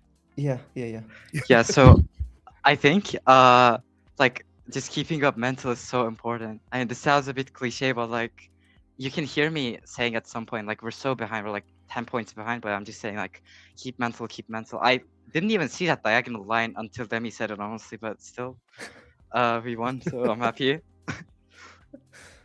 No, that's awesome. What I was gonna say is you guys are the second game we've had on mainstream where you guys lose the first game and then come back and win the next two. So, I mean, you're talking a little bit about mental now. How do you keep that mental? Like, who you were saying, like is Demi the one on your team that like kind of keeps the mental high, and then you guys kind of lock in from that, or like do you pick that up after game one? Like, how exactly does that work for you guys to stay locked in this like best of 3 set? So right after game one and even before game one, we was like, we never scrimmed. I think we maybe scrimmed them once, so we had no idea how they're playing. Like for every other team, we have like kind of a profile on they do this early, they do that, they're good at PvP. We knew nothing about Cammy and Wheezy. So after the first game, I was like, we lost that, but we were fine with that. We didn't go down on our mental or anything. It was just okay. We know how they now how they play, and we can adapt to that. And you probably didn't listen to our comms, but I was like, okay, we should do this early and that actually worked out in both the other games. And the only thing for us is not losing early game too hard, because we know we are really good at the quest, we are really good at mid to late game, but just our early game is not as good as the others. So we're just trying to not fall behind, and if we don't fall behind, we're pretty certain we can win, and that's how we won both games. Yeah, my answer would be like, losing the first game, I wasn't that nervous because even if we lose against Vizi and Kemi, we would be playing the winner of Automats, Okshay, and Fudge and Interp, and I also just feel confident on beating those, like either of those teams. So I just didn't feel like that nervous about losing this one. So we won. Makes sense. I mean, you guys played an absolutely phenomenal game. You're one of the first 2 teams to qualify into the circuit, along with Ialios and Noctis, who beat them. I mean, you guys have practiced so much. I know you guys were one of, if not the team that has scrimmed the most going into the open bracket stage. How do you guys feel like your gameplay has changed from when you guys were what, the 15th or the 16th seed in the EU region qualifying into this, and now you guys are one of the first 2 teams into the circuit? So how do you feel like you've been able to improve your gameplay through the scrimming? It's mostly just knowing what to actually do, because before we got to scrim, we didn't practice a lot in like the practice weekend. We tried to, but like we didn't have a lot of time, or like 1 week one guy was away and then we couldn't play. We just couldn't practice, and like that scrimming time, and we felt how we got better. We knew the board, we knew all the objectives, we knew what could open up. We just knew the map more. We knew basically everything at that point, and that's like the point where we knew, okay, we actually got better than in qualifiers. Also seeing like we absolutely lost to some teams in qualifiers and in practice weekends, and then beat them in scrims later. So that's when we like kind of knew, okay, we got way better. Yeah, amazing. For me, I would say like on week 3, we basically knew like 90% of what we need to know, but the thing we were lacking was experience, mostly because we didn't play that much practice weekends. Like some people played like 80 games. We had like, I don't know, 15 or something. But on scrims, we played 113 matches, and that just gave us like every scenario. Like you just know what to do in every scenario. It's just experience that helps a lot in games like this. Amazing. Wade, you got anything else? Well, yeah, look, I think I'm going to ask one last quick thing from both of you, because like you are now one of the top teams going into the circuit stage now. Have you got any fighting words for the other teams who are going to make it to the circuit stage? You better watch out. We are locked in. Alright, don't be toxic. I don't know. It's No, just like nobody believed in us. I'm just saying we had a 5% win rate against that's true. Hex and Roll. That's true. We went We 2-0 had the against lowest. them. We had the lowest prediction win rate. Like. Oh, it's impressive. I mean, that's what Gridlock's all about, finding new talent. You guys are absolutely crazy. I'll leave you guys with one last thing. I know that the game we're watching next is going to be Burke and Lex Tank versus TNT and Malwick. Do either of you have any predictions on that matchup of who you think is going to go through, maybe who you want to go through, or anything like that from knowledge scrimming both of the teams? So I know TNT and Mavich kind of really play like us. Like we have a pretty similar play style, and they probably know that too. And we lose a lot to Burke and Lex. So first of all, I hope Burke and Lex don't come through because I'm just not confident in beating them. But my prediction is actually TNT and Mavich still pulling through. It's just they're by far the smartest team we've scrimmed, by probably who's just out there. They just have crazy strats. They think a lot about the board, and I feel like they're the best at reading the board. Like the lines you go for, just how you overlap things. I just feel like they are really good at those things. I have one thing to say. TNT and Mouse, you got this. Please, you got this. We believe in you. There you go. Well, we know who you guys are rooting for. I mean, that is true. Great TNT Tech Malwick brothers. they are a very talented, very smart team. Well, both of you, thank you so much. Congratulations on making it Thank to the you. circuit stage. I'm so sure we'll much. see a lot more of you in the EU region. Go celebrate, go enjoy it. Thank you so much for playing today. One more thing, can I shout out some people real quick? Oh, of course, absolutely. Go for it. So I want to shout out Arf, Boat, Dark Leonard, Kitty Dragon, Mavich, Mogu, Tiger Aura, TNT, and Zato. That's all. Thank you. I Oh want my to. gosh. All right. Well, we know who you're rooting for in the second weekend. Very I wanna nice. shout All right, we'll out- see you guys. Yeah. Can I Oh, shout wait, out your someone? shout out too? Go for Yeah, it. I want to shout out everyone Demi shout outed and Omkin and Kitty Dragon. And also my There you friend go. Rishka. That's it. W. Congratulations again. Thank you so Go much. Enjoy it. Thank you so Thank much. you. And we'll see you in Have the a good circuit stream. stage. Bye. Thanks. Bye. Bye. I mean, Wade, they gotta Oh, I be love them. ecstatic. Holy smokes. What a crazy comeback from them. And we are definitely going to be watching the Burke Lex Tank TNT Malwick game next because we've already seen Automat Akshay and Weezy Moss Kami B. And I'm sure that's going to be, Absolutely. a crazy game. If that ends up going to a game 3 and the game we're watching is like a 2-0 or something, we'll definitely tune into that. But also, Wade, I believe you're tapping out now. You've had a wonderful time here. We're going to Oh. replace you with Fulham. It's impossible to replace you, but we'll try our absolute best. I mean, any thoughts? It's been a great bracket weekend so far. What an incredible weekend. It means I'm just excited now for next weekend, finding out who's going to get through to that circuit. There's been some incredible teams that have played, and even though some of the teams may not make it through to the circuit, they should be proud of how far they've gotten. We've seen some incredible plays, and it's one of those things where we've seen some new names from people. I'm hoping that we'll get to see them again, either in future gridlocks or in future events as well.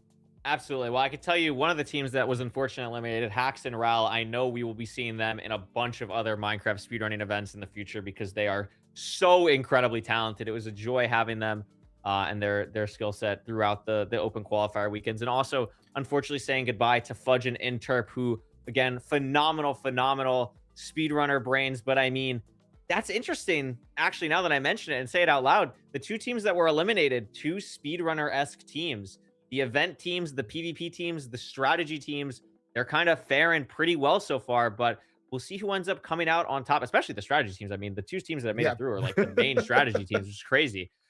So very cool to see. We're going to take a quick break, get a little bit of a break in, get Fulham in the booth. And when we come back, it'll be the last game or the last set of games in the bracket stage for weekend 1 of EU. It'll be Berkstar and Lex Tank versus TNT and Malwick. We'll see you soon. Bye.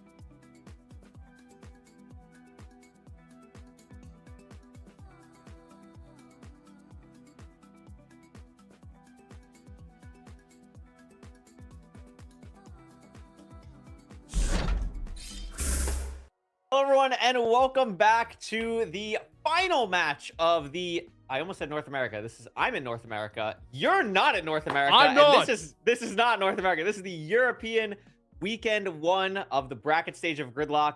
We just had a phenomenal 3-set match between Pixely and Demi against Wheezy Moss and KMV, where Pixely and Demi ended up taking it 2-1. And Fulham, we have an absolute barnstormer of a game here for our final game of the day that we're going to watch. It is Burke and Lexstar versus TNT and Malwick.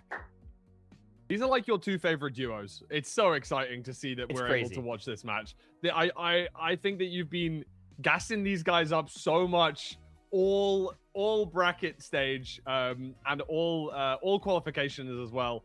You think that Burke and Lextank are like a top 5 team across both regions. Yeah. You are a hater. You are a notable hater. I'm a little bit of a hater. But like these guys have clearly shown that they've done very well, been able to make it through some tough round 1 matches. Well, I guess technically Lextank and Burke made it through their second match, but they are both 1-1 so far in the bracket. The winner of this will qualify, and the loser of this is out. It is crazy. It's scary. These are it's a high two teams that a lot of people thought were going to qualify through. I mean, very much thought that there were going to be 2 teams to qualify through, but that's how the bracket goes. I mean, that's how the bracket goes. I mean, Burke and Lextank getting upset against Wheezy Moss and Cammy B. I mean, that was an 85-15 prediction. They get a little bit smacked around there and end up beating Hax and Ral, which I hate to say it, some of us predicted that might happen. Burke and Lex. Wait, which you predicted Wheezy Moss and Cammy B? You're part of the 15%? Yes. Hello. Of course, I'm part of the 15%. Those who know, bro. Hey, I'm part of the 17% that said Yalios and Noctis. I was on that train. Okay, I was on the Yalios. I didn't update my predictions midway through. So sadly, because I had Akshay and Automat to win first round, I wasn't able to change that prediction afterwards. Yeah. This is interesting though. 2/3 of people think TNT and Malwick are gonna win. I mean, we'll go through their videos in a second here, but just like looking at the screen, because we do have a little bit of time to kill. Like, I think I'm predicting Burke and Lextank to win. Do you want me to be honest as to why I think that is? Do you want me to be honest as to why I think that is? I think that people have predicted in advance, a little bit like me. They put Malwick and TNT to beat Fudge and Interp. They've then thought that TNT and Malwick would lose the second game because they probably assumed that Automat and Akshay would go through, and they haven't changed their predictions. A bit like me, right? So in mine, I had TNT and Malwick in this game. And so because lots of people thought that TNT and Malwick would make it to match 9, they probably predicted them to win here. Although lots of people probably haven't assumed that Burke and Lextank were going to make it down into the losers bracket at all. Probably people were assuming they'd just go 2-0. So that's why I'm saying that at the moment, I'd say it's 36-64. But I think if people are updating their brackets as we go through, that number's going to shift probably more towards Burke and Lextank's favor. Although I wouldn't say it's going to be easy, Couriway. Both of these teams are very good. And like you said, we do have the videos to watch at some point in the near future. So I'm looking forward to that to learn a little bit more about them. Now, I've actually watched them already because I know that they were posted on the Gridlock socials. Shout out the Gridlock socials. Shout out the Gridlock socials. Shout out the Gridlock socials. I mean, hold on, why don't we take a look at the videos right now? Why don't we take a look at Burke and Lextank's video, and then we'll come back and talk about it. So let's see what they're up to.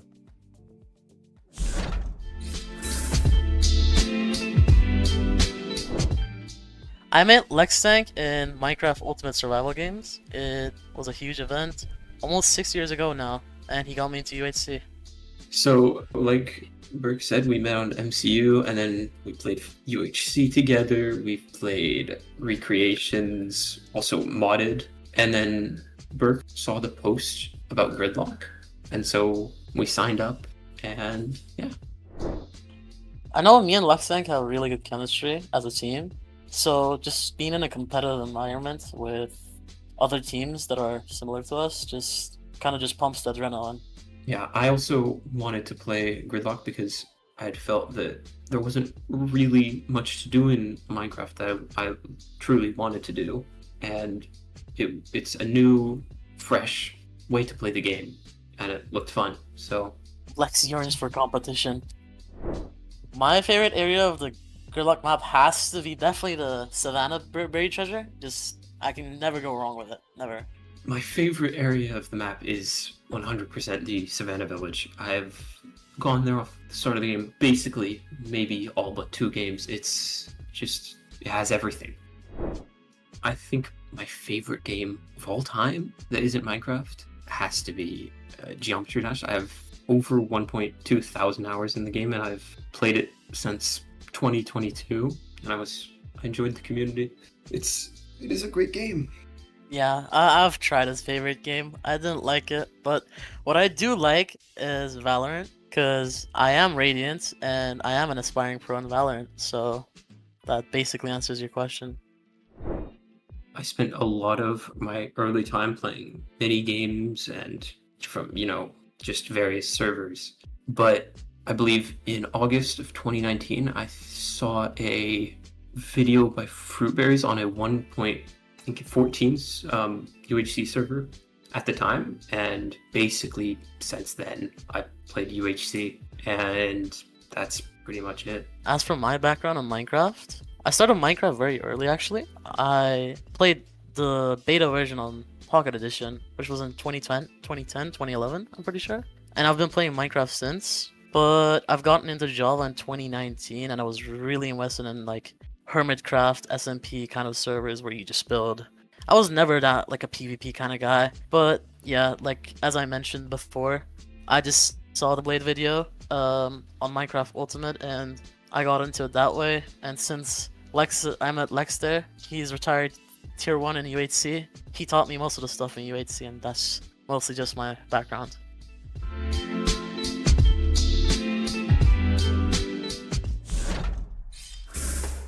I mean, there we go. They are the PvP team. They are the PvP team.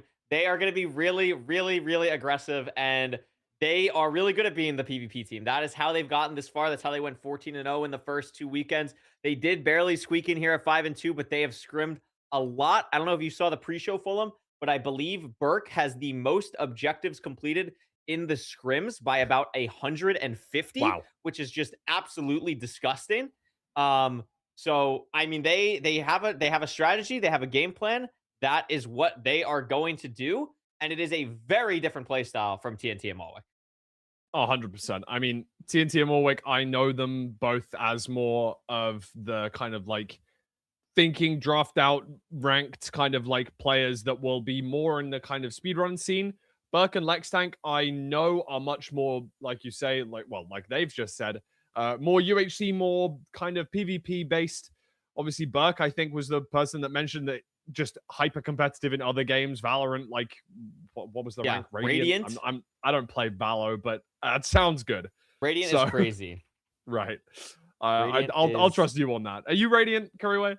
I am basically. I mean, they're saying bronze is the new Radiant. Like I've been hearing. I've heard them say that. To be fair, which is pretty impressive. I've heard that is pretty similar. But that's enough about Burke and Lex. We gotta go and talk about TNT and Malwick as well, because we gotta learn more about them. We gotta get the fans for them hyped up. So let's take a look at their introduction video as well.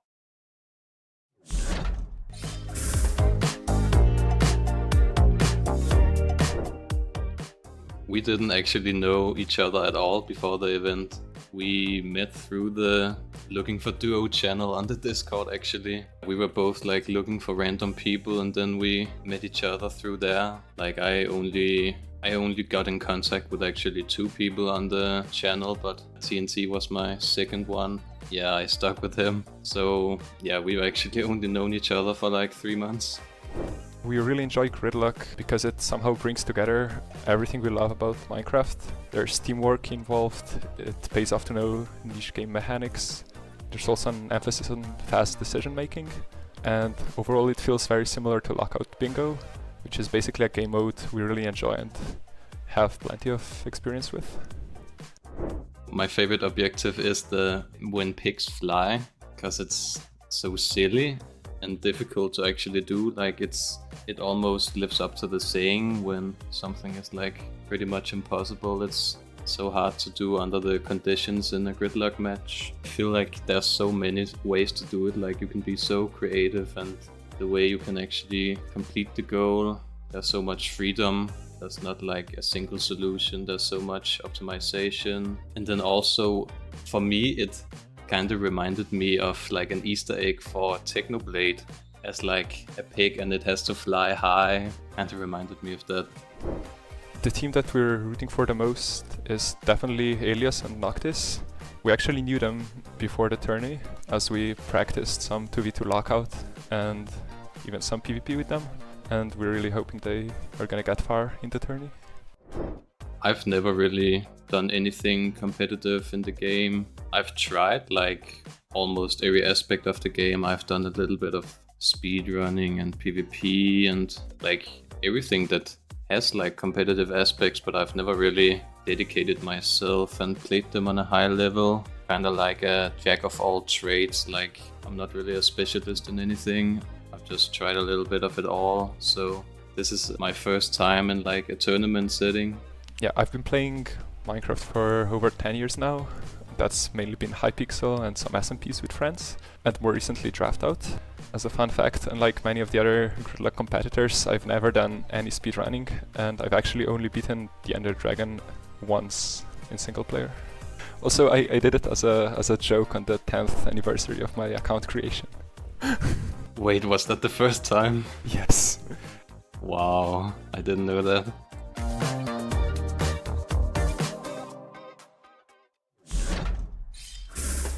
I mean, there's a lot to unpack there. There's a lot of different things. They didn't know each other. We only killed the Ender Dragon once. I kind of similar me and them. I mean, it's something that I've only done once as well. Yeah. I mean, I think it's pretty interesting though. It's a very different type of skill set. Let's take a look at their like the 4C. We haven't come up with a name for this. Like the player 4C. Rose knows what I'm talking about. Yeah. The head-to-head graphic. Thank you, production. I mean, we could see here UHC tag for Burke and Lex Tank. Meanwhile, we still got draft out ranks for TNT and Malwick. I mean, Fulham, take it away. You see these guys on the draft out leaderboard all the time. How good are they? How good are TNT and Malwick here? What do they have to do to overcome the PvP of Burke and Lex Tank? I mean, they just simply have to play it like they would in draft out, in my mind, right? They're so good at thinking on their feet and thinking about how you're going to see lines, how you're going to look for objectives that your opponent won't be able to do. And you have to hope that your Burke and Lex Tank are going to be too heavily focused on the PvP kind of aspect. But that being said, looking at the number of objectives between Burke and Lex Tank, it clearly shows that, I mean, there's a disparity there. It's not 0 and 200, but 107 to 159, it does show that Lex Tank is clearly the more objectives-based player, while Burke is probably more of the kills-based player. I wonder, Yes. you know, if we were able to see the number of kills each player had, for example, I do think that Burke would be substantially ahead, whereas TNT and Morwick are both kind of, you know, like Morwick mentioned, kind of a jack of all trades, able to do a little bit of everything, maybe a master of nothing at the moment. Diamond 3 and Draft Out still a very, very strong rank, probably in the top 1-2% of players across the entirety of Draft Out. So clearly very good at this lockout bingo style of game mode. And it all really comes down to the teamwork. TNT and Morwick not knowing each other. I was in call and I went, what? Yeah, that's crazy. I was shocked. It seems like they have so much good chemistry when we watch them play. So I'm like really surprised, but also very happy to see that, right? Like, I think it's beautiful that Gridlock's been able to bring two people together that didn't know each other, and they've done so well to be one game away from the top 8 in their region. Yeah, one other thing I wanted to mention crazy. was this is such a vast expanse of the European region. We have a different flag for what are each the player. flags here? What do we got? Austria, Portugal, I believe that's Slovenia and Denmark. Is that Slovenia or Slovakia? I always mix them up. My fault. Yeah, well, I'm a stupid, dumb American pass, so I'm definitely deferring to you on that one. But that's pretty cool. That's pretty W. Scouts are saying Slovenia. Shout out Luka I got it Doncic. right. Let's go. Very Yes, cool. let's go. Locked in. I mean, very cool. It is cool to see. That's one of my favorite things about the European region. And I mean, I think it's gonna be awesome to see how these teams fare up. I mean, we're gonna be hopping into this in about 2 or 3 minutes or so. We'll get the board going and everything like that. I mean, I'm making my prediction. I think I'm gonna take Burke and Lex Tank in a 2-1. I think we're gonna go to another best of 3. I think what we've seen today, I don't know how much you were watching the earlier games today, Fulham, but the Ancient City has been a very interesting point of reference comparatively to the open qualifier stages, because I think people have been taking a little bit more of an advantage of the chest with regen potions and enchanted golden apples. And I think if Burke and Lex Tank are able to take advantage of that, I think they can just be a little too suffocating for TNT and Malwick. They're going to have to get really, really creative on the side of the gold team if they're going to be able to win this one out and make it to the circuit. Yeah, I really noticed in that first game between Ialios and Automat. Automat, those yeah. two duos. I saw how important the Polish duos kind of notch apples were. Having those enchanted golden apples allowed them to be able to win fights even when they were undergeared. And that could almost, in my mind, pivot the other way as well. Because Burke and Lexank probably will be focused on Diamond Armor, getting the tools, getting the materials ready for those fights. But if TNT and Morwick are able to grab an enchanted golden apple from the ancient city, like you said, or even just the regen potions, also very useful, of course, not only for goals, but for PvP itself. I think that that could be a really big swing. Like you say, ancient city, very, very strong. And I'm glad that the competitors are getting involved in that. You know, it's not just the diamond pants that you find in the chest. The notch apples and the regen potions, very, very helpful. Absolutely. Absolutely. They are a huge, important thing. Also, I'm very curious to see where these teams are dropping. I thought it was so interesting in the last game. We've seen the Savannah Desert kind of drop zone be so crucial for all these games. But then Wheezy Moss and Cammy B were really focused on that Taiga spawn that seemed to do some real wonders for them in the early game. So I'm curious with the new BT locations as well, if we see any changes from either of these teams. I feel like both of them are going to be pretty regular meta dependent and just probably go for the Savannah and Desert. But if you're both going the same quadrant, you open yourself up to a lot more PvP. So that is going to be an interesting angle to really see there. And Fulham, I see a board on my second monitor, and I'm very excited because that means we're starting a game very soon here. I mean, this is going to be absolutely awesome to see from these two teams. We'll take a look at the board. I mean, immediate things that are standing out to me just a little bit. We have light your opponent on fire as the opponent objective, which is a very, very fun one. And the middle square being obtaining an Elytra could make the game a little bit interesting with that making so many squares, or so many grid lines, I should say. Yeah. Pretty much impossible. Looking at that top left to bottom right diagonal, we can see two end goals there with Elytra, and I believe that will be obtain a Dragon Head. I'm not 100% sure. There's a couple with that. There we go. Wear the Dragon Head. Apologies. Couple with that similar graphic there, which is quite nice. But the other goals on that line seem relatively easy. And obviously, with the new updates that we've had into the bracket phase, a slight more pivot towards nether-based goals and endgame-based goals. So we could comfortably see these runners go for something a little bit wild and go for, you know, going for the end early. That diagonal can be very strong. Quite a few 2-point objectives on there. I believe that's light a candle with a flaming projectile. We've seen that done in a multitude of different ways, which is very, very interesting. I know that I can't exactly remember who it was, but I remember watching the clip of the snowball. Oh yeah, we've seen a lot of that today. Yeah, that's going to be very impressive if we can see that. I mean, that diagonal's open.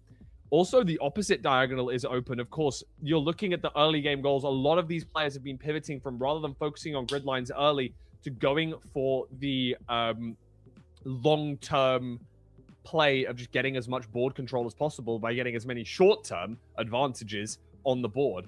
For example, that Spider Eye goal, we're going to see if they drop in around the Desert Temple area. Lots of Spider Eyes usually found at the bottom of there, so can be an instant goal. Gold Spear, very, very easy to be smelted on that left-hand side as well. Diamond Minecart, not too difficult. Bone Meal, not too difficult. Lots of them around about that area, and we're going to see what's going to happen here. Absolutely. I think Bone Meal is one that we see so common so often right off the jump here, and it does look like both teams did. No, excuse me. It looks like TNT and Malwick are actually on the Mesa side of the map here, and it looks like Burke and Lexank are going to take the left side of, or the Savannah village here, excuse me. Interesting start right off the jump.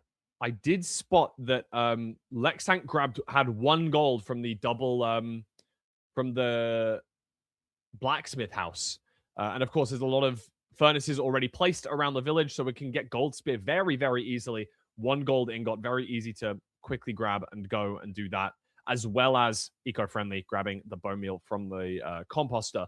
Landing in the village very strong here. Two very early game goals can be done. Gold spear in the hands of Lexank, as I was saying. Going to get that done as well. Very nice to just get some early goals on the board. Like I say, get that board just kind of up and running, getting a few goals early on, blocking out some early grid lines that your opponents could comfortably be going for. I mean, I like this. Flint and steel. You get a TNT is lodestone there smelting for our the opponent. Oh, wow, perfect. heavy duty into iron axe, into Do I go more for the iron. We can flint and probably steel one, or do is it too early? some lodestone stuff here as well. I mean, I like the Yeah. line that TNT is going for here. There we go. Instantly grabbing the candles pre-placed in this village house and going to probably go for John Wick here. Makes a lot of sense to do so. Easily grabbing a lot of these snowballs and going towards the lava pool. I really like that play. Now that diagonal's already been blocked off by the pink team, but it will allow TNT to get this very early. Very, very nice there. Very nicely done. In a trial indeed. chamber right now. Yeah, I mean, looking for the cake chest, doesn't get it. Does get amethyst and some diamonds, though, so that's not bad at all. And does have the painting for graffiti. So was able to kind of overlap, checking a lot of loot and being able to get this painting objective. So like getting the water buckets there, really nice. Those are always there in the in those dispensers. So they are going to get, the pink team is going to get graffiti there, setting themselves up for this left side line. We can take a look at the map here.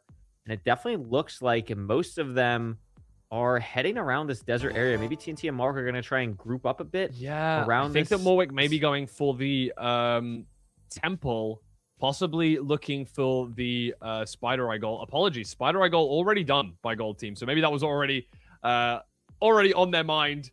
They're now going for breeds, which I didn't know. Yeah, the 3 breeds. The 3 breeds, yes, very strong to be around the village for lots of they mobs. actually have a and pretty lots of good nice... line here. Wait a minute. They actually have a really solid line for the second column because they're going to get Diamond Minecart. That's they the just third ate a mob. Spider Eye, and they can get the And wood we're one objective away. as well. They're 1 away just like that.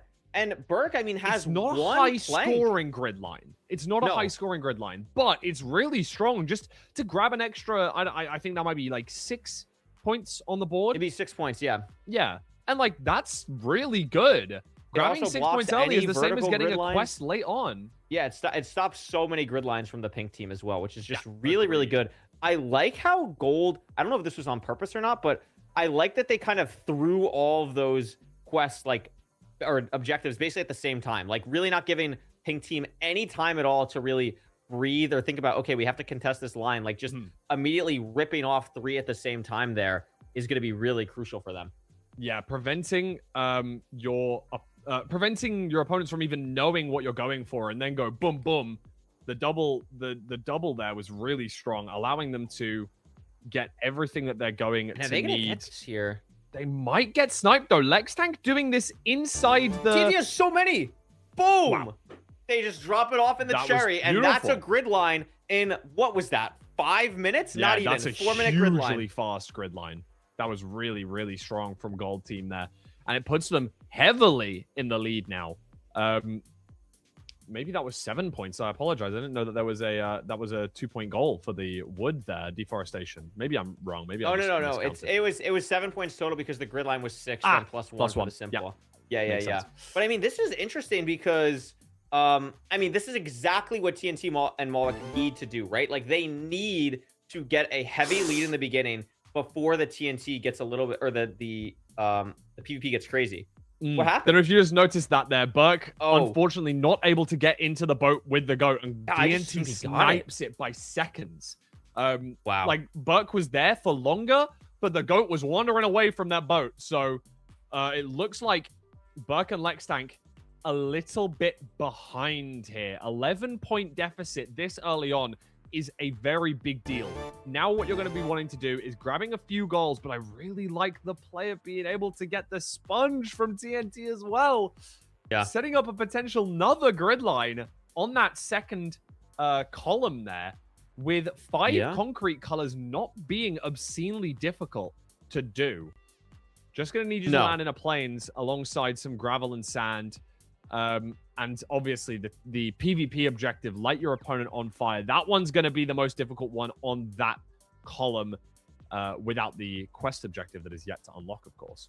Burke takes a really good line into the desert temple here, which is good, but I mean, I don't really know what you're getting here that's like super impactful at this point in the game. I mean, I feel like you have to Lex Tank's landed in a cobweb. do something. Oh my god, yeah, Lex Tank is like fully kind of stuck here. Like fully Actually stuck in the really cobweb. annoying. With the breeze as well, just hanging out. Has to literally punch this cobweb out. Oh, Oh my and we're god, getting the breeze is shot pushing by it back the breeze. in. Oh. This is so disastrous. Oh, this is disastrous. I can't move. I can't move. I'm stuck. This is actually a nightmare. crazy. So bad. Absolute nightmare. Oh, and it we're feels getting like it's just shot getting. back Okay, up surely into the we're getting cobweb. shot outwards now, right? We're so close to getting out. One more shot. Oh, Please! Please! no, I've never. Hello? Where did I dude. go? Oh my goodness. I'm There finally we free. go. I finally got Finally free. out. We need. Oh my goodness gracious. No, That is insane. That's a big time loss. That's not what you want to see if you're a pink team fan here. quest 6 objective plays has been 18 and the unlocked. first objective unlocked. Damage from a guardian while wearing Thorn's armor. Oh my goodness Now- gracious. That is absolutely crazy. Holy Yeah, very, smokes. very surprising one. Yeah, I looking forward to mean- seeing how this one's going to go. I think I'm a little bit surprised that the gold team aren't pushing strong. Wow! Wow, what a play from Morwick. Morwick. That's actually And huge. that's- It allows them to possibly, and Burke's on half a heart. Oh wow! But that's the PvP aspect coming out. Have to be careful to was not just get the- lit here. Oh! Just like that. That is Speak of the disastrous for devil, them. What a call from you. That is some despicable commentary curse. Oh, it's a tough one there. That was definitely a tough one. I mean, Yeah, my wow, no, goodness. unreal. My I mean, goodness. this is going to go to gold team. Look at this. There's the 5 concrete colors that they needed, and now I genuinely believe if they get that final quest, sorry, not the final quest, but Yeah, the this quest next that one is to unlock in- here. It's actually the next quest. That's going to get them a second grid line and put them up to an obscene amount of points. It could be pretty much game. I mean, this is wild. No, this is just absolutely wild that it's been this much of a domination so far. I mean, Pink has 4 goals. Look at this board. Just crazy. Yeah, and I mean, 3 of those goals were done within the first 2 minutes.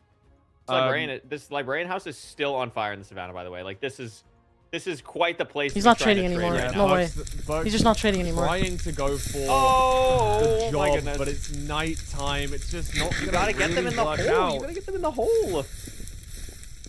And it's No, on it's fire. not, yeah. Oh, it's Yeah, okay. yeah, gonna be attracted to some other bed. I have somewhere kick. I have else. kick. And I hit the Oh, down. and we Yeah, punched him. no, it's And we punched him again. Oh, okay. It's gonna be a Well- little bit of a nightmare there. And we're in the ancient city for Morwick now. Maybe grabbing some 2 minutes enchanted closed. golden apples, some Yeah. diamonds on the way, a little bit of everything. Trying to Did you get consolidate spawner? that lead and make sure that they're not not spawner. significantly behind in any aspect now, I think. And that's like a really nice play to do. Just, you know Yeah. you're way ahead. Now we just want to make sure that we don't lose every goal due to PvP, probably. And look at this, like 18 is diamonds, smart. 19 diamonds. Really strong. Good discipline, Librarian has really. been achieved by Burke and Lex Tank, though.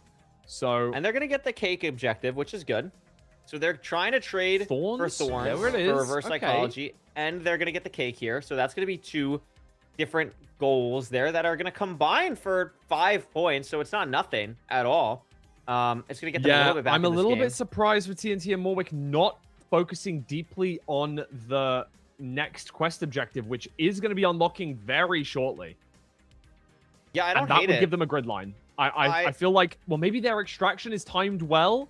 Yeah, their extraction They've is got timed- 40 seconds-ish. I think they I can mean, you've still gotta be prep thinking. something else. I think you can still prep Yeah. something else. Like maybe you can mine like a piece or 2 of obby. Maybe you can check this dungeon. Yeah, that's what TNT is gonna do here. Gonna check the dungeon for maybe string for a lead or something. I like Could be that. important.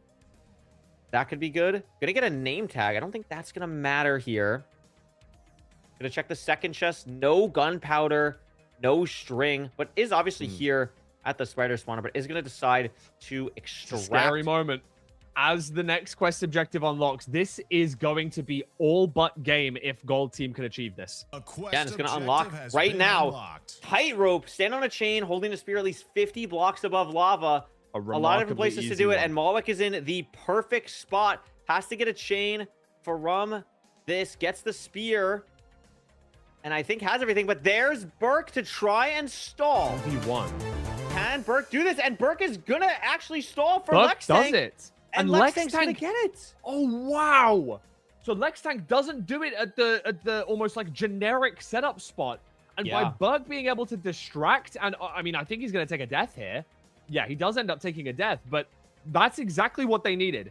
And a really, really strong play by both Burke and Lextank to go and choose to not do it at the generic spot. Finding their own line, finding a different way to do it. Really, really smart. And honestly, it didn't really take much setup at all. It just took one chain, which, you know, doesn't cost a lot. It's 2 iron. You're probably going to have that naturally anyway. And by having that, it prevents that snipeability, as we just saw from the Gold Team. Getting that goal sniped, it's not going to be the difference between life and death for them. They're still way ahead. But that is the difference between winning the game now and having to fight out for the next 15 minutes. Oh, absolutely. I mean, that's huge. And it also gives, you know, Pink a little bit more motivation. They're like, all right, we got this. You know, we needed that. That was a really good play. We're hyped. We're back in it. You know, that's not what you want to do against a team like Burke and Lex. You just have to suffocate them like they were doing. But, I mean, they're still in a really good spot. Like, maybe you think about maybe opening the end early. I don't think it wins the game on the spot for them, but it would give them a lot of resources potentially. So they got to kind of get ready for this next quest objective, which is still 2 minutes away unless they're going to go for a campfire goal.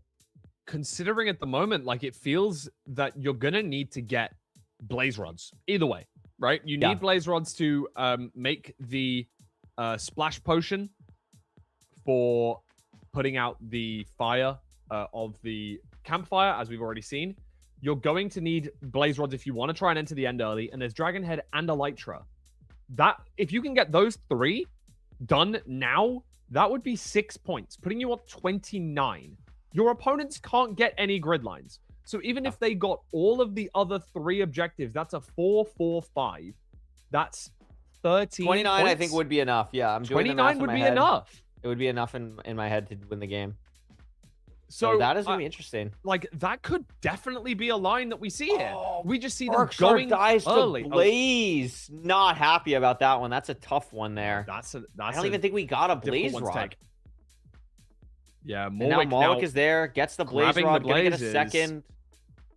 I mean, it's fully good now. I mean, that is a real swing for Burke and Lex. I don't know. I think that might be the game there, honestly. Unless, look, TNT is trying to open the end early. They're trying to open the end early. I love this. I really, really love this game. This play for TNT and Mawek. They've probably done the maths. They probably know, right, well, our opponents have to go for the quests, right? They're going to see that quest unlock in 40 seconds and go, bang, we need to do this now. And Gold Team, they don't have to do this now. They can just open the end early and win the game. 6 points is enough. I don't have leads or saddle hoops. I mean, even having the 1 pro on the Blaze Rod, like if this is Chess Monster or something, having that is huge. Very true. So just having those resources is a really nice thing to prep here. Next quest objective gets unlocked in 15 seconds, I believe. What is that going to be? I'm ready for it. Now, I mean, we know which one it's going to be, but I'm looking forward to seeing what's going to happen. All of them extracting at that same time, looking to try and get as much of an advantage as possible. Dark Sorcery is so good for TNT and Mawek, who have the Blaze Rods, but I love this play from Lextank. Instantly going to the Trial Chambers to check and finds a Poison Potion. Now, that's not going to work. I believe it does need to be a damage potion. Yes, correct. Yes, it needs to be a harming potion, which is a little bit unfortunate that they don't get it. It is a 1 in 29 from each of those dispensers to be able to get the harming potion. But obviously, TNT and Mawek, already in the nether, already have the Blaze Rods. So they're going to need... interestingly as well, Mawek with a potion on bar. I do think that's regeneration, though. So that's not gonna immediately help, sadly. No, not yet. But again, I think they're just really focused on opening the end here. They're very, very focused. I love it. I just really like that because like Burke and Lextank are obviously going to be going for this goal. They kind of have to. So for me, it just shows how good this option is. Yeah.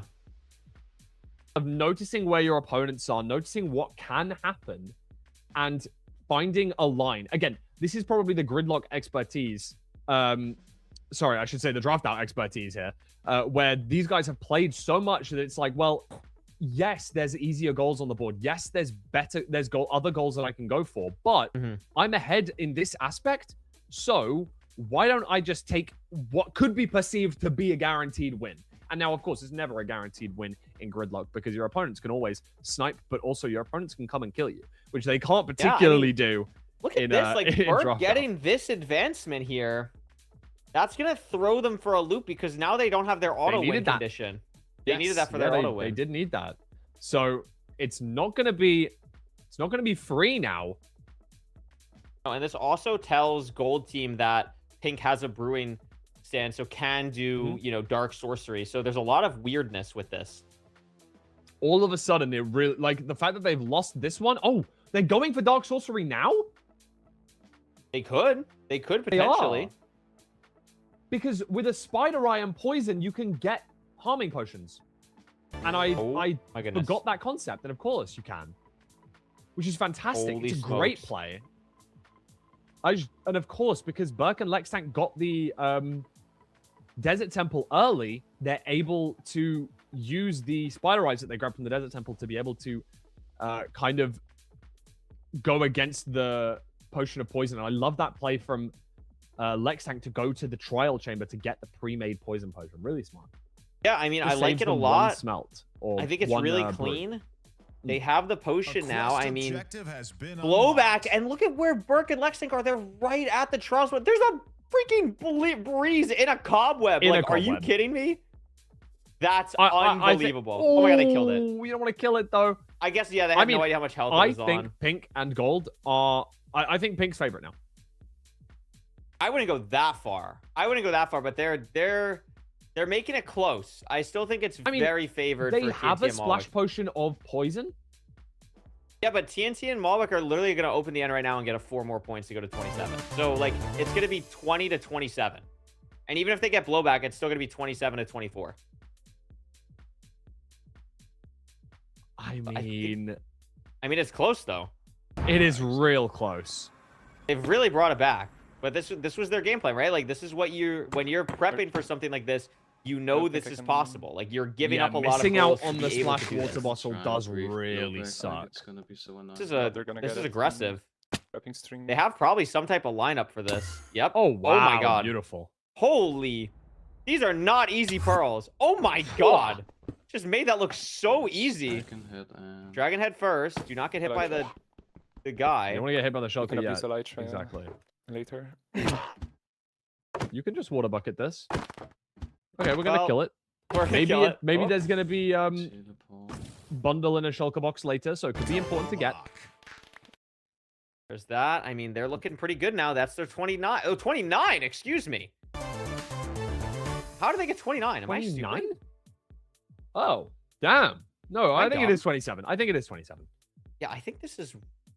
It is wrong. 24 plays 27. We can see it at the top of the screen. There we go. There we go. Oh, okay, we're back. W corrections. But that's So what I mean. 24 to Now it 27. all comes down to the last quest. That is all gonna come down to crazy. the last quest. This is a pretty fun last quest for this too, but they It's a still re- have it's a- 2 yeah. minutes to go on this one.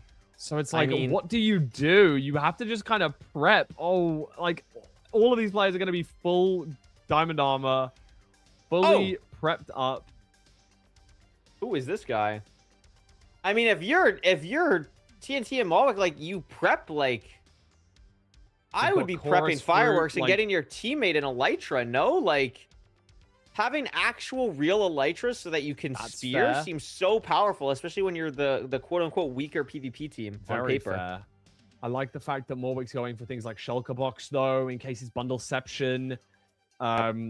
You know, like trying to prep as much as they can for every eventuality.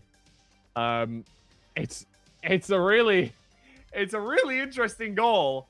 It is an interesting goal. I don't know if either team is prepped for it right now. I think Lextank is probably the one that I would assume to be most prepped for this goal that's upcoming. Yeah, I think this is going to be interesting. This is a good goal. I don't want to spoil it too much. Yeah. A minute away. These teams are going to try and prep everything they can. TNT cows for leather for saddle? Question mark? Something? Maybe a saddle? I would imagine saddle. We're going to make leads and saddles probably. I mean, that makes sense. Boom. Get it off. Nicely done. So that's a good prep from TNT there. Burke heading towards the trial chamber. Could potentially be something there. Oh my, this is actually great. Did we just breed a mule? Is that what just happened? I didn't see it. I think we just bred a mule. Oh no, it was just a baby horse. Just a baby horse. We just killed the horse. I'm sorry, baby horses are so ugly in Minecraft. I know that's not the point. They're legit kill that so to grab a leather gangly. For bundle in case bundleception's on the board. And it's rodeo. Ride a total of 5 mobs with your teammate. Immediate cactus for Burke. That was really clean. And they're immediately going for this. You meant Here's the word camel for... What, did I not say camel? You said cactus, but that's okay. Oh, whoops. Cannot ride a cactus. Would not recommend. Very true. TNT with the saddle, but also Lextank with the saddle. Oh my god, it's literally all down to this. Yeah, this is going to be really close. Burke is looking for something. One of the llamas, I think. But look at Malwick coming in. Is Malwick going to be able to snipe this from Lextank or from Burkstar? I don't know. Like, has the Elytra. Where are the llamas? They're hiding. Actually, a real Elytra able to just fly around here, searching for the... Oh my god, and Lextank gets it. Wow. Holy smokes, I fully missed that. What a comeback. Wow. And it was all down to the brewing of the splash water bottles. I mean, I'm shocked that it got that far. I'm shocked that TNT and Morwick couldn't unfortunately convert that insane lead at the start. It was a truly back and forth game. But yeah, wow.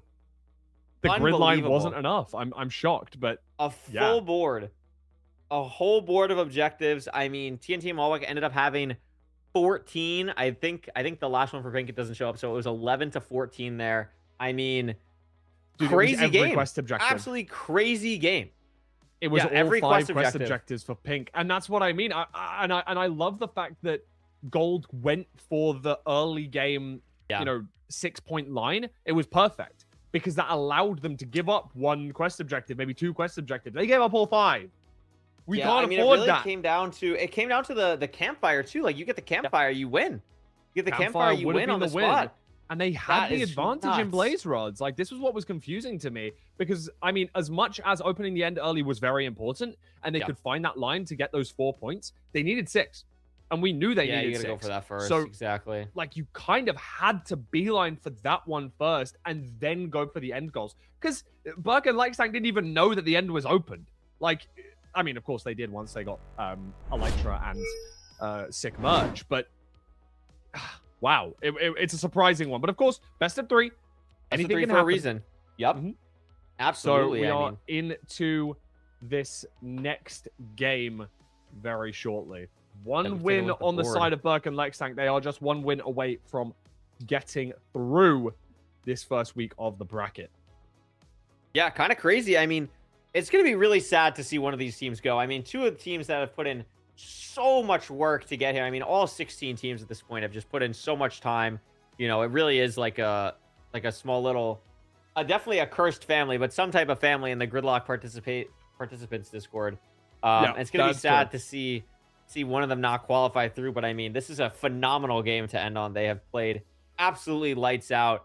And the thing that I'm really looking at here is this middle column. We have the kill opponent with Trident. That's going to be something, obviously, that's going to be really important for these teams. Trident. It's not just hit. It's like actually it's kill. Do yeah, the deal, we've changed them to kill. Do the damage. Do the final blow. Oh, yeah. Teammates wearing diamond boots. That's easy. Because it's kind of ranged and not. And there is another Trident goal on the board in that bottom left corner as well. So it's going to be a very important thing to get early. We're going to see players push for that very fast. I mean, Matching Threads is free. Italian Plumbers is free. You're looking at that bottom left to top right diagonal, which I'm like, I can see as being very, very easy and scoring an okay amount of points if you can get that as a grid line. Italian Plumbers will be instant. Diamond Boots for both players is free. Grabbing a Trident is super crucial. So, like, those 3 goals are going to be very free. And then that top right goal of, I believe it's going to be Crafter with it in a crafter, right? Crafting crafters, whatever it's called. Oh, yeah. It's always a mouthful. But let's have really a look and see what we've got going on. Burke and Lex Tank flying past the village and going probably straight for a Trident here for Burke. Oh, no, going for...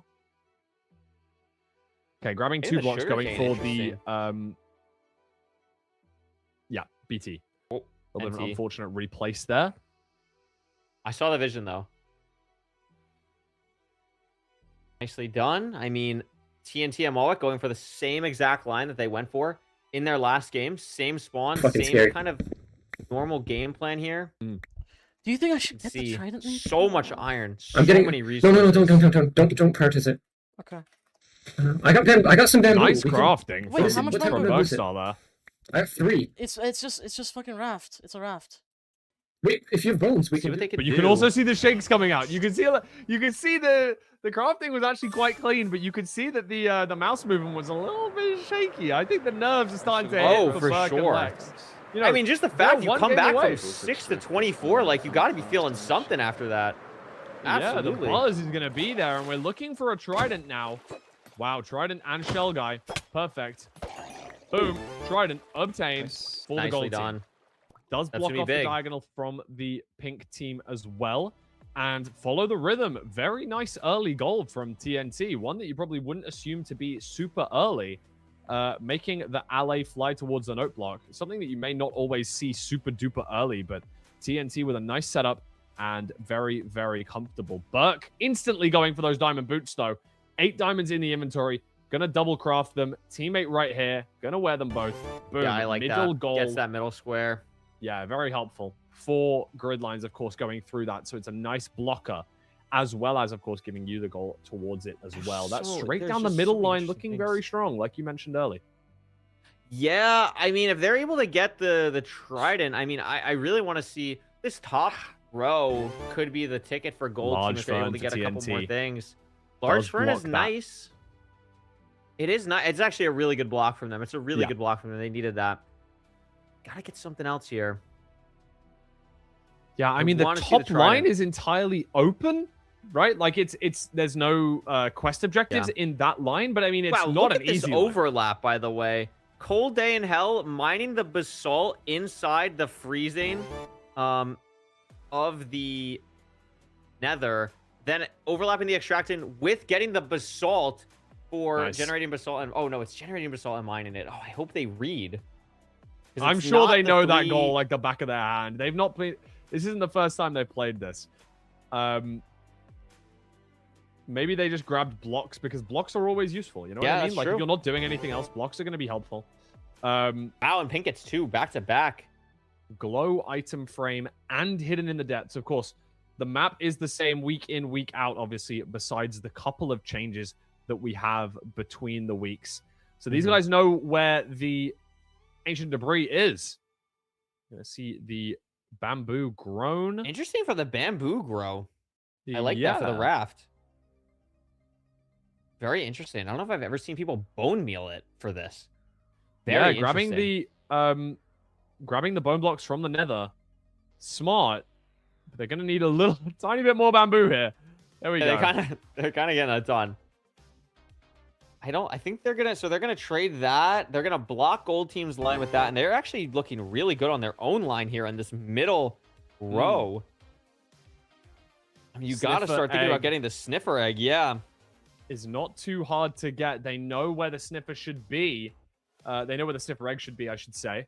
It's going to be in one of those suspicious sand blocks. And not only that, but they can overlap that with grabbing a trident. Like, a trident's going to be important, so... Yeah. Pink team still does not have a trident, so that would be big for them. Yeah. Curious what Burke is going for? Oh, grabbed copper for not sure what. Has copper 4 different now. armor types on the same stand could be helpful later. Just grabbing that. Maybe. They've obviously got diamond boots. Copper chest plate would work. Then, you know, iron leather or something along those lines. Also getting copper here. What am I missing? Oh yeah, I guess it just is for fashionable mannequin. Like it just has to be. But I mean, the thing that I'm looking for is the sniffer egg. And look at this. Lextank's gonna get it. They're gonna be so lined up here with this grid line. Now that is the second to last quest objective to come through, so it is gonna be a while. But this is a very different early game from how it was before. This is basically even, and before it was just a gold team domination. Yeah, hopefully gold team don't end up going and kind of beelining themselves down one line now. They're going to have to take board control, which obviously I think it was a great play last time. It just unfortunately backfired. Hopefully they're going to be able to take a little bit more board control this time and send us to a game at number 3. I hope so as well. I want to see these two teams go to a game 3. They deserve it. It's been a crazy, crazy time from both of them. Lex is currently going for the 3 breeds goal as well. Blocking off that second line. For one more. Looking for chickens here. There's some chickens. And it's going to get it. I mean, that's huge. That blocks another line for gold, potentially. Gold still have the top and the bottom, though. But they cannot do any diagonals or verticals now. So it's a pretty important one. Ironically, though, pink have no lines that aren't the diagonal that are left. So, oh, of course, really sorry, besides the very middle, which we already spoken about. Yeah. What I mean, is that gold top left gold goal. bottom Sniper technically duel as well. Sniper duel, very, very, very easy to do with the concept of extractions as well. Lextank going for the trident now. Going to be very important. Has the sniffer egg and the trident now. Yeah. And as we've seen with a lot of the players here, going for diamonds now. Oh no, we're going to pause for a second and extract. I wonder what the players... a quest objective has been unlocked. Duplicating a lay. That's doable. Very doable. doable. Who goes for that? Who has... No one has a amethyst in their inventory as far as I can Amethyst see. in a jukebox, correct? Believe so. Skipping straight past the amethyst for Morwick, so maybe we're not going for this. Yeah, I mean, maybe. Burke has amethyst, and Lextank is now kind of Morwick here. has amethyst. Wow, we're generating basalt. There it is. I think this might be too much of a time loss for TNT and Morwick, though. Because they have to get apologies to this quicker. Because Morwick had to get a disc. That was the issue there. Ah. Lextank is killing the chicken jockey for the new chicken jockey. I love it. I love it. Or lava, really lava smart. Chicken or whatever, but I think Morwick is gonna win this. I think Morwick's gonna win this. The goal is you just have to not get sniped by Burke here. Oh my gosh. And There it is. Wow. Gold really needed that. That's big. Yeah, that is huge. I mean, Burke being just a moment away, just a second away from them, but not able to stop them from getting it. I mean, Morwick already has a leather helmet and either gold or diamond leggings, so could be going towards the fashionable mannequin goal. Although, sorry, it looks like Burke's about to do it right now. Yeah, this fashionable mannequin could be really big. Boom, boom, boom, boom. That should be fine. Yep. 1, 2, 3, 4.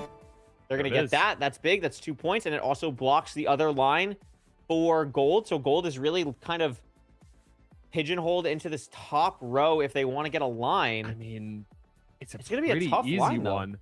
I mean, the problem I with don't them know. is going to be Trident. Of course, the Trident one, very the Trident's going to be the hard, but the hard other thing for them. two are reasonable. Like, yes, I agree. I mean, shooting a skeleton from that far away is very, very easy to do, given that we can use the burning tech that we've seen a lot of draft out players do recently. So these guys are going to definitely know that.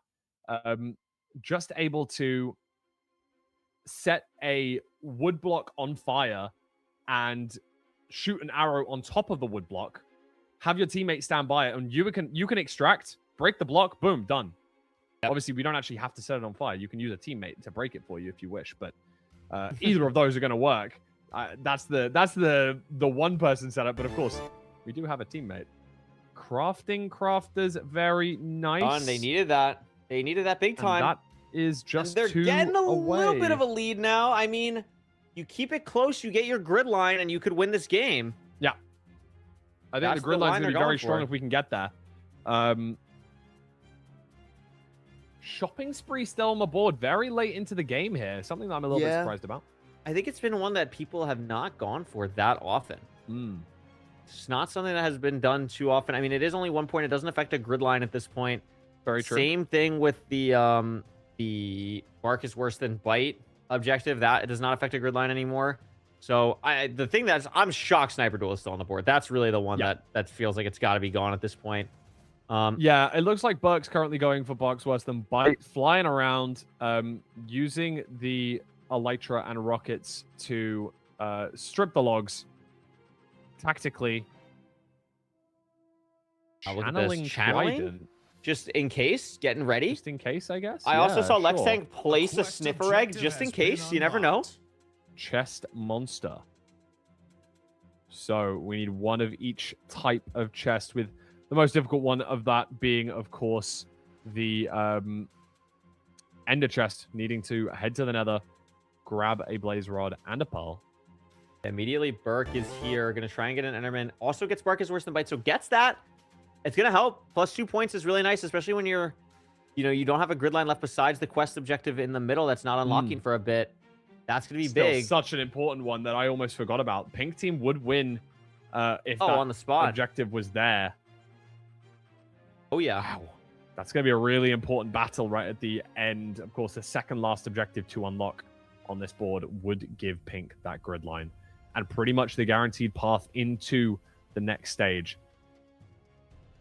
And TNT and Mohawk still getting geared here. There's the Ender Pearl for Lex Tank.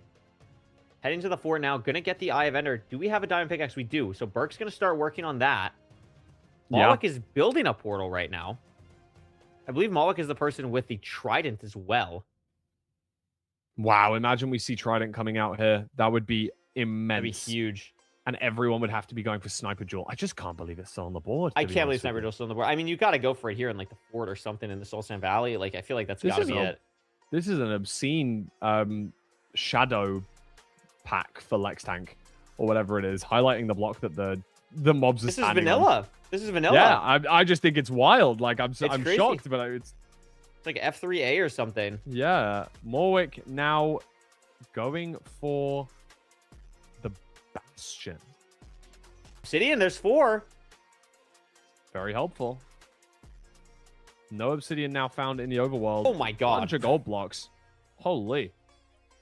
And Hero Runs Return could come up. That could be a big one. It does allow him to get the diamond pickaxe as well, of course. Burke is still mining obsidian. Nothing there. I mean, netherite upgrade, probably worth taking. Why not? You know what I mean? Get a netherite chestplate or something. That could be big. Not going to take you too long. Able to grab the 4th and final chest over here on this kind of tower. Makes the jump. Yeah, I mean, again, taking a look at this board, there's 3 non-quest objectives remaining, and none of them are that impactful. While going through a lot of weird stuff here. Yeah, I mean, I feel like we would have just distracted them. We had 13 gold blocks. Like, we could have traded with them low-key. There was 6 pigs there. That's not a bad route. Not getting anything. Only 4 obsidian. And here we go. Chest Monster's going to come out for Burke and Lex saying they're going to take the lead. And now they have a potential grid line if they get Sniper Duel. So Sniper Duel is even more important now, and it's still nighttime. I'm shocked that it's on the board. I'm just shocked that it's on the board. Can they get it? I mean, I don't even see a bow in anyone's hotbar. I don't see anything for it. What are we doing?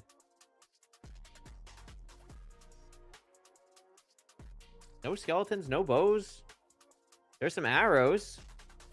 Maybe Malwick can go for it now? It's the only thing I can think of. Grabs the arrows, sure. Like, I'm just so surprised it's on the board. Would block either either team's grid line and set up one goal away from both teams' own grid line. Like, it's such a crucial goal. I know it's only 1 point, but the swing of this is an insane momentum. And there it is. The final quest objective for the pink team's line, if they do get Sniper Duel, is Golem Party, like you say. Yeah. I mean, that's a big one. I mean, Malwick already has 24 iron. That is true. Which is pretty big. I don't know how much Lex has and Copper Burke as have, well. but that's huge. Maybe they have enough combined because TNT is coming here. Oh, and they're trying to scare off Lex. 10 or so. Maybe is there Lex. already a golem at this village? Look at how close everyone's here. Yeah. Yeah, this could be a fight moment. You Look see the at Trident come out as That's well. what's going to be important. Yep. Trident for Lex Tank. Lex Tank might get the kill here. Didn't want to Trying throw for it. it. Kind of sensible not to go for it. Oh my gosh, look at Malwick though. Has everything. Gonna try and snipe this now while the fight's happening. Has to loop around. And it looks like Burke is gonna try and kill the golem. Yeah, Malwick's just gonna extract here. Oh, no, getting chased by Lex Tank. Can't extract yet. Scary. TNT coming in on Lex Tank. Burke stealing an anvil during this. TNT gets a gapple off, but it's not going to be enough. I mean, this is just brutal from Lex Tank. This is brutal. Yep, Golem Party needs to come out from the side of the gold team. They only need a little bit more, only need a couple more iron. Oh, this Trident is so scary. That's a crit. Down to 2 hearts is TNT. Yes, I love this And play it's from gonna TNT. die. Wow. Really smart play. Wow. Dying intentionally to avoid dying to the Trident. I was going to suggest this, but I was going to assume that he was going to go for fall damage, but I love that play. Just dive bomb into the lava, prevent your opponent from being able to kill you with the Trident. That was scary. That was actually so scary. Oh my goodness. Now there is still no Next quest is in 50 seconds. iron golem here, I don't think. So they're gonna have to get iron somehow. I mean, again, iron. What are the chances it has enough? Hog having 24 is still huge. Yeah, a significant advantage without a doubt, but probably going to need to fly over towards the, over towards the mine shaft. Lots of iron around the mine shaft, but I'm surprised that we didn't take the blast furnace with us. Obviously, double. No, that would have been big. That would have been huge. The next quest objective is in less than 30 seconds, 20 seconds now, as well. Also really impactful because it's another line for the pink team. So the pressure is really on gold to get these 2 quest objectives. Yeah, without a doubt. I think you kind of have to trade. You have to get you just have to get these 2 quest objectives. Blem is a pretty good quest to come up on the board. Like, you're in a decent spot, I feel like, as the gold team, but I don't know how many leads Pink TNT has 4 leads in the hopper. Already at the swamp. It's just going to depend on... I mean, this is going to be another PvP fight, right? It's going to be another fight, almost guaranteed. And Burke's gearing up fully now. This is looking pretty good for Malwick, though. Maybe going to try... So this is a Bastion portal. I think Malwick is going to try and get iron in the other Bastion for Golem Party. And TNT's goal is going to try and get... that grid line at this rate. Lex Tank is dragging the... TNT's the going frog. to get Sniper Duel, I think. TNT's finally going to go for Sniper Duel. Or are we extracting? Oh, we're extracting. Wow, we're not going to go for it. Frog okay, Frog in the Nether.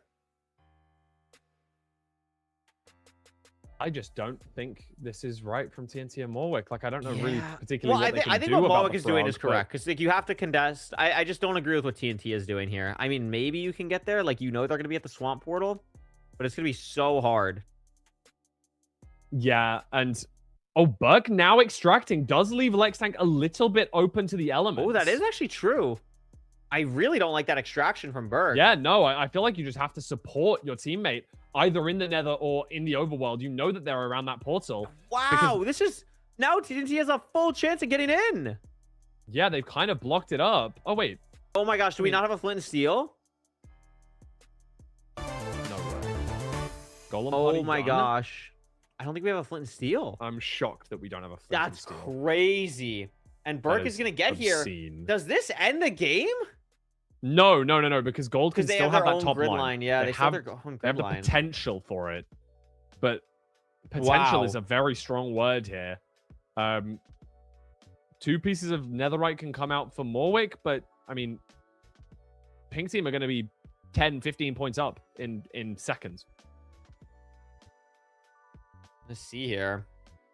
It's all about whether Trying this to get falls it- into lava though as well. Yeah, So this frog is this frog is in a weird spot, but should be able to get one of them here. That should be Ooh, good. Froggy. Oh, there it There is. it is. And that's a 15-point 15-point swing swing. for Burke and Lex Tank. Yep. Oh my goodness gracious. That is 9 absolutely points up. huge. Up to 32 points. Now, doing some quick math, this line will be 2, 3, 6, 8. So it'll be 8 plus the 4 points they'll get. So they'll get 12 points. Put them at So 31. 12 will be at 31 if they get their line. So they have to get their line and the quest objective to win the Yeah. game. Bear in mind, all all Burke and Lex Lex Tank Tank has have to to do do- is get Yeah. a sniper duel. That's it. That is all they need to do. And they're And getting, we're I mean, they just killing killed the the skeleton. skeletons. I think guess maybe because yeah, Burke is trying to There get are a lot one of in them. Don't over get me here. wrong. Yeah, there are a I'm lot not of too skeletons stressed. here. Okay. Are we going to go for Wow. the classic setup of popping it in a boat, hitting it twice with an axe, and then Yeah. running far away? Or are we going to go for the more fancy setup of the extraction usage? Arrows already got Burke making the bow not correctly, so using the book instead. I love that. It's 2026 and we still don't know how to make a bow. It's absolutely chill. That's how it goes. Oh my gosh. Wait. I like this idea from Malwick. Wait, what is this tech? Are they going to steal Breaking this? it at the last second? No way. A quest objective has been unlocked. He didn't get the break off. Morwick did not get the Oh break. my god, I think that would have worked. I legit think that would have worked. And it's not dead. It didn't work for Lex either of Tank them, and though. It didn't Burke. work for either of them. No, because the my damage God. that the arrow deals is legit like nothing because it hasn't got any momentum when you break the Oh block. my god. Wait, you so I need think to pre-damage as much as you can. so can TNT still get this then? Maybe. I don't know. It's gonna be down to the wire. TNT's back. They need to get this so badly. Oh my goodness. Digging down onto the chicken jockey room. Gonna give it a second attempt. This is a really This is interesting crucial. tech.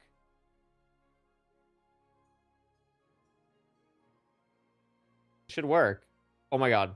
It Hit didn't the work. skeleton once. It hit the skeleton, but it didn't kill. Yeah. Maybe Now that we're in maybe the that's same good. exact boat. We'd rather have that happen now, but we don't have any arrows.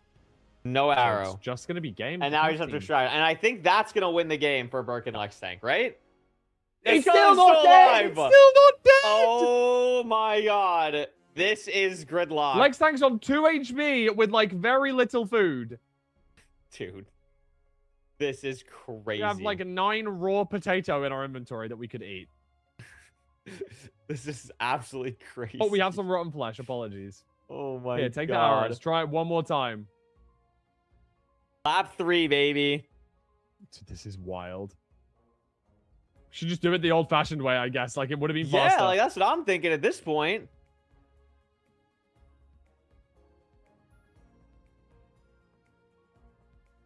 Oh my goodness. Lex Tank's on 1. This is so scary. Has to get the break off. Is it going to be game? Breaks the block. Hits the Dude. skeleton. It's still not dead. Bro, the skeleton's goated. Oh my god. This skeleton is legit goated. And Lex Tank's extracting now. Lex Tank's like, I've had enough. Because Morwick's here. Morwick was there. Came in to try and, kill their skeleton or whatever. Oh, dude. This is rough. No, this is crazy. This is I mean, absolutely all the crazy. meanwhile, Pink team still need to just avoid gold team at all costs, because getting tridented, avoiding getting tridented would still be good. Yeah. And of course, the next quest objective has now unlocked, which is Dark Sorcery. Heal an undead mob and kill an animal with the same with a splash potion at the same time. And Morwick does have the 2 splash potions of poison from the trial chambers, so is able to, just use a fermented spider eye on those to make them into damage potions. Yeah, and they realize that this is going to be game here. I mean, this is game, because they can't do anything. Like they just win off this. They can't win off of anything else, because they took too long to kill. They took too long to go for kill trident, and now they just win the game. That is crazy. TNT flying in, trying to go for the sniper duel, but we're spending so long for 1 point, it doesn't even give you the grid line yet. Like, that's the issue. We still need to get a trident, and even then, you're still only getting 31 points. Yeah, But 30, yeah. with the quest, which is possible, Buck and Lextank seemingly digging down to the end. Well, that's what I'm saying, because they just win. They know if they don't get tridented, they win. Oh, wow. So it's just game. I mean, they it's just need wraps. to avoid. Yeah, you're right. Wow. It is just, unfortunately, wraps, I believe. Like, unless oh my god, they still did not get it. This is actually crazy. Surely. I'm just like so invested. Free in damage? this. Like, I just don't get it. No, I think they did. Okay, well, maybe I'm stupid then, because like I'm surprised that it's not getting the kill. Like, I know that it doesn't deal very much damage at all when it has no momentum like this, but like I still thought it would be half a heal. So yeah, these guys are just picking a spot, digging underground, backing the tunnel away, blocking themselves up as much as possible. This is UHC. This is UHC. Yeah. Oh my goodness. I mean, they really could have had it. Like, you can't even. I don't even think you can make the same arguments, because they've literally had the trident since like frame 1 of the game. You know what I mean? Like, they've literally had trident since frame 1 of the game. You just have to get it earlier. You just simply have to. I mean, there was one fight, really, wasn't there? And I mean, TNT made the correct play, or was it Morwick? I can't remember. The gold team member made the correct play by jumping into the lava because they were so low and they didn't want to die to the trident. Makes a lot of sense. But for this one, you actually have to win the fight. And that's really difficult to do against Burke and Lextank. Exactly. And that will probably wrap it. I mean, they just weren't able to even get, any of the other objectives as well that were necessary. Because they did need literally the entire board to come back. Like, it was just not, I think, going to be possible for them. Although, look at this from TNT. I mean, we're going to find the spot, but it's not going to be open. It's fully blocked off by the opponent team. Look at their tunnels. They've been blocking behind them the entire time. Sure, you could find the What? Wait a minute. 2 minutes remaining. Wait a minute here. This is actually crazy. I just can't see it happening, dude. I just can't. Like, if you're Berg, you just have to extract. No, like, why are we not extracting? And now we can just extract. And it's just like, well, I'm gone. They're right on top of me. I'm leaving. Bye. So, yeah, that's going to be... They're going to know he left, though. And TNT dies, so can't extract. Effectively trapped. TNT has to extract, like, right now. Somehow they actually have a chance in this. Sorry? They actually, like, TNT actually has a chance. Well, they would have if they didn't... If they got the They extract also need to get Sniper Jewel in 1 minute. It's taken them 15 and they haven't been able to do it. Yeah. And they have to do Dark Sorcery. It's low-key kind of insane that we were just never able to get Sniper Duel. But you would have tied if you, you didn't even need to do Dark Sorcery. You would have tied if you got... I thought that was 31 that we worked out, no? It was 31 for the top line, but if you also get Shopping Spree, that's 32. Sure. But with 55 seconds left on the board, I'm not sure that either one's possible at this point. So... Yeah. Exactly. Burke's just sitting on the Elytra, sorry, on the Happy Ghast. Just hanging out. As long as possible. Just going to fly straight up. Can't get killed. And that's going to be game. Like there's no chance for TNT and Warwick to get this kill. They You get can it. see the I Berk mean, well celebrating done. a little bit there. Well done. Crazy last game though. Like how do we spend legit pretty much the entire end game trying to do sniper duel? That's like legit crazy. That's like legit actually crazy. I will Trying be to force flaming it in a them cave was when they get in the difficult, interview booth. I'll be honest. No, that was crazy. Like there, I'm in the agreement of the freaking like let's just shoot the skeleton with the bow from 50 blocks away. We don't need any of this crazy tech going on. That's not necessary. Crazy stuff. Oh my goodness. And that's gonna be it. Berk and Lex Tank, I think, were expected to kind of move on here. They will take this 2-0 over TNT and Molly. I want to get their interview going as soon as possible because I know that the other game is going on and I would like to watch the other game as well. That's currently in. It's in their third game, It's in I the believe. final game, right? Yeah, the final game. Yeah, going so all the we way gotta down get- to the we wire gotta- between we Akshay, can get- Ultimate, and Wheezy Moss and Cammy B. Yes. So we gotta get them. We gotta get them in here, and talk it up because I wanna talk to them about.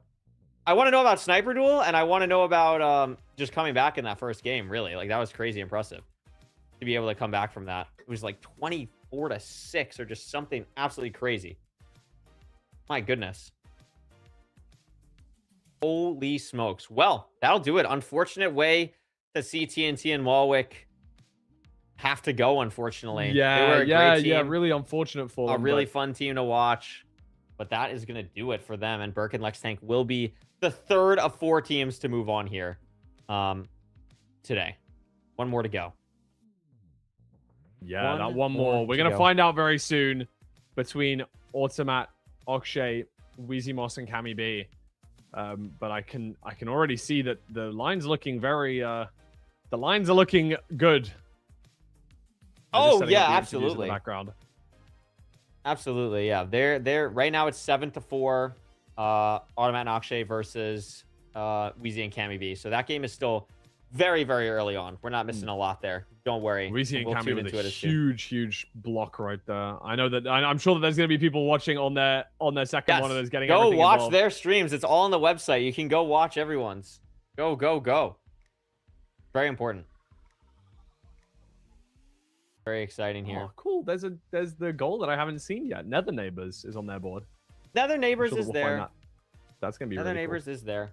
We're getting Berk and Lex Tank into the booth right now. I saw the link get posted. We're just making sure that everything is good, and we'll get them in, and then we'll talk to them and all that good stuff. Once they get freaking sorted and everything, they should be pretty good with everything. But yeah, W. W. Do you have a prediction in this Automat Wheezy Moss Cammy B game? Well, I kind of want Wheezy Moss and Cammy B to win, but also I'm friends with Automat you and hate Akshay, so- Automats? No, that's the point. What? I'm friends with those two, so like I have to cheer on them. But I also think that the storyline for Wheezy and Cammy would be pretty cool. Either way, I'm happy. Oh, yeah. I think. I think so too. That's the truth. And I mean, right now it's in the final game, the final throws of final roll of the dice for both of these teams. Only one can move on. Oh, and here we go. We're ready for the interview. Amazing. Berk and Lex Tank, congratulations on the win. Winning 2-0 to make it to the circuit stage. First thing I want to ask you guys is I want to know what the hell happened with your sniper duel. That's what I want to know. I don't know. What's going on there? It was half of a heart, and it didn't die 3 times. The thing is, we tested this before, and if you get a crit at the end, it should technically be 1 HP, but... It's something's different in single player. I'm telling you, something's different in single player. It's Hey, that's good cope. I respect that. no. That's good cope. It works every time in single player. I don't know.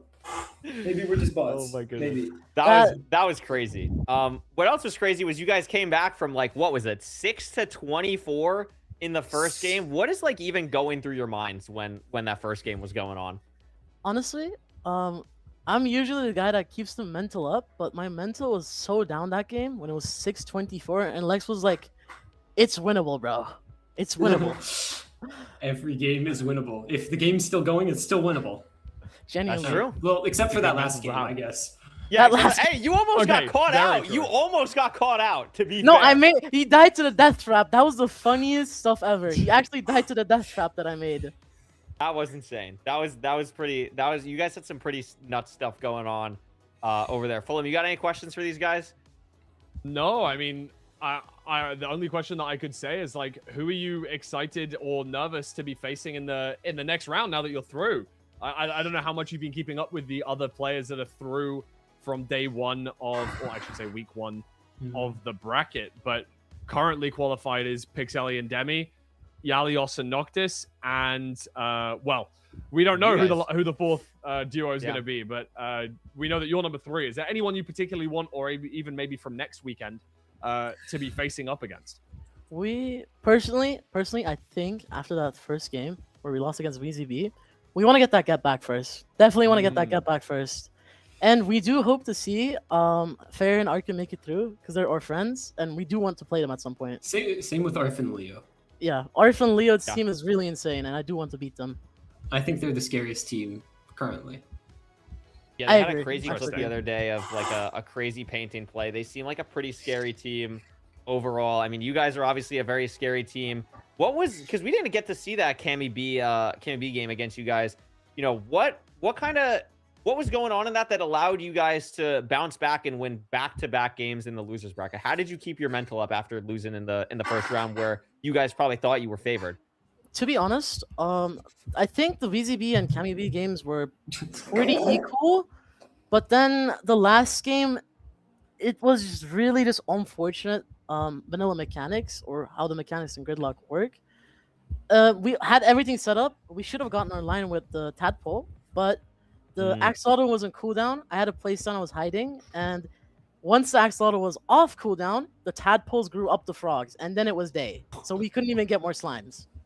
We had a line with tough that. one. That's really frustrating. That is brutal. That is brutal. Hey, well, we'll get that looked at for circuit, but congratulations on making it through. We're going to unfortunately do a pretty short interview because you guys won so quickly that there's another game going on that we have to go watch. But you guys absolutely played amazing. Glad to see you guys make it to the next round of the circuit, and I'm sure we'll see a lot of you guys there. Congratulations and enjoy it. Yeah. Congrats. Thank you so Bye-bye. much. Bye. All right, well, Fulham, W interview. I know, and in the you're time of that actually interview, right I don't on know it. if you've been keeping an eye on the other game, but Oh, I this was. board I is, can like, see my fully glancing done, over to the other. It's wow.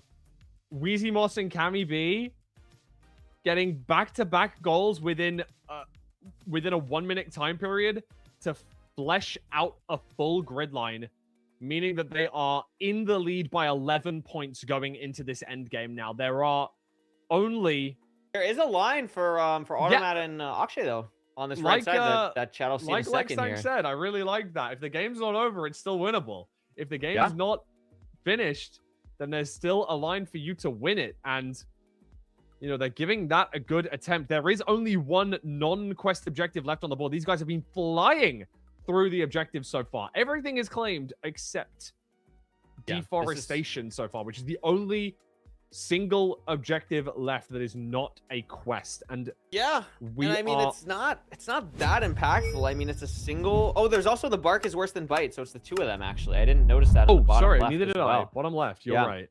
So there's 2 left. I mean, they're going through for that. I mean, that's 3 total points. You'll take that. They're gonna really need to find a way on this line here, though. We can take a look at the board. As you can see, the main things to watch out for is the next quest objective unlocking in 1 minute and 35 seconds here. For that pink line. They really need that pink line, right? Like, I think is that going to be game if Gold get that? It'd be worth 3 points. They'd be up to 29, and then it'd be what? Oh wow, look at that. That would be a 4, 5. So 8, 11,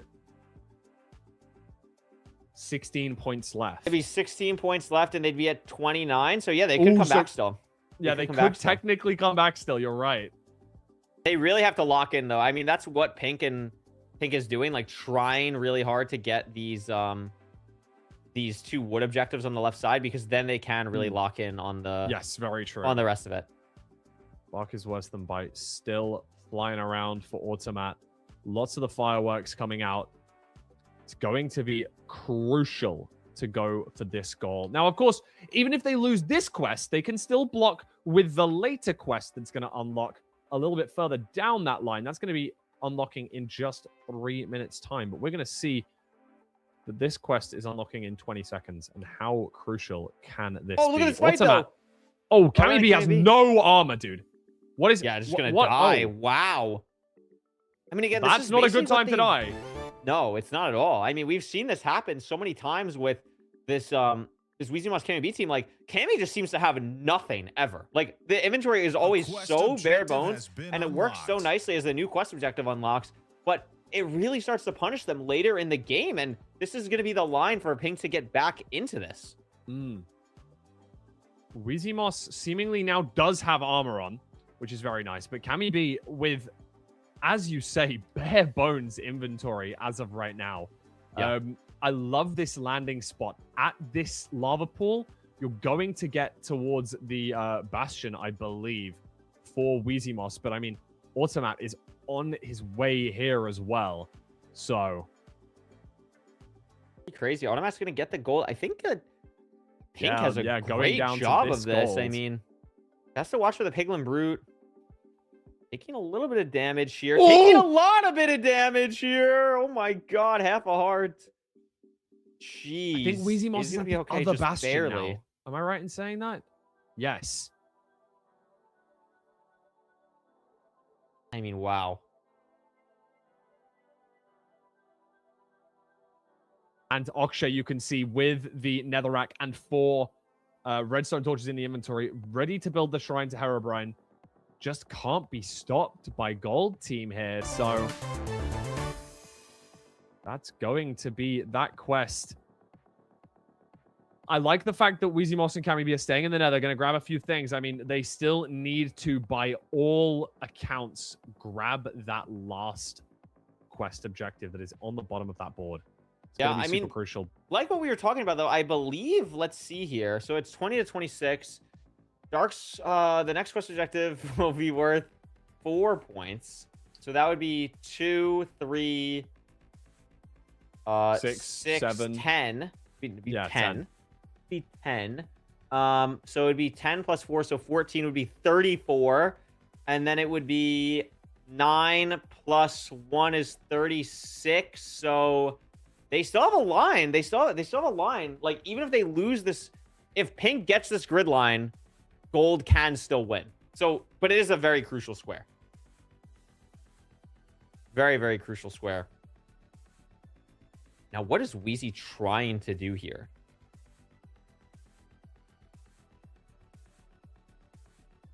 Peeking down in a specific spot for the just to grab some materials. I low-key like this because Cammy B has armor, but not a bunch of it. Has a little bit. Oh, and here trying comes to sneak Cammy B, up on actually. Ultimate, but like Cammy B's so I mean, might be able to get this. undergeared. Oh yeah, no, Automat's just on so much health. Yeah, it's Automat's impossible. on so much health. I mean, 2 notches in the Just end as well. I impossible. know that's gonna be there for later, more importantly than now. But yeah, wowee. Minute on this quest, we still haven't gotten 7 planks, which seems kind of impressive, to be honest with you. Surprised we've Agreed. not gotten 7 different planks, but obviously at this point it doesn't really matter. It's going to come down to this next quest objective first and foremost, more than anything else. Netherite sword for Weezymoss. Little scary. And the netherite chest. There's And netherite netherite template on pants, the ground maybe? as well. I'm extracting. Yeah, Actually, we're no, saving actually, it. no, Dropped I'm the on for a sec. dropped it for teammate. Oh my god. Teammate's gonna Wow. land in. So they're both gonna have one piece of netherite and a netherite sword. It looks- Woof. That's This is gonna pretty this is gonna tough. be an interesting fight. I mean, the Polish duo having the notch apples Oh, I don't have from blocks. It's the only thing I don't have. ancient city. It's gonna give them a strong advantage. Cammy B is rockets, not upgrading the Got now. upgraded the sword Greater the sword. first. Really? I don't even know if does netherite sword even give an advantage? I thought it was just Like for durability. hardly. Like, dude. I think it's like hit speed, right? It like affects hit speed. Yeah, maybe like slightly. surely we go for the armor. I just feel like that's the wrong play. I just feel like that's entirely the wrong play. But hey, I'm not in the top 16. These guys are. I'm definitely not in the top 16. We'll see where we're going. We're all going to the trial chamber. The quest objective that unlocked was Dark Sorcery. So that's Looking why we're for those going here, because poison we want the poison.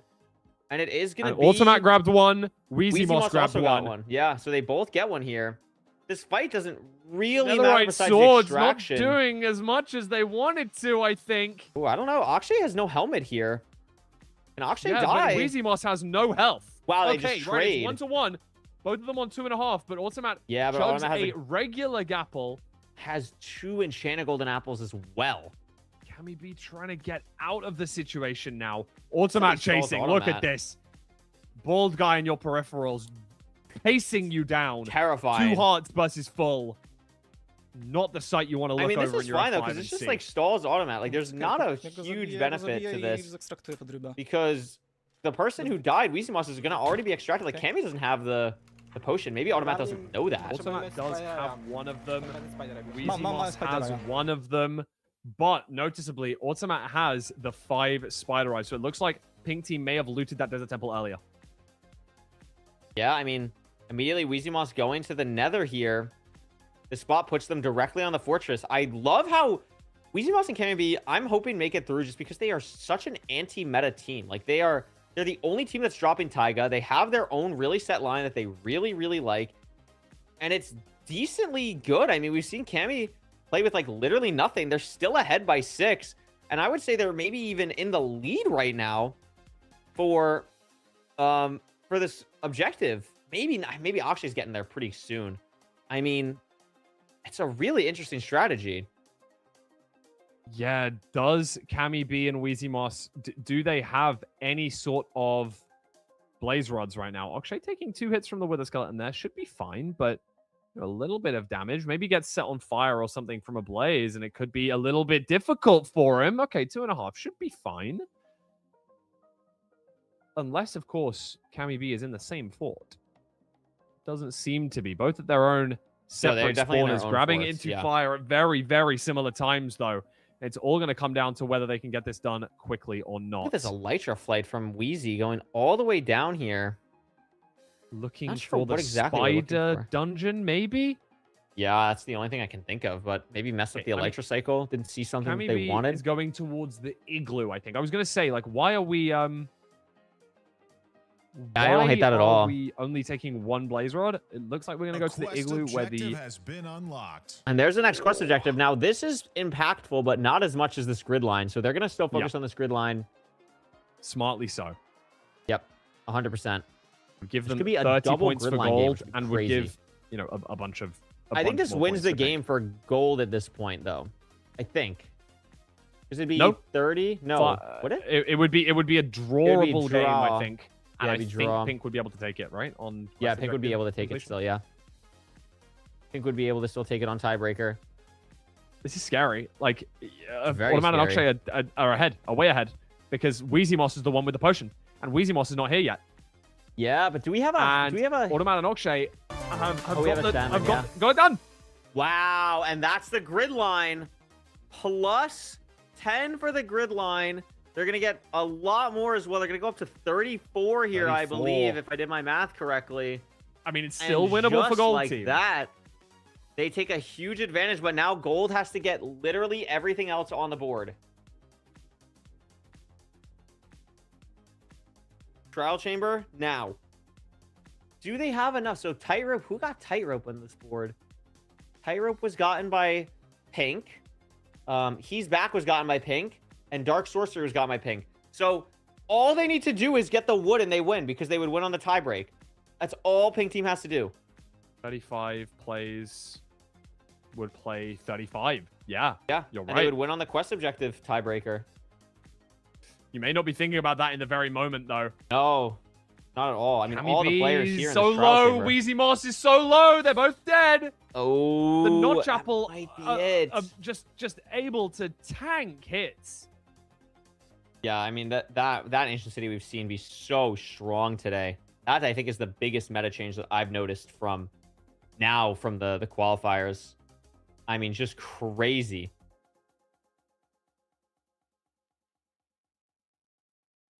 Crazy Now stuff we here. sit and watch while Automat and Akshay, definitely favorites here, sharing out the Notch Apples.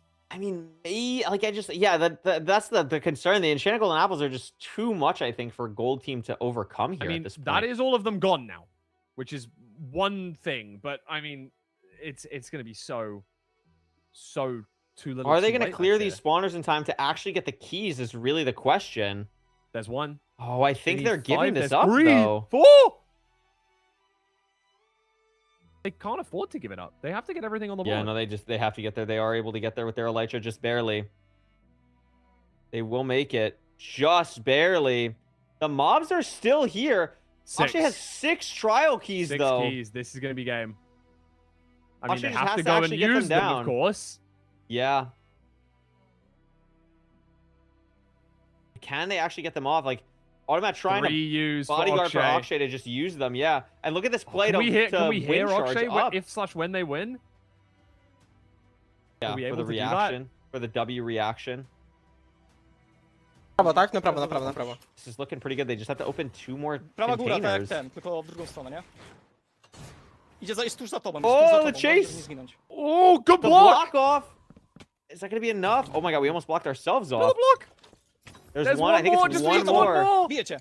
4 HP! Halo, halo, Przeżyj, halo, przeżyj, przeżyj, halo. przeżyj, przeżyj. Nice! Oh my gosh. Go, man! Let's fucking go! Amazing job from Automat and Akshay there. Automat and Akshay, very hype. Holy fuck. Crazy, So, crazy Big line. pop-up at the end. Love to Great hear pop that. off.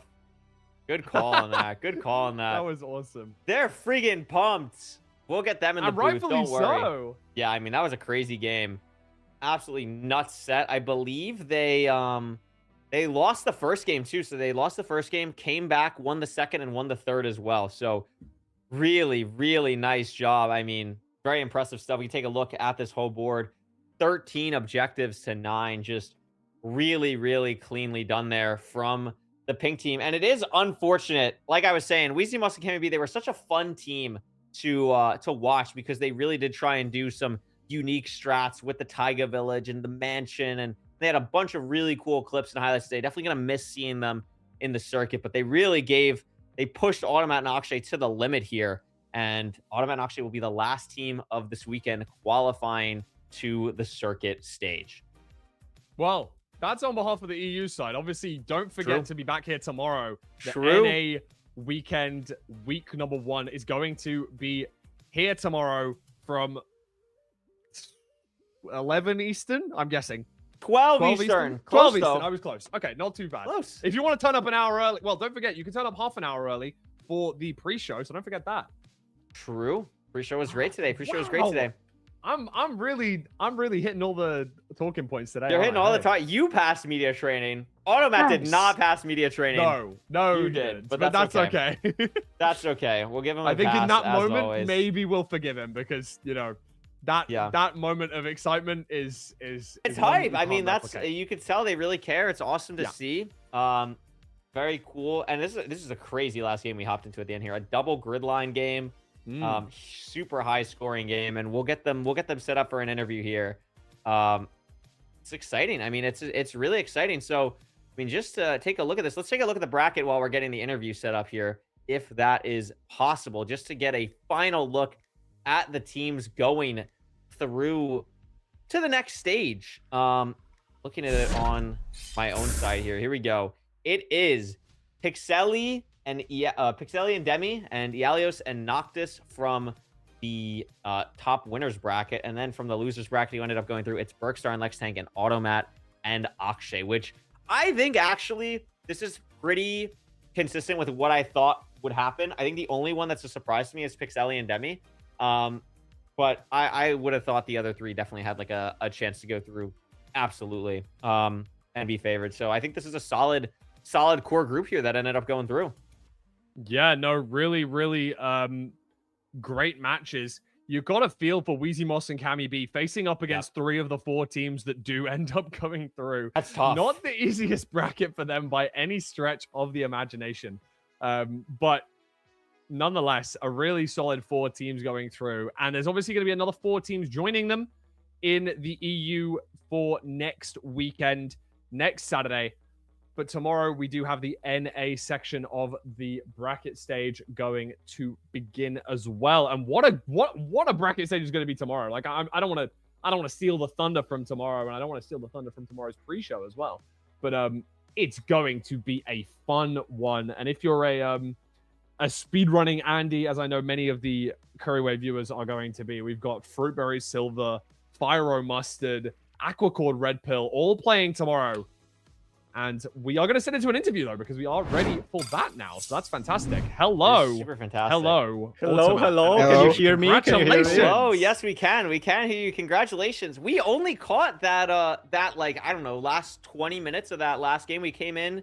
I mean, when we came into that game, Cammy B and Wheezy already had their grid line. I mean, it looked like, looking at this, you guys lost the first game, come back and win the next two.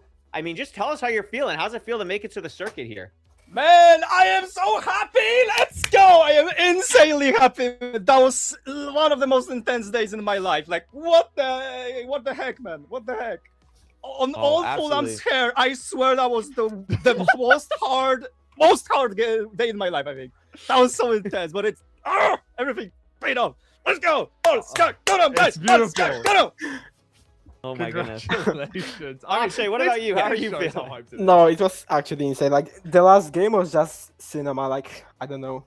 There couldn't be any Oh my closer, I god, think. like, they got a line first, and then our only line was with 2 consecutive quests, and we somehow, like, did it insane. We had to, like, go to the nether for Hero Brian, and Akshay was waiting in the overworld for me, and we just did it barely. And the last quest, you had to, like, do the copper heist. And we already knew we were gonna win this, probably, because we had so much good gear. One of them only got, like, wooden axe. And it was just a point to just not throw this, just play it cool and don't die. And we actually did it. Akshay was actually escaping from a person. He had, like, 5 keys already. He needed to open 2 more. And the guy was right behind him. I'm like, tell him, don't die, Akshay, please. You're our only hope. And he did it. He actually did it. I am so proud of us. That was a hard day. That was a very hard day, I'm gonna say. Yeah, I mean, it was super fun watching you guys. Obviously, we had your game up in your first game of the day against Ialios and Noctis. You come back from losing that one. You win 2 games back to back. I mean, what was the mental like after losing that first game? Did you guys always think you were gonna make it? Like how do you guys keep composed and end up making your way through 2 rounds of the losers bracket? I mean, it was a tough loss, especially because we won the first seed, the first map, and losing 2 in a row with we were winning on the second and third seed. I don't remember which, and it was really close, but they just absolutely dominated us on quest, and that's why we lost. And we should have won this match. But actually, I think that was the Ilya and like the French team. This French team is so good. They are absolutely insanely good at like switching the pace when they want to do quests, objectives, and when they want to gear up and just collect more stuff. I think they have the best like timings for it from all the teams we scrimmed ever. So it's very hard to win against them. Maybe even the best team in the Europe right now in the current meta. So I'm actually glad we put up a very good fight against them, because that was they were the hardest opponent for us. I think when we were screaming, we barely were winning against them. So that was a tough. I mean, that makes sense. Fulham, what do you got here? Oh, I mean, congrats. I'm really happy for you both. I obviously speedrunners. We all know each other. I'm glad to see you guys qualified. You took your time. I didn't want to say it, but it was a little bit scary. I did back you guys to beat Ialios and Noctis, but I'm glad that you did it, even if you did have to take the hard way out and make it go all the way to lower bracket grand finals. I asked this question to the other interview that we had just a little moment ago, and now I know that only half of the teams have qualified. And you did just mention that Ialios and Noctis are probably your biggest fear. But is there anyone you're really excited to play against if they end up going through to the bracket? Thinking about next weekend as well, obviously, we've got a lot of players still to qualify. But as of the 4 teams that have qualified so far, Pixeli and Demi, Ialios and Noctis, Burke and Lextank, and yourselves. Is there anyone you're specifically looking forward to playing?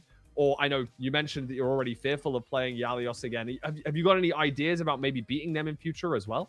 Of course, we have many ideas to beat everyone. What do you mean, man? Like, of course. Like, we made it through the hardest thing, like the whole qualifier stage. You have to be locked in every single match, and in the end, like this bracket especially, it's like insanely competitive. Everybody knows the map, knows the place, knows the timing, and it just comes to very little margins, which I absolutely adore. And who am I want to play? I wanted to play against TNT in the circuit, but they didn't make it. That's a shame. Yeah. Like they lost Yeah, to that was a Ilios and they close lost to game. Berk and Lextank. Yeah, that's hard. That's so Yeah. hard. You know what? I'm gonna say I want to face in the circuit Jan Korex and MX, our Polish fellas, and Ego and Yash, like our other Polish fellas. I want to face them so much because I think that both of the teams can make it with enough practice. That's I'm really hyped cool. about I'm them. sure I am you're really gonna. hyped about them. I know that you already helped them out with a lot of like coaching in regards to the speedrunning aspect of things. I'm sure you guys are going to be sharing strategies, talking about ideas in the upcoming stages as well. But congratulations. That's all I've really got to say. Curry, have you got anything else left to say? Yeah, I just have one last thing. I mean, we didn't get to touch on it too much because again, like, you know, we only interviewed the winners. But I mean, Akshay, in that first game, and I'm sure it was the same thing, you know, throughout all the games, like, you just look like an animal. Like you were probably the player that just absolutely dominated the most to me watching. Like I was so impressed with your PvP skill. I mean, you have the speedrunner tag, but you really just became like such an all-rounder. Like, have you done anything different to really prepare for Gridlock compared to how you would prepare for MCSR ranked or draft out? Because you're so gifted in all of those different things, and I'm curious how you approach Gridlock compared to the other things you do. Yeah, so like for ranked and draft out, I feel like I even practiced more for Gridlock. And it wasn't really like I was learning PvP because I used to play a lot before. Like I used to before speedruns, and I don't know, a few months ago I was like just playing again PvP for pretty much no reason. I was just enjoying it. And now when Gridlock was announced, I was just even playing more, I think, like in free time and overall. Like I played a lot about Gridlock. I feel like I played a lot of I feel like I learned more about scrims I mean, than actually in the single player map. Like when there's only single player map, it was actually really annoying to learn. But when we could have like play other teams, that actually was a lot better to just play. No, that makes sense. I mean, it was great to see you guys play. Congratulations on making it to the circuit. We will see you in a couple weeks. Thank you so much again. Congrats on the win. Enjoy it, and we'll talk to you soon. Congrats, thank you very much. Thank you. Thank you. Bye. Bye. Wow, I mean, Fulham, what a day. We started with 8 teams. We're down to 4. Really, we started with 16. We're down to 12. Next weekend, we'll knock 4 more away from the EU region. Tomorrow, we're knocking our first 4 from the NA region. I mean, it's been some absolutely crazy games so far. And I'm excited to see what's going to happen tomorrow as well, Fulham. Thank you so much for joining us today. Thank you very much for having me. As always, I love commentating these. It's so hyped, man. Everything is, you know, we saw in that game how back and forth things can be with Gridlock. And I understand that not every player is going to come out on top and not every player is going to be able to make it through all the way. But I hope that people that have played so far have enjoyed, and I hope the people that have been watching have been taking notes and, you know, locking in, maybe learning a couple of things, be that strategies, be that just general things about Minecraft. I've really enjoyed it, and I've been reminded of a few cool strategies that I've forgotten about myself. So it's a really awesome double moment, really, for me, because I get to not only watch amazing gameplay, but I get to spend my time with a great friend, Couriway. What a beautiful day. What a beautiful day. And it's a beautiful day. And Rosebeams, who's been doing so much in production, and everyone else helping out on the side. Civ, Chezer, Jake, Polar. I mean, the whole team is just unbelievable. It's absolutely absurd how much work has gone into this event. I hope you guys enjoyed all the updates to the production this week. It's been absolutely crazy work behind the scenes from so many people. I hope you guys enjoyed the interview videos as well. We'll have more of those tomorrow and next weekend as well. But that's gonna do it for us today. great showcase from everyone. Thank you so much for watching Gridlock. Thank you so much for supporting Gridlock. Please follow the Gridlock socials and stay up to date on everything. It truly, truly helps us out, and we're super excited to finish off this first weekend of the bracket stage tomorrow. Again, a huge congrats to the 4 teams that made it today. We'll see a lot more of them. And thank you so much to the other 4 teams who unfortunately didn't make it for all the hard work they put in. I cannot stress enough because, you know, you guys don't see it. The viewers don't see it. There has been so much talk, discussion, scrims happening all the time in the participants Discord with these people. Like, all these teams deserve to go through. Like, there are so many talented teams that it's just been a joy to watch. And it is definitely hard to say goodbye to some of them. But that's how esports works, man. Not everyone can win, unfortunately. It's like that in so many different things. But we're so grateful. We're so happy. And we'll see you all tomorrow. Thank you so much for watching. We'll see you tomorrow for the North American side. Bye-bye.